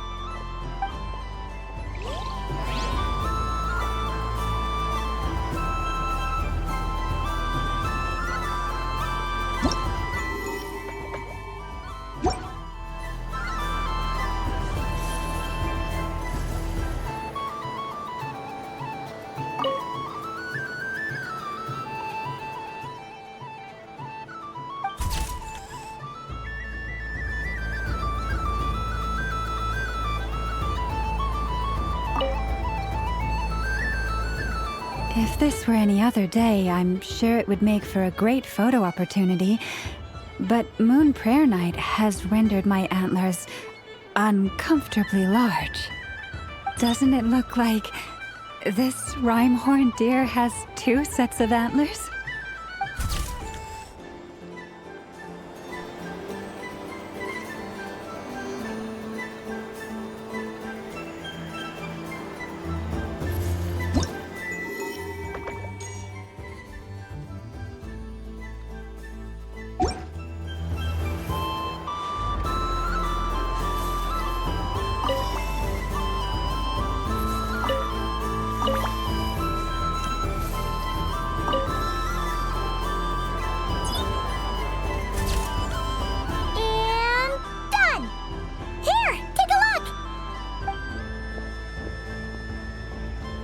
I think it looks quite funny.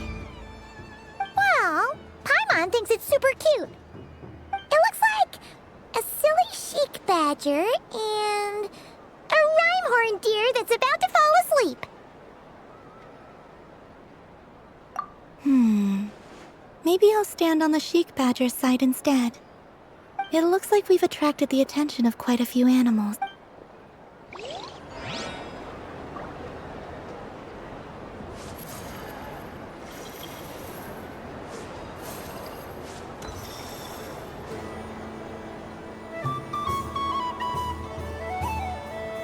Wow, the Frost Moon Scion stall looks kind of plain, but it's pretty cool once you get into it. I don't go to Hisi Island much, but it's got that, like, old world cultural feel. And if culture means we get more festivals, I'm all for it! Hello, Yahoda. Columbine? Hello, Moon Goddess? That was too close. I almost gave the game away in front of the staff. Oh, wait, what's the deal with her shoes? They don't make a sound when she walks. I could do with a pair of those. Do you like balloons too? Balloons? Oh, you mean those? What's so fun about balloons? I'm not a kid anymore. They're probably more up Aino's alley. Yes. The animals seem very curious about these strange flying objects. I was drawn here by their voices. I recently learned a fun new game you can play with balloons, so I decided to come and give it a try. A new game?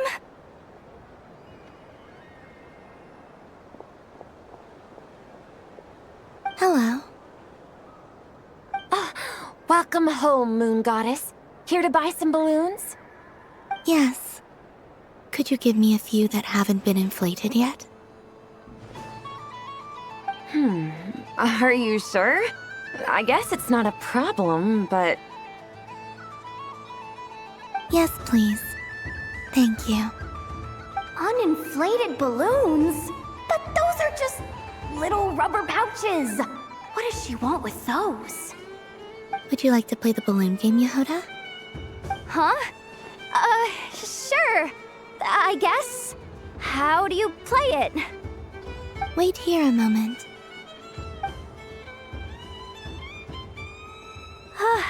Oh. This is so weird. What have I got myself into now?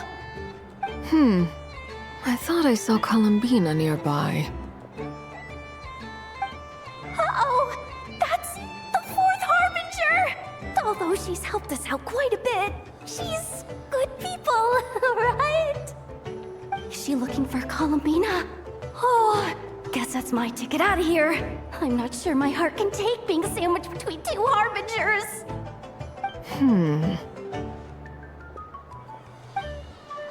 Which stall is she checking out? Oh, it's that other Frost Moon Scions one. Try on the headgear, see what it's like having antlers or animal ears for a day. Oh, I wouldn't be caught dead wearing that stuff. So embarrassing. I have enough gear to carry as it is. Wait, what? She put it on? How peculiar. This would take some getting used to. I wonder if this is what it's like for Lynette. It really suits you, ma'am. What is this? She was so intimidating a moment ago, but now, dang, she's really rocking those ears. How does she make them look so cool? I suppose I may as well keep them on for now. All part of the festive experience. She's coming this way. How do you do, Miss Yehoda? Oh, jeez. Don't talk to me while wearing that thing. Where am I supposed to look? Oh, hey there. I'm looking for Columbina. Have you seen her? She just... Huh? Whoa, wait. Is that what she meant by balloon game? Yeah.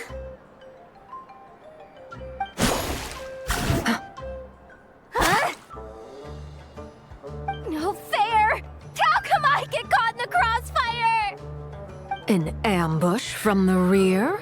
Is this a declaration of war, Columbina? Would you like to play too, Arlecchino? Seriously? Are they gonna start some beef right here, right now? Gladly. That said, I believe there is another who would like to join. Boss Nev! Thank goodness! You've gotta get me out of here! Things are kicking off big time!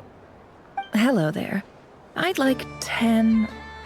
no, make that 20 balloons, please. Uninflated. What? Miss Moon Goddess, I hope you're prepared to pay the price for assaulting my employee. Welcome to the game, Nefer. Just to be clear, let's keep this a fair fight, okay? No strange powers, please and thank you. Naturally. Don't just stand there, Yehoda.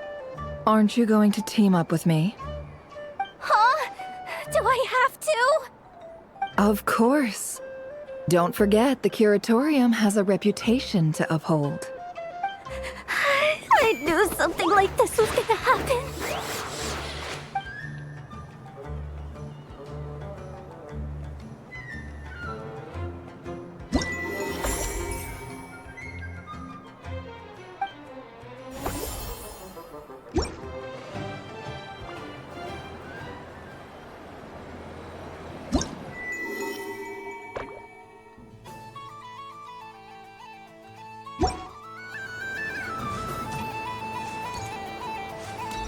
What's this?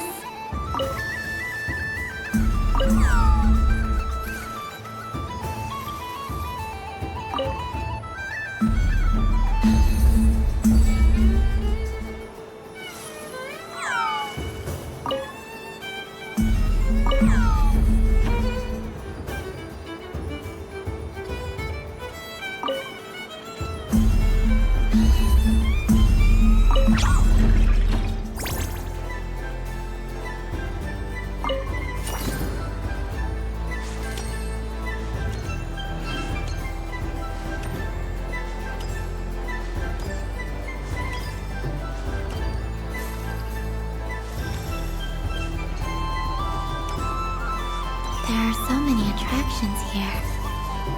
Since I rarely get out, I might as well make the most of it.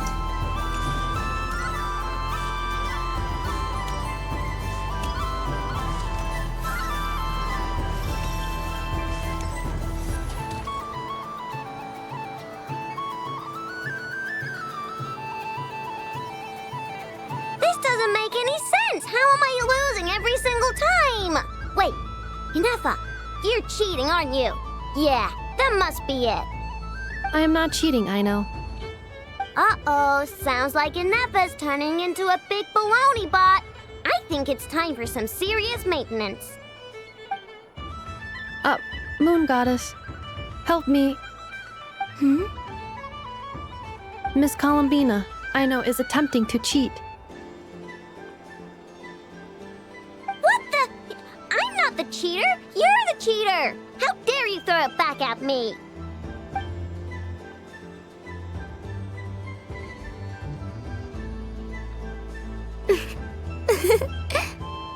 All right, fine. Let's all laugh at I know.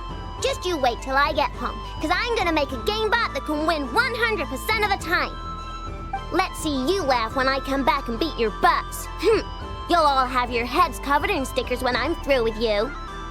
We came to check everything was okay after all that yelling, but,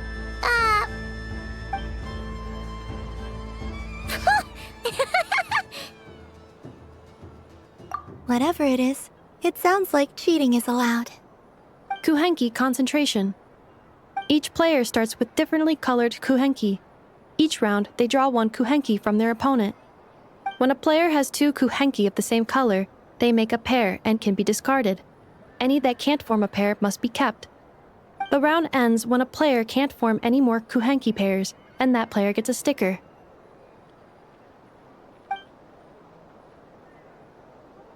ooh, can 4 people play as well?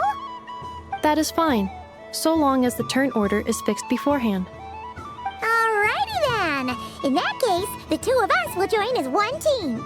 Okay, but if you lose, you're both getting stickered. I don't want to hear any excuses. Sure. And if we win? If you win, only one of you gets to sticker someone else. I have taken to calling this. I know logic. Hey, lay off me, all right? Okay, so we're starting the game from scratch again, which means all my stickers so far don't count. Looks like Luanatar is the Kuhenki of honor for this game. Anyway, let's go clockwise, starting from Inefa.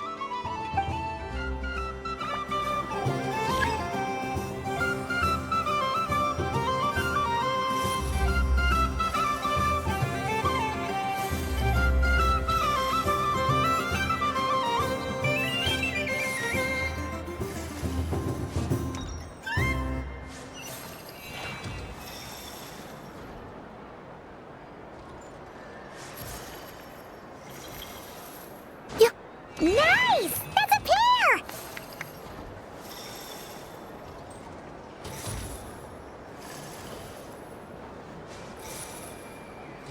Go, go, fly!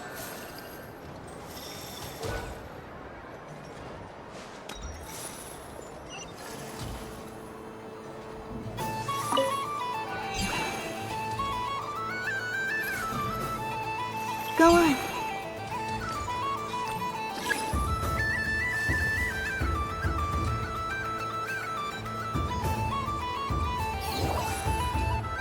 I have a pair.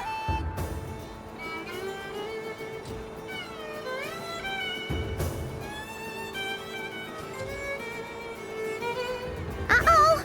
We gotta pick up the pace!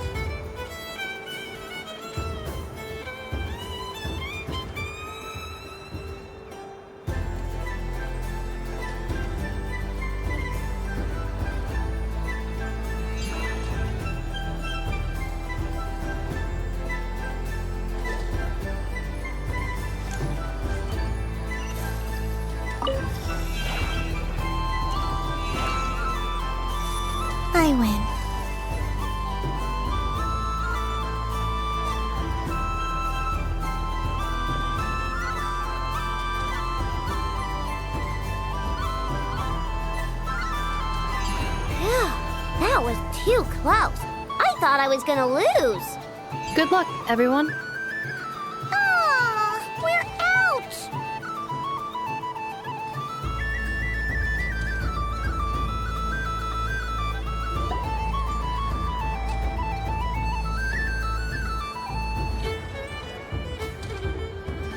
Let me pick a good one. What's it gonna be? You're looking very pleased with yourself there. What happened to being a huge Grumposaurus? I won. Duh.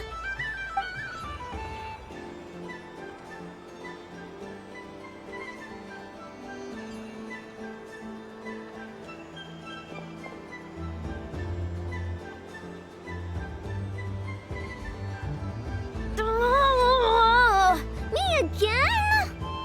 Don't fidget too much, Aino, or the sticker's going to fall off. I don't care. If it falls off, it falls off. If a pair of Kuhengi get discarded, why not a pair of stickers? Huh? Huh?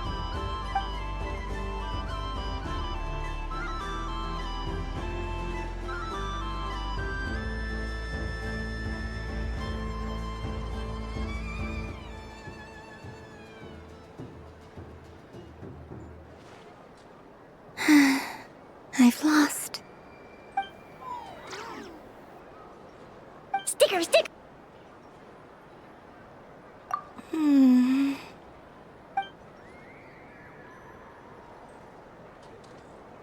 Cute!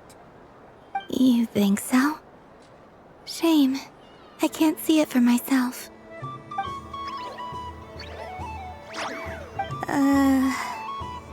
What did Luanatar say? She said it looks so cute that she wants me to lose a few more rounds.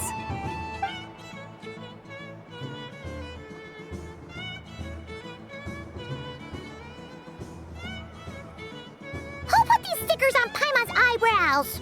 Ugh, she can barely see! Alright, now, I think we got enough evidence to prove that there's a serious problem here.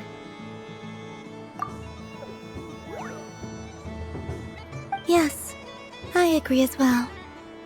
The culprit is... Ineffa! Culprit? What did I do? Quit acting dumb, Ineffa! You're not wriggling your way out of this one.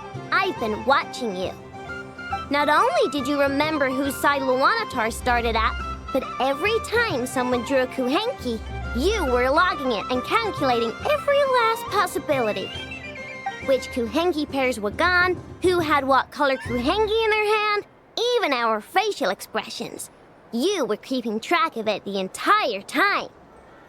Exactly! What Aino said!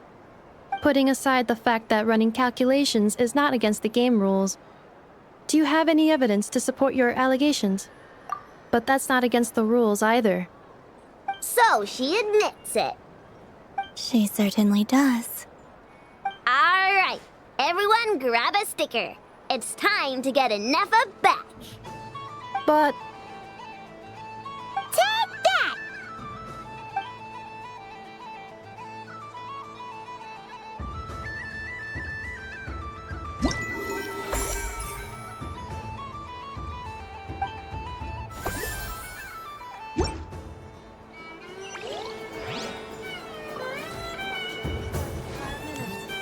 We thank you for your patience.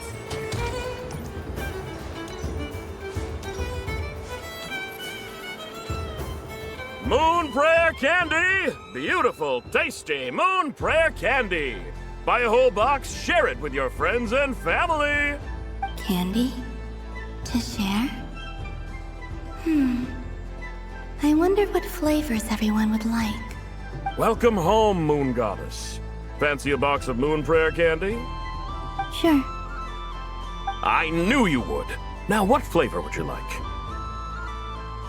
I'm not sure. What flavors do you have? Is this for yourself or as a gift? A gift for my friends. Ah, I see. In that case, I'd recommend apple, lockaberry, or midsummerberry. Those are the most popular. Do you have nocturnal blossom flavor? Huh. I've seen couples give those as gifts before, but I did not know they were edible. No? Okay then. Moonfall Silver? You did say this was for friends, right?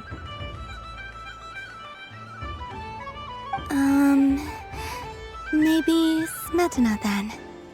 Hey, now that's a creative idea! I've never tried it before, but if you're happy to wait, I can see about whipping up a batch on the spot. While we're at it, you got any other ideas?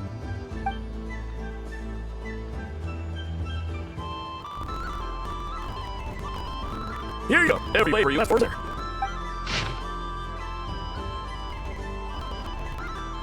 Thank you. I should be the one thanking you! You brought me a whole bunch of new business. It's like a genuine blessing from the moon. I hope you and your friends have a limit.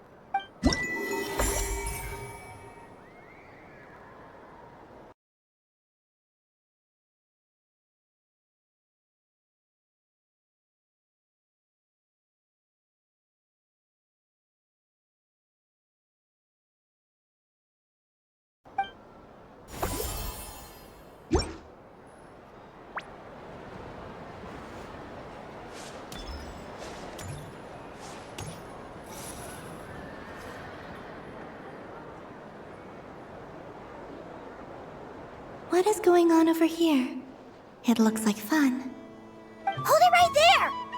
You can't run away from me, Moon Goddess. Are you talking to me? Of course.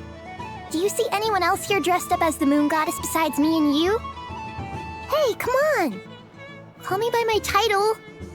Happy Moon Prayer Night, Moon Goddess. And the same to you. Anyway, there's no time to waste. Get ready for the duel of a lifetime. Duel? Meet my partner, Stacko. Come on out, Stacko! Well, don't just stand there. Let's see your partner. Partner?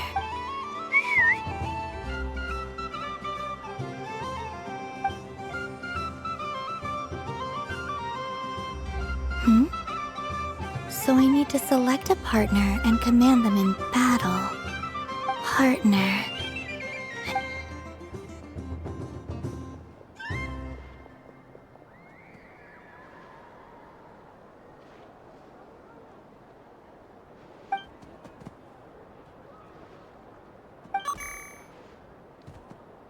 Whoa! Am I seeing things? Where'd you get a Kuhenki? They're super rare. That's great, but you can only bring one partner to battle against me and Stacko. They all look so eager to be picked. Which one should I choose? I'm not sure what this bot is trying to say, but it seems very happy. That bow. Does it want to dress up as the Moon Goddess too?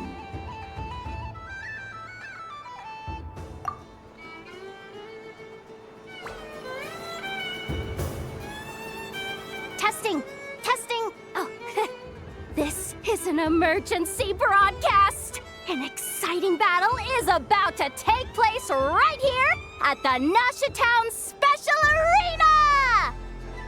In this corner, we have the Moon Goddess and her robot partner. And in the other, we have the Moon Goddess and her other robot partner. Ugh, this announcer stuff is harder than I thought. Why does everything I say sound so dumb? If I could cringe any harder, I'd fold in on myself.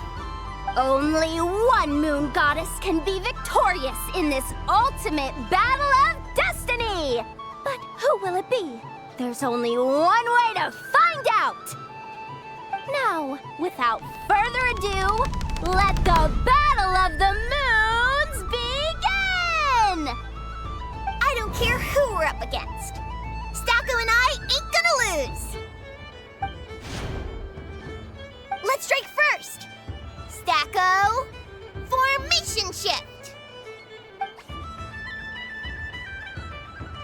Ha ha ho! The robot has kicked things off with a change of formation. But how will this affect the battle?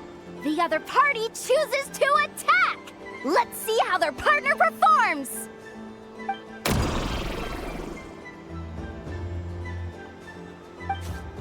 Stacko!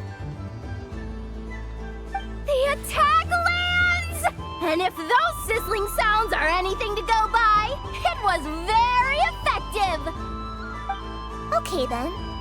Stacko, maintain formation and enter your empowered state.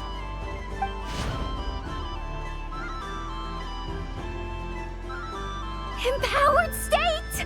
There we go! Now we're talking! Absorbing the immense Kuvaki present on Moon Prayer Night, this lean, mean machine has greatly and good choice! Buffs count for nothing if you beat them before they can use it! Oh, it's a hit! But Stacko stands firm! The battle is heating up fast! I'm about to start sweating machine oil over here! Go for it, Stacko! Set Kuvaki to maximum! Can their opponents withstand this blow? And what will this moon goddess do? Don't be afraid. Fight however you wish. And it's the empowered state! Both robots empowered now! The attack comes in, but oh, attacks repelled! Opposites attract, but likes repel. And now you've seen it in action! What a powerful repulsion! The robot crashes into the wall! Can it keep going? Stacko! Oh, Stacko is down for the count! Our winner is the Moon Goddess! The slightly taller one, I mean. You did your best, Stacko.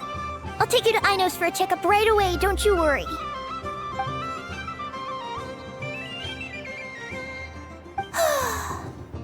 Well, you beat me fair and square, I guess.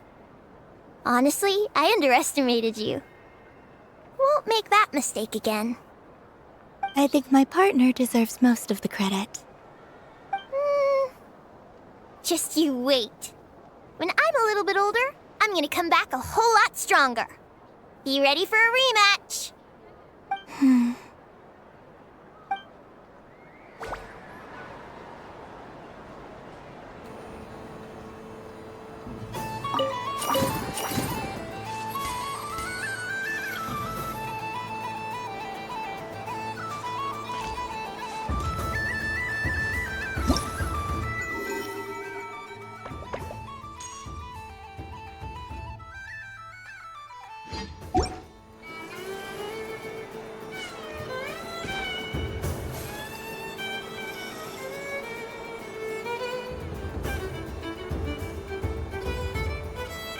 Well, well, look who it is.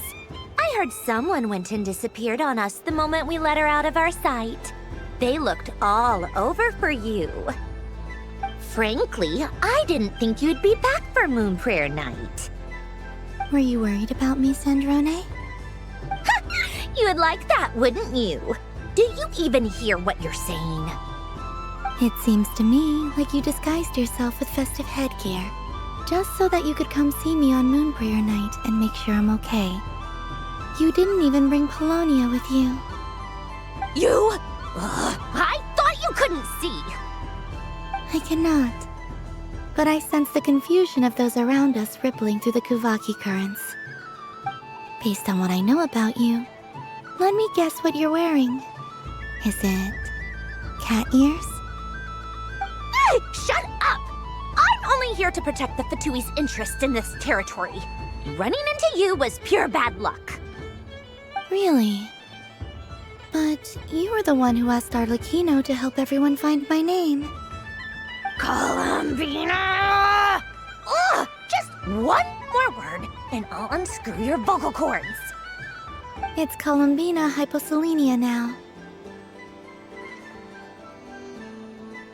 Tell someone who cares. I've missed you, Sandrone. The whole time I was gone, I was thinking. I hope I get a chance to say some ugly words to you. Is that supposed to be a joke? Anyway, let's go play that game. What? You mean that frostfin whale? Yes. It's some kind of game where you get bitten if you step on the wrong tooth. Seems like fun. Who in their right mind would wanna? Because you're not a scaredy cat. Fine! You wanna play? Let's play. Don't complain when I kick your sorry butt. Lovely. You old geezer! I'm gonna beat the pants off you! Just you watch! I almost forgot. Sandrone? What is it now? You'd better not lose, or I'm going to beat your head in. What?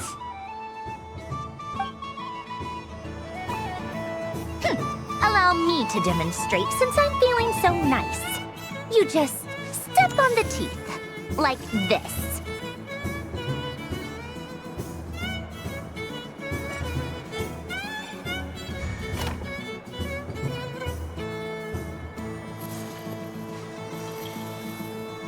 Which should I pick? Your turn, Sandrone.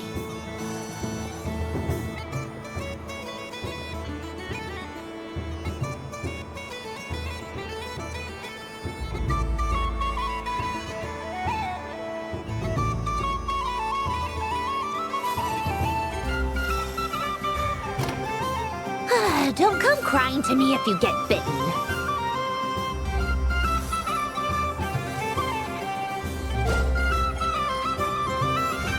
There are less and less teeth remaining.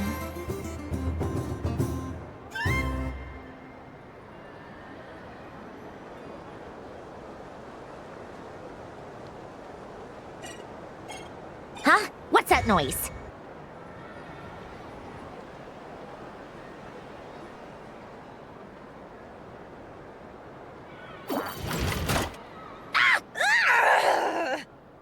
I think you might have picked a bad tooth, Sandrone. Shut it! Do you need any help? It seems like you're stuck. No! It's just a blasted toy! How is its grip this strong? Stop laughing! All right. Well, you lost. So just like I promised. Hey! What are you doing? Are you seriously? Hiya! Why, you... Oh, just you wait! Rematch! Are you all right, Sandrone? That was quite a strong bite. Are your clockwork parts? Quit your I need it! Right. I'll go first this time.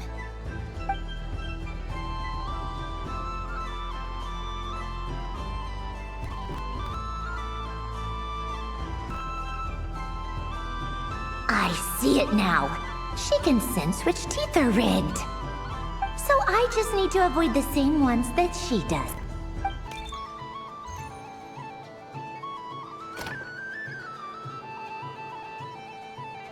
This one... Seems fine. She avoided that one then? Now I've got you. All right, my turn.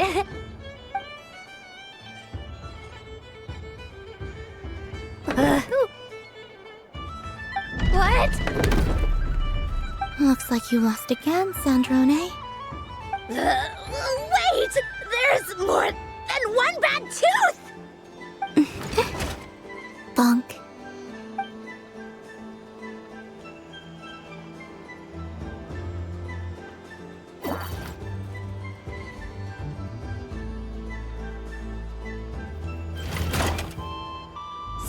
Stupid game! What idiot came up with this? Are you alright, Sandrone? You said some nasty things just now. Oh, I'm peachy. Should I let you bonk me on the head as well? Ah, forget it. Come on, bonk away. It can be your consolation prize for losing so badly. I told you, forget it! Gah, you've always been so annoying. Singing right outside my door, inviting yourself to my tea parties, going AWOL. And now you're off to the moon or something. Of all my days with the Fatui, the times I spent with you, Arlecchino, and Rosaline, they were my favorite. I will not forget them. Just as I shall not forget this moment. We'll always be friends, no matter where we are, right? Who'd want to be your...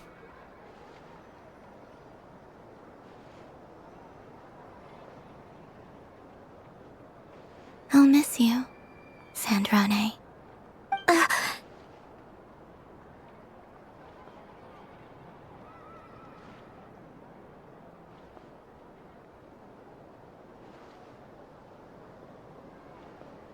Goodbye, Sandrone.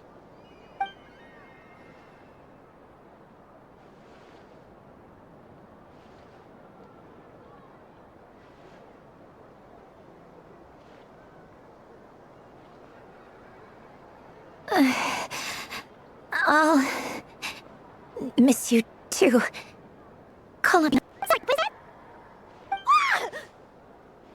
Ah! Yeesh! No need to freak out. What's wrong? We've been looking everywhere for you.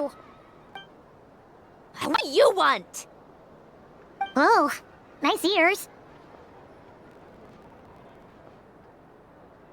What do you want? Huh? It's your turn to draw something. You're one of her friends too, aren't you?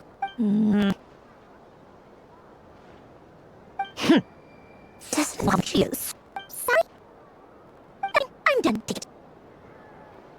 Oh, that was fast. Oh, and one more thing. Last time we spoke, you mentioned you were interested in Narcissus and Ordo's research, remember? There were 2 people when we last met, but we didn't get the chance. What are you talking about?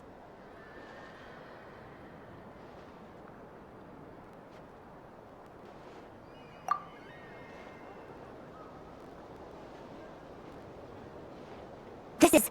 Oh. Alan, Renee, and Brienne. Huh. The Holy Blade. A seriously thing.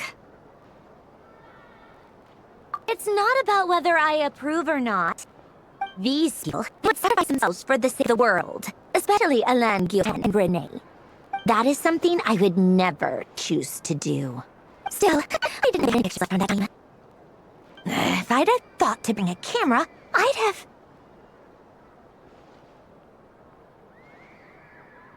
What? Yeah, I'll be on head. Tear it up! Now!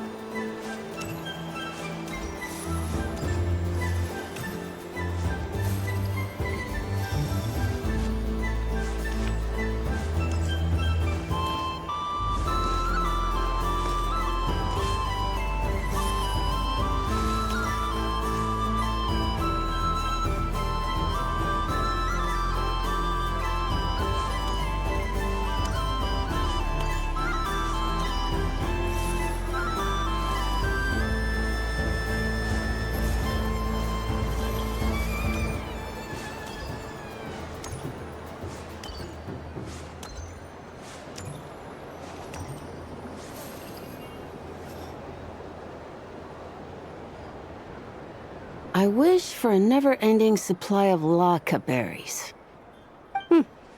What a humble wish. Probably written by a child.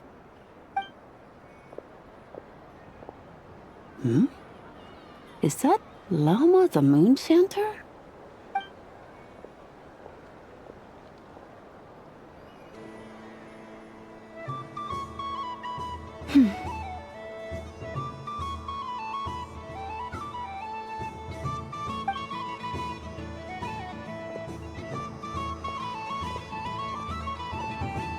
I wish that the long plume ibises would stop biting me. Oh dear, poor Llama. All right, I'll write that one down for you.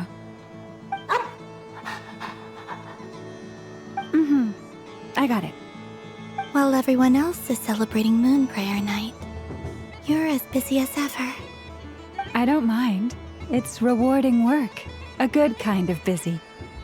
My antlers are at their heaviest tonight, and the Kuvaki waves are especially strong. But as I help these dear friends hang their wishes up, I feel a great peace within myself that is hard to describe. You see, they are all such beautiful wishes, and they are ones that we can fulfill by our own strength. Do you blame me, Llama? I want to hear your honest answer. It is by the help of so many people that I can return to the moon. But I feel as though I've hardly done anything in return. You've done plenty, Columbina. I say this in earnest, both as someone who knows your history, and also as a friend who has seen what you've been through. What about as a moon chanter? I feel proud to honor our moon goddess's wish, and I'm sure any moon chanter in history would have felt the same way. Thank you for your kind words, Llama. But... Since you asked for my honesty, I won't lie to you. My feelings are mixed right now. Besides pride, I also feel... I suppose it's a reluctance to let go. Once you return to the moon, we will be far apart and separated by a false sky. I'm sure those of us left behind will gaze up at that sky, yearning for the moon once in a while, just as you used to do. I will miss you, Llama. I will miss you all. I hope to stay in touch.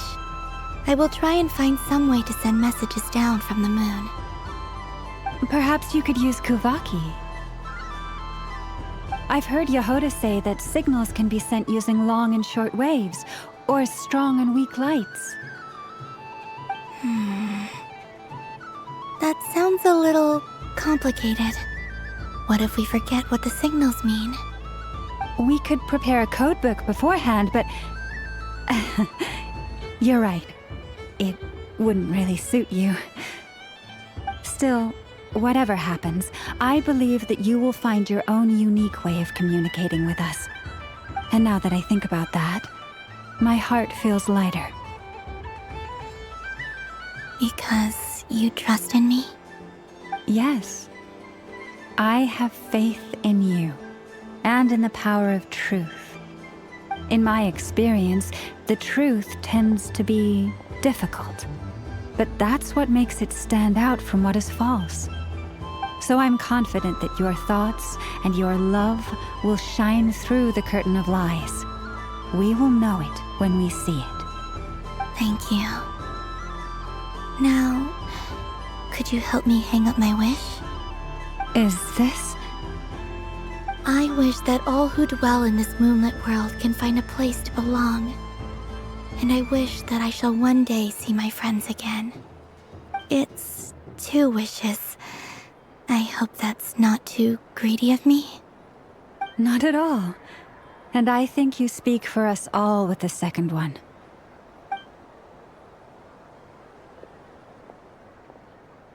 I shall continue to pray until the day that all of these wishes come true.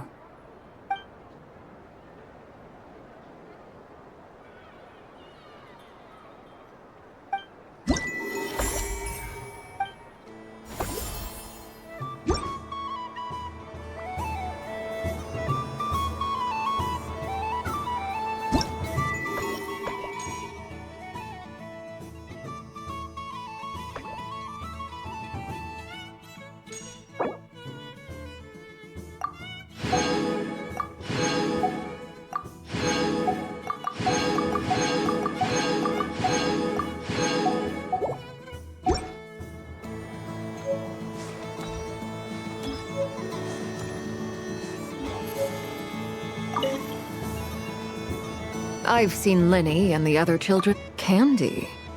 I must say, I'm sure some...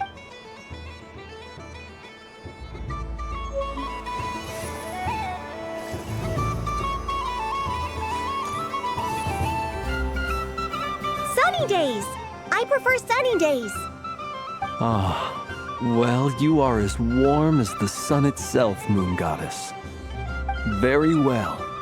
I believe your spirit animal has to be this most adorable chic badger. Wow! Thank you, Mr. Talking Magic Lamp. Have a very happy festival, Moon Goddess.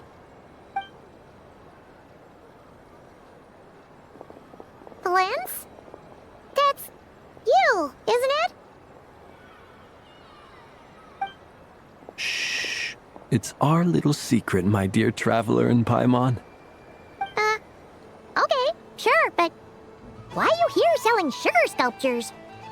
Everyone celebrates in their own way. After gazing into the abyss and spending time around gravestones all year, what better way to relax than to see sunny smiles on the faces of the living? Besides that, I like to think of myself as a fair judge of character. I dare say matching personalities to confection suits me rather well. That's not what Paimon was talking about. Aren't you afraid that your true identity might be exposed? Should I be? There is all manner of magic in the air this moon prayer night, thanks to the work of the great mages. I see Miss Columbina is hiding in plain sight. Why should I not do the same?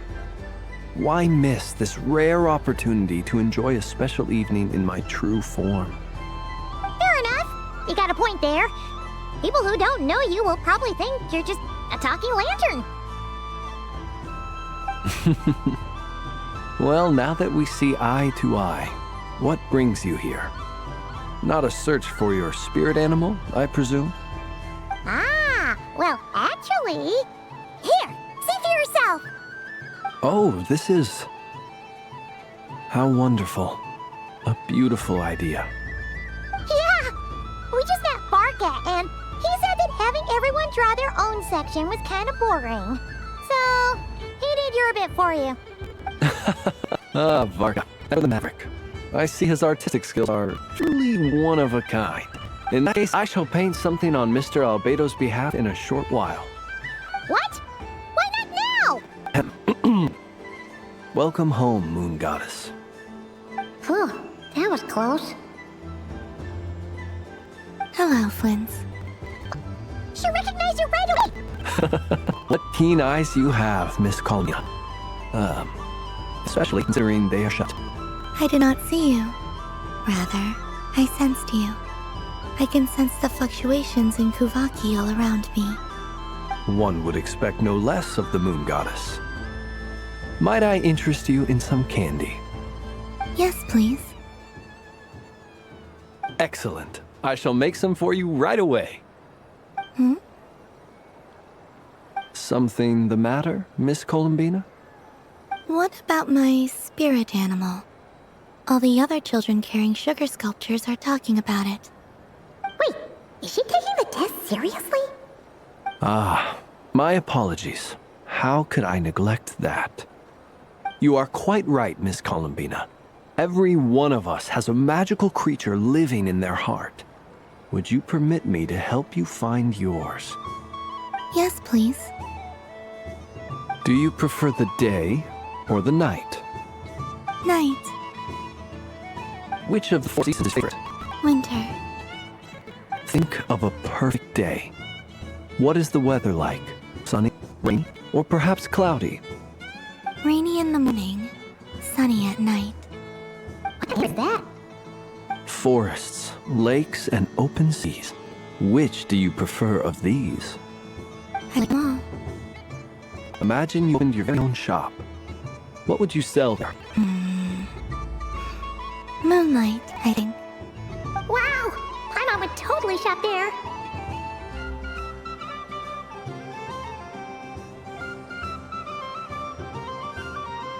It wouldn't cost anything. You'd just need to visit. Aha! I believe I know what your spirit animal is. Here, for you. Oh, it's a Kohenki! Indeed. A free-spirited being with a deep love for all things here in Nod-krai, who selflessly lends her aid to as many people as she can reach. It is the perfect fit for you, Miss Columbina. Thank you.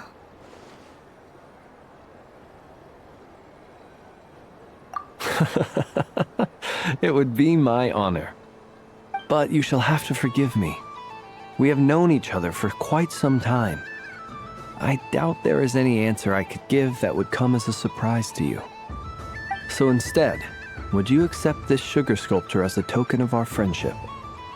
It's a lantern. Hey, why don't you two go enjoy your candy over there? Paimon wants to try out this spirit animal thing too. Come on, play ball. I got this drawing done. But I want to hear Paimon's answers.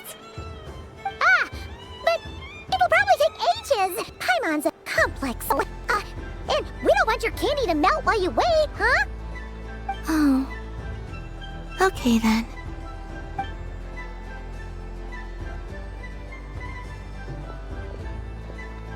Phew. Nice excuse, Lady Paimon. That was some quick thinking. Yep, no thanks to you. I'll next time.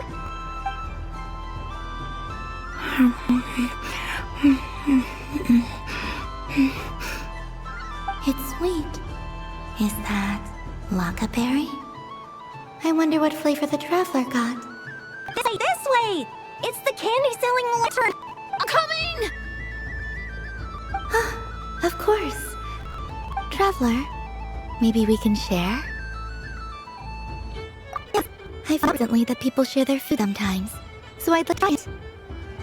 Or is that a no? Thank you.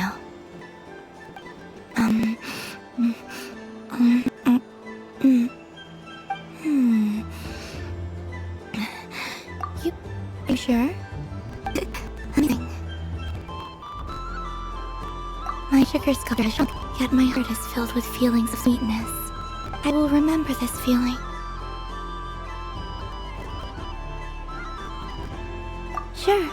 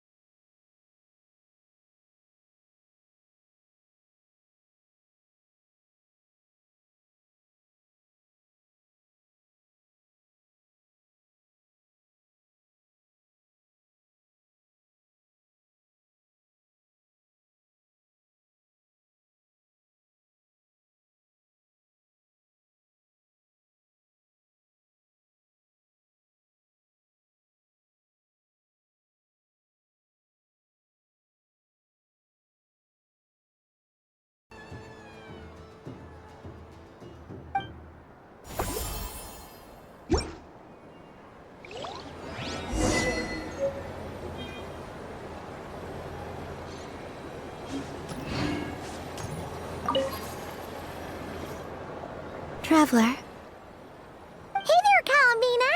Are you done checking out the festive amusements already? Are you sure you don't want to look around some more? You might not get another opportunity like this for a while. Right now, what I'd like to do is... You're right. I'm not ready for this night to end just yet. Yeah, that's the spirit. Take your time, Columbina. I'll be right here if you need us. Okay. Thank you.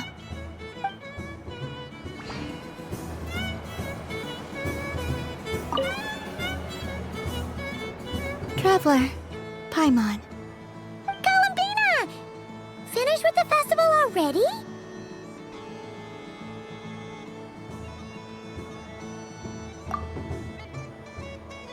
Oh, candy for us? Thanks a bunch, Columbina. Don't mind if we do. Whoa, this one's intense. But it's so tasty. What about you, Traveler? How does yours taste? Oh, sounds good. Paimon's drooling. Any more candies in the box? Yes, I believe so. Okay, gotcha. Let's see. Sure. This one, and yep, this one looks like it. Okay, here we go. One per person. It's so sweet.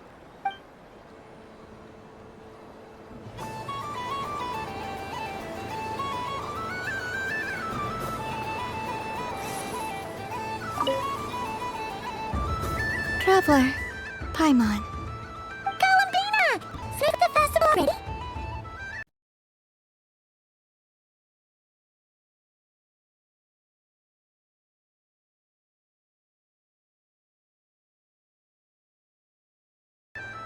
Really? You're sure you don't want to have a little more fun out there? Finally? Yes, I am sure.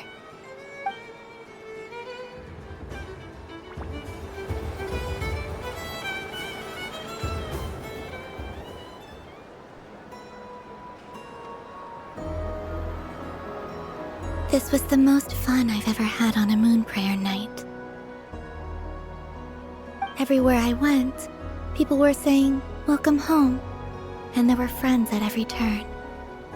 I only wish it could last longer than one night. Oh.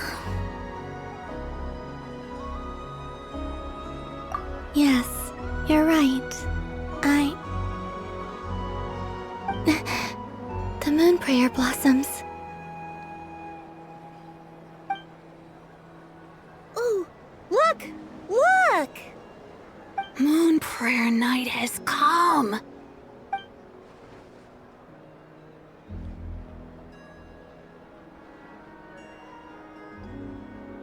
The moon. It's so beautiful. Happy Moon Prayer Night, dear. Happy moon prayer night.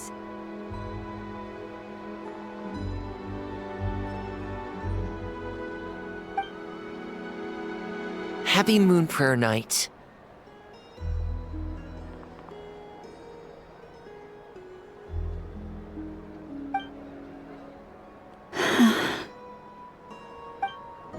Aww. Huh.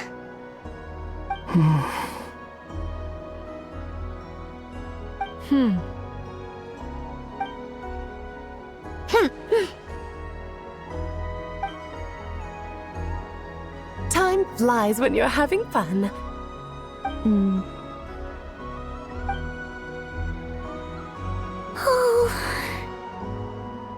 Looks like the time has come. Columbina. You're heading off, then? Yes, to the ruins you mentioned, and from there, back home to the moon. Wait! I know? At least... Take one of our craft shop's crumb cookies up to the moon with you. You know, for a snack. Sure, why not? The Curatorium of Secrets believes in proper farewells. No story should be left without a satisfactory endnote. Never.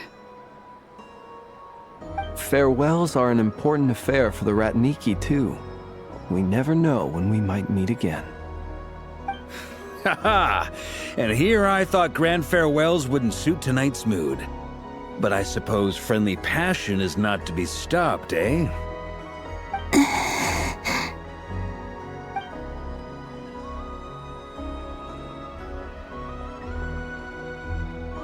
We made a little something for you, Columbina. Ta-da! What is it? A Moon Prayer Night greeting card with drawings by all of your friends. You did mention that you'd like a portrait done, so I took the liberty of creating one for you. I, meanwhile, did the portrait of Mr. Albedo, and Mr. Varka did the same for me.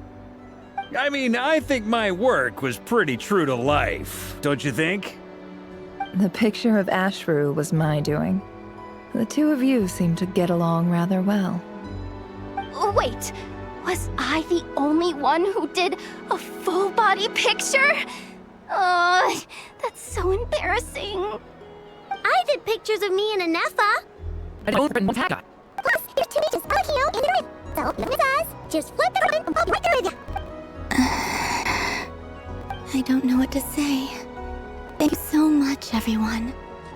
This whole Moon Prayer Night was more than I could have ever asked for. It is the greatest gift I have ever received. Lama, I figured it out. Figured what out? Remember how the Frost Moon Scions used to use milk as invisible HID messages? That was a very long time ago. Oh, are you saying? Yes. When I miss you all, I shall use moonlight in the same way, to write words that only you can see upon the moon itself. Wow, that sounds lovely. Quite. But how will we see them? Simply open your windows on nights when the moon shines bright, and the moonlight will naturally flow towards the words I have written. That sounds most fitting indeed. Very true to form. I'll try to write them in places that won't disturb your sleep. I, for one, would sleep all the better for having read one of your messages before settling down for the night. Exactly. So don't worry about disturbing anyone's sleep. Just promise you'll write to let us know you're okay, alright? All right. I promise.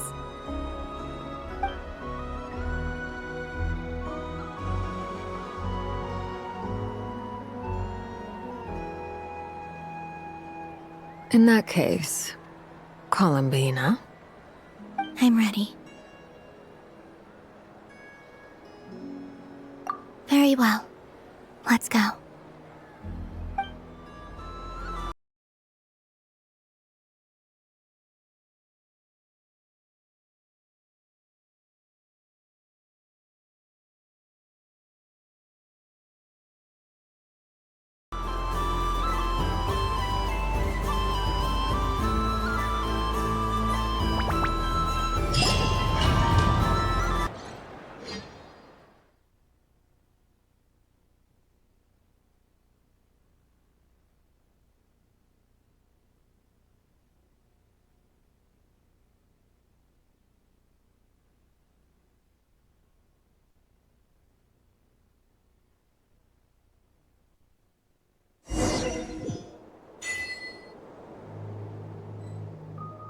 In just a few moments, I will be gone. I still don't know what to expect on the moon. Will I really be able to send messages to my friends? The Kuhenki, the animals of nod-krai. I'll never get to see them again.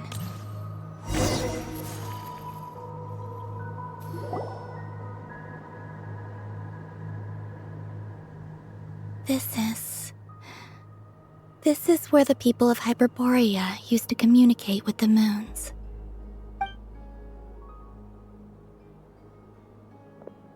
Eternal moon, frost moon, iridescent moon. When the power of all three converge, the gate to the moons shall open. Moon marrow preparations are complete. Only the final step remains. I'm sure Nasha Town is livelier than ever at this moment. Yeah, it's a shame you couldn't be there for it, but it's now or never, right? It's fine. I'm more than happy with this. My last piece of luggage. My only piece of luggage.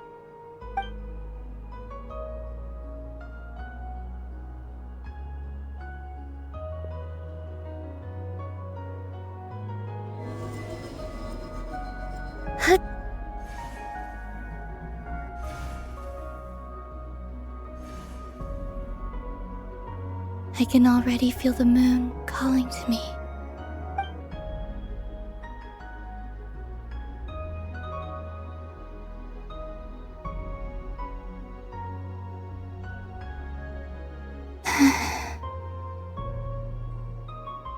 Your home lies on the far side of this light, Columbina. From now on, we will at last have a reason to pray to the true moon. Columbina. Yes? I'm listening. Be sure to come back and see us when you get the chance.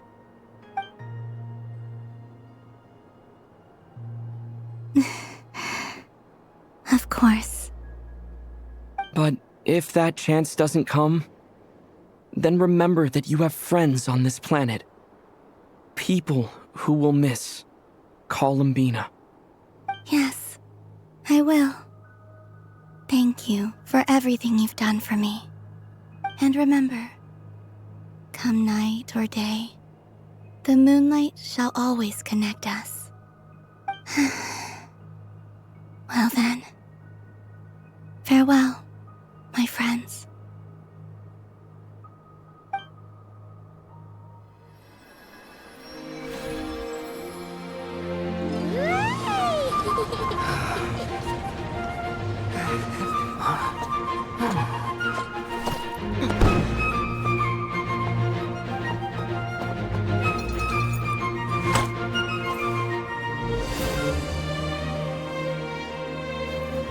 Thank you.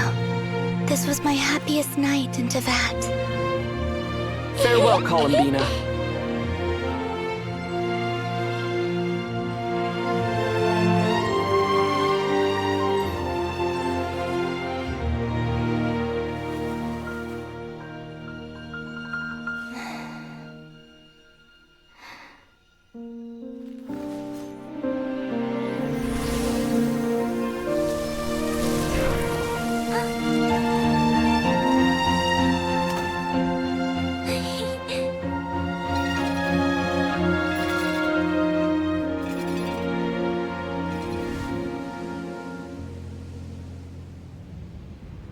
The moon really is closer than ever tonight.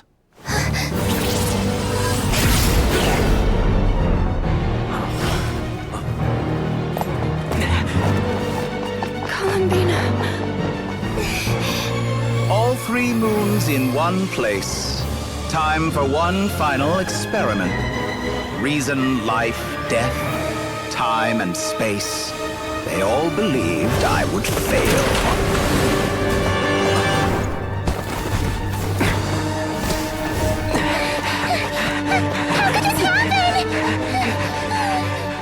But Teyvat's primordial power never did belong to the throne of heaven. And now, they are mine.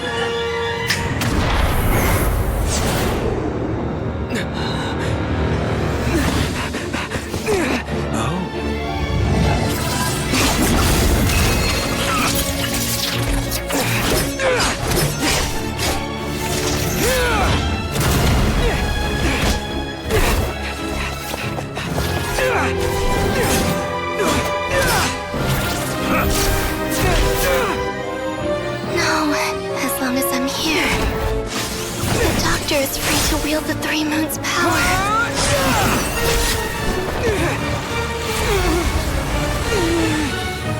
It's the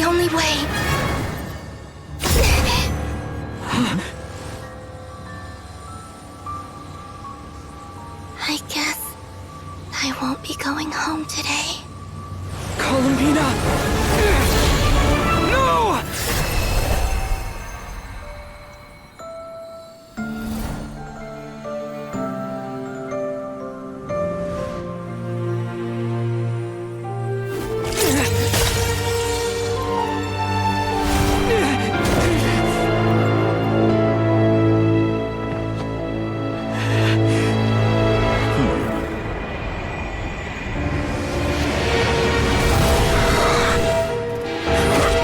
Stubborn world, do not try to control me!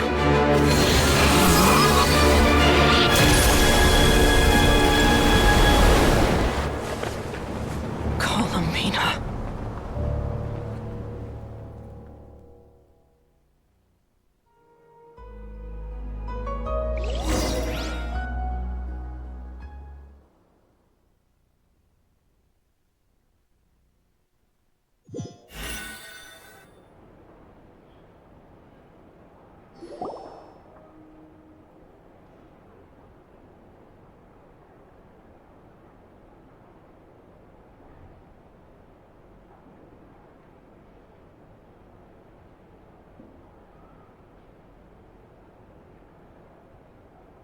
Are you all right?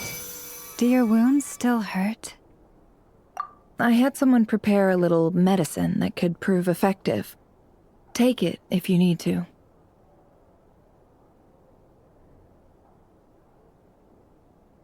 In that case, let me relate the contents of the call we made to Alice after the incident occurred. That Dottore is a crafty one. He distracted the Hexen Circle by creating a huge fuss at Tevat's borders. I'd assumed that the cause was an abyssal intrusion from the outside world, which in fairness is a rather common occurrence. But after learning that you managed to influence the phantoms in nod-krai, I realized that perhaps this interference could have come from within Tevat instead. But we weren't able to change their fates. True, you couldn't change how their stories ended, but you did build some variables around yourself. Variables? Yes, things you heard that you could not otherwise have learned, ideas that would otherwise have never crossed your mind. All these things are variables. Of course, most variables usually pale into insignificance with the myriad of possibilities floating around. But the moment you start treating them as building blocks and intentionally stacking them, that changes things. That's what Dottore did, and it's how he created the necessary conditions so that when you activated the portal tonight, it played right into his plan. However, we have no way of knowing exactly what he did. Yeah, we also need to ascertain Columbina's status. And that about sums it up. As I suspected, Dottore has disappeared completely. If it's any consolation, he wasn't able to control Columbina as he might have wished to. Oh no!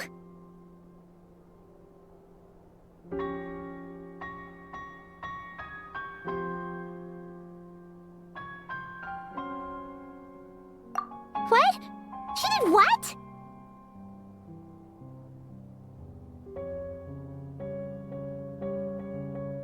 All we saw was Dottore appeared and used some kind of power. The next thing we knew, he and Columbina were gone and you were falling into the sea.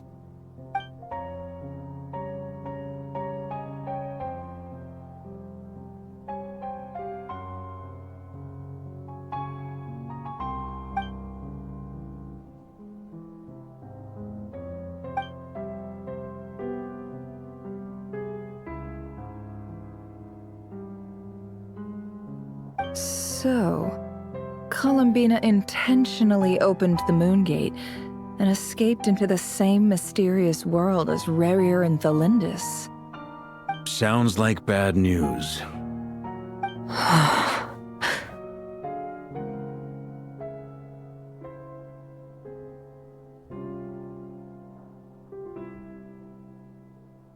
Seen in that way, the trilunar syzygy and Rerir's emergence, Dottore might have been pulling the strings in both cases.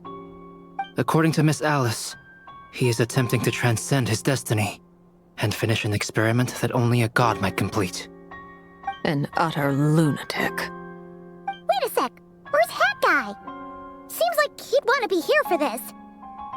He took off with the Dodo communication device after we spoke to Alice. He said he had a hunch that he wanted to investigate by himself. The look on his face was terrifying. I've never seen him like that before.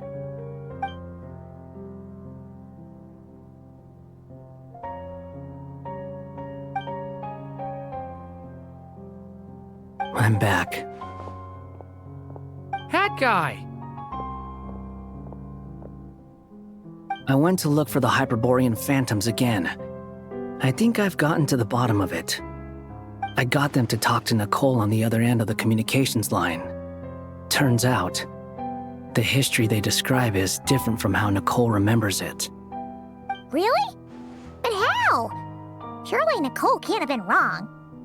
Because the phantoms are the ones who are deceived. They speak of a savior who appeared in their history. One who never should have existed. This savior promised to create a new moon within the false sky, and even bring back their moon goddesses. Foolishly, they believed in him, and told him everything he wanted to know about the moons.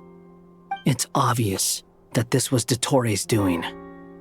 Now you mention it, the first time we entered the Hyperborean ruins, we heard the phantoms discussing their history, and I remember Nicole commenting that something sounded a little strange. But Dottore shouldn't have been able to get in there in the first place! He didn't. Nicole said that this was an anomalous state triggered by disruptions in the causal connections between phantoms from the same era.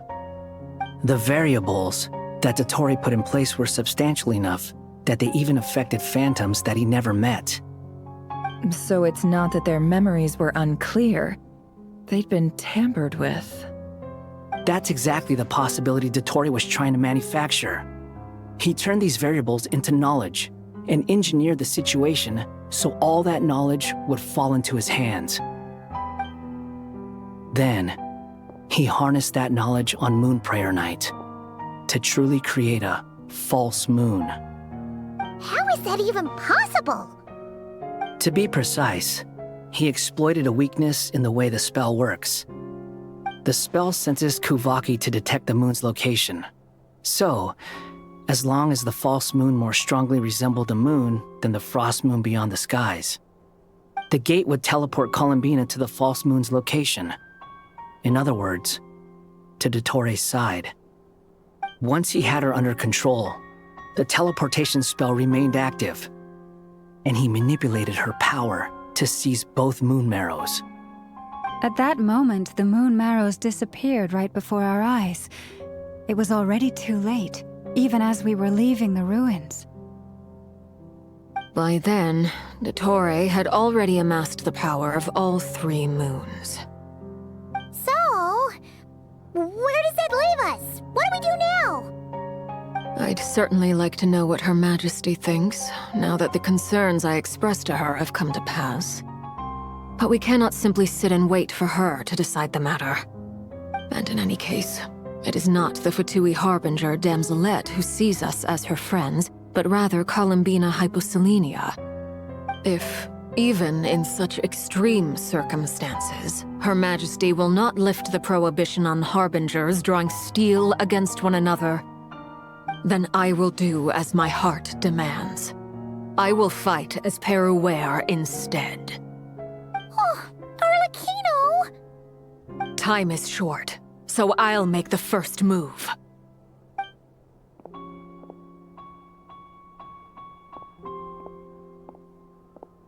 Whew.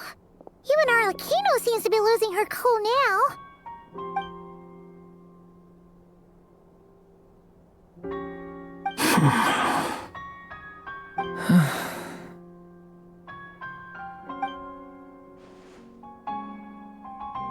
All right. Lose those dejected looks for a moment and let me get a word in. It looks bad, I won't lie. Very bad, in fact. So Dotori's pulled some real dirty tricks to gain the upper hand. For now. And yeah, it's to the point where even the mages say that his variables have affected destiny. I'm not so sure, though. Many have told me that Tevat's destiny is fixed, and that does appear to be the case. Well, what makes Dotori so sure he'll be the exception? And since he was able to stack these variables up, who's to say we can't do the same? You of all people should not be discouraged, traveler from afar. This isn't over yet.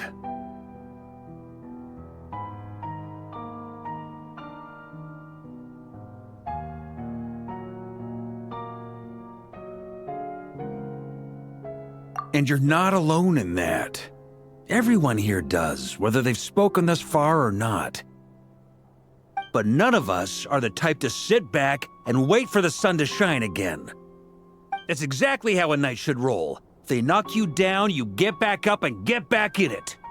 Don't forget, Honorary Knight, you're a legitimate member of Mondstadt too. Fark is right. This is far from over.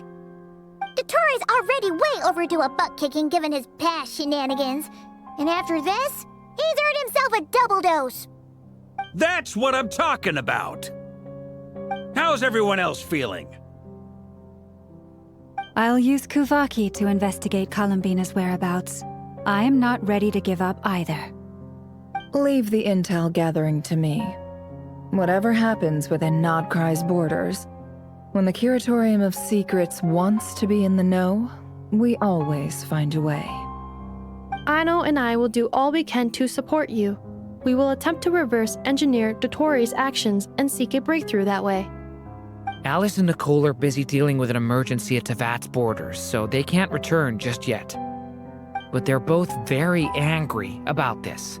They've asked Albedo and me to act on the Hexen Circle's behalf and do everything in our power to fight back against Dotori. Are you ready then? We're going to have to conduct a lot of research, even in the early stages.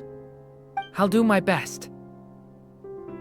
As for me, I'm pretty familiar with Dotori's way of doing things, so I can try to predict his next move. I'll help with your investigation. Nice! Looks like we have our basic division of labor. I'll get in touch with Flints and Itlua, get them to have a chat with their Starshiner. It couldn't hurt to bring the Lightkeepers on board as well. At the same time, I'll pass on instructions to the Knights present in nod-krai to assist the Lightkeepers and other organizations in ensuring the safety of those living here.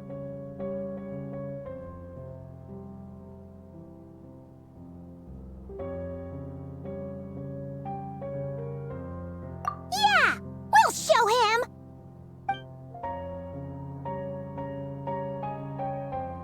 That's it then. Good luck, everyone.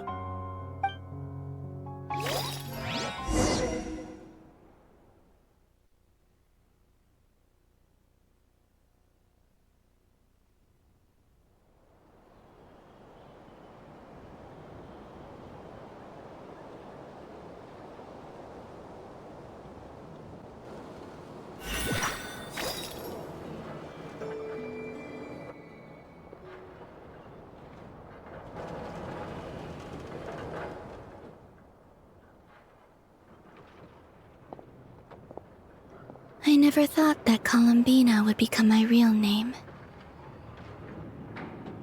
It went from being a Fatui code name to something my friends call me. And remember, come night or day, the moonlight shall always connect us.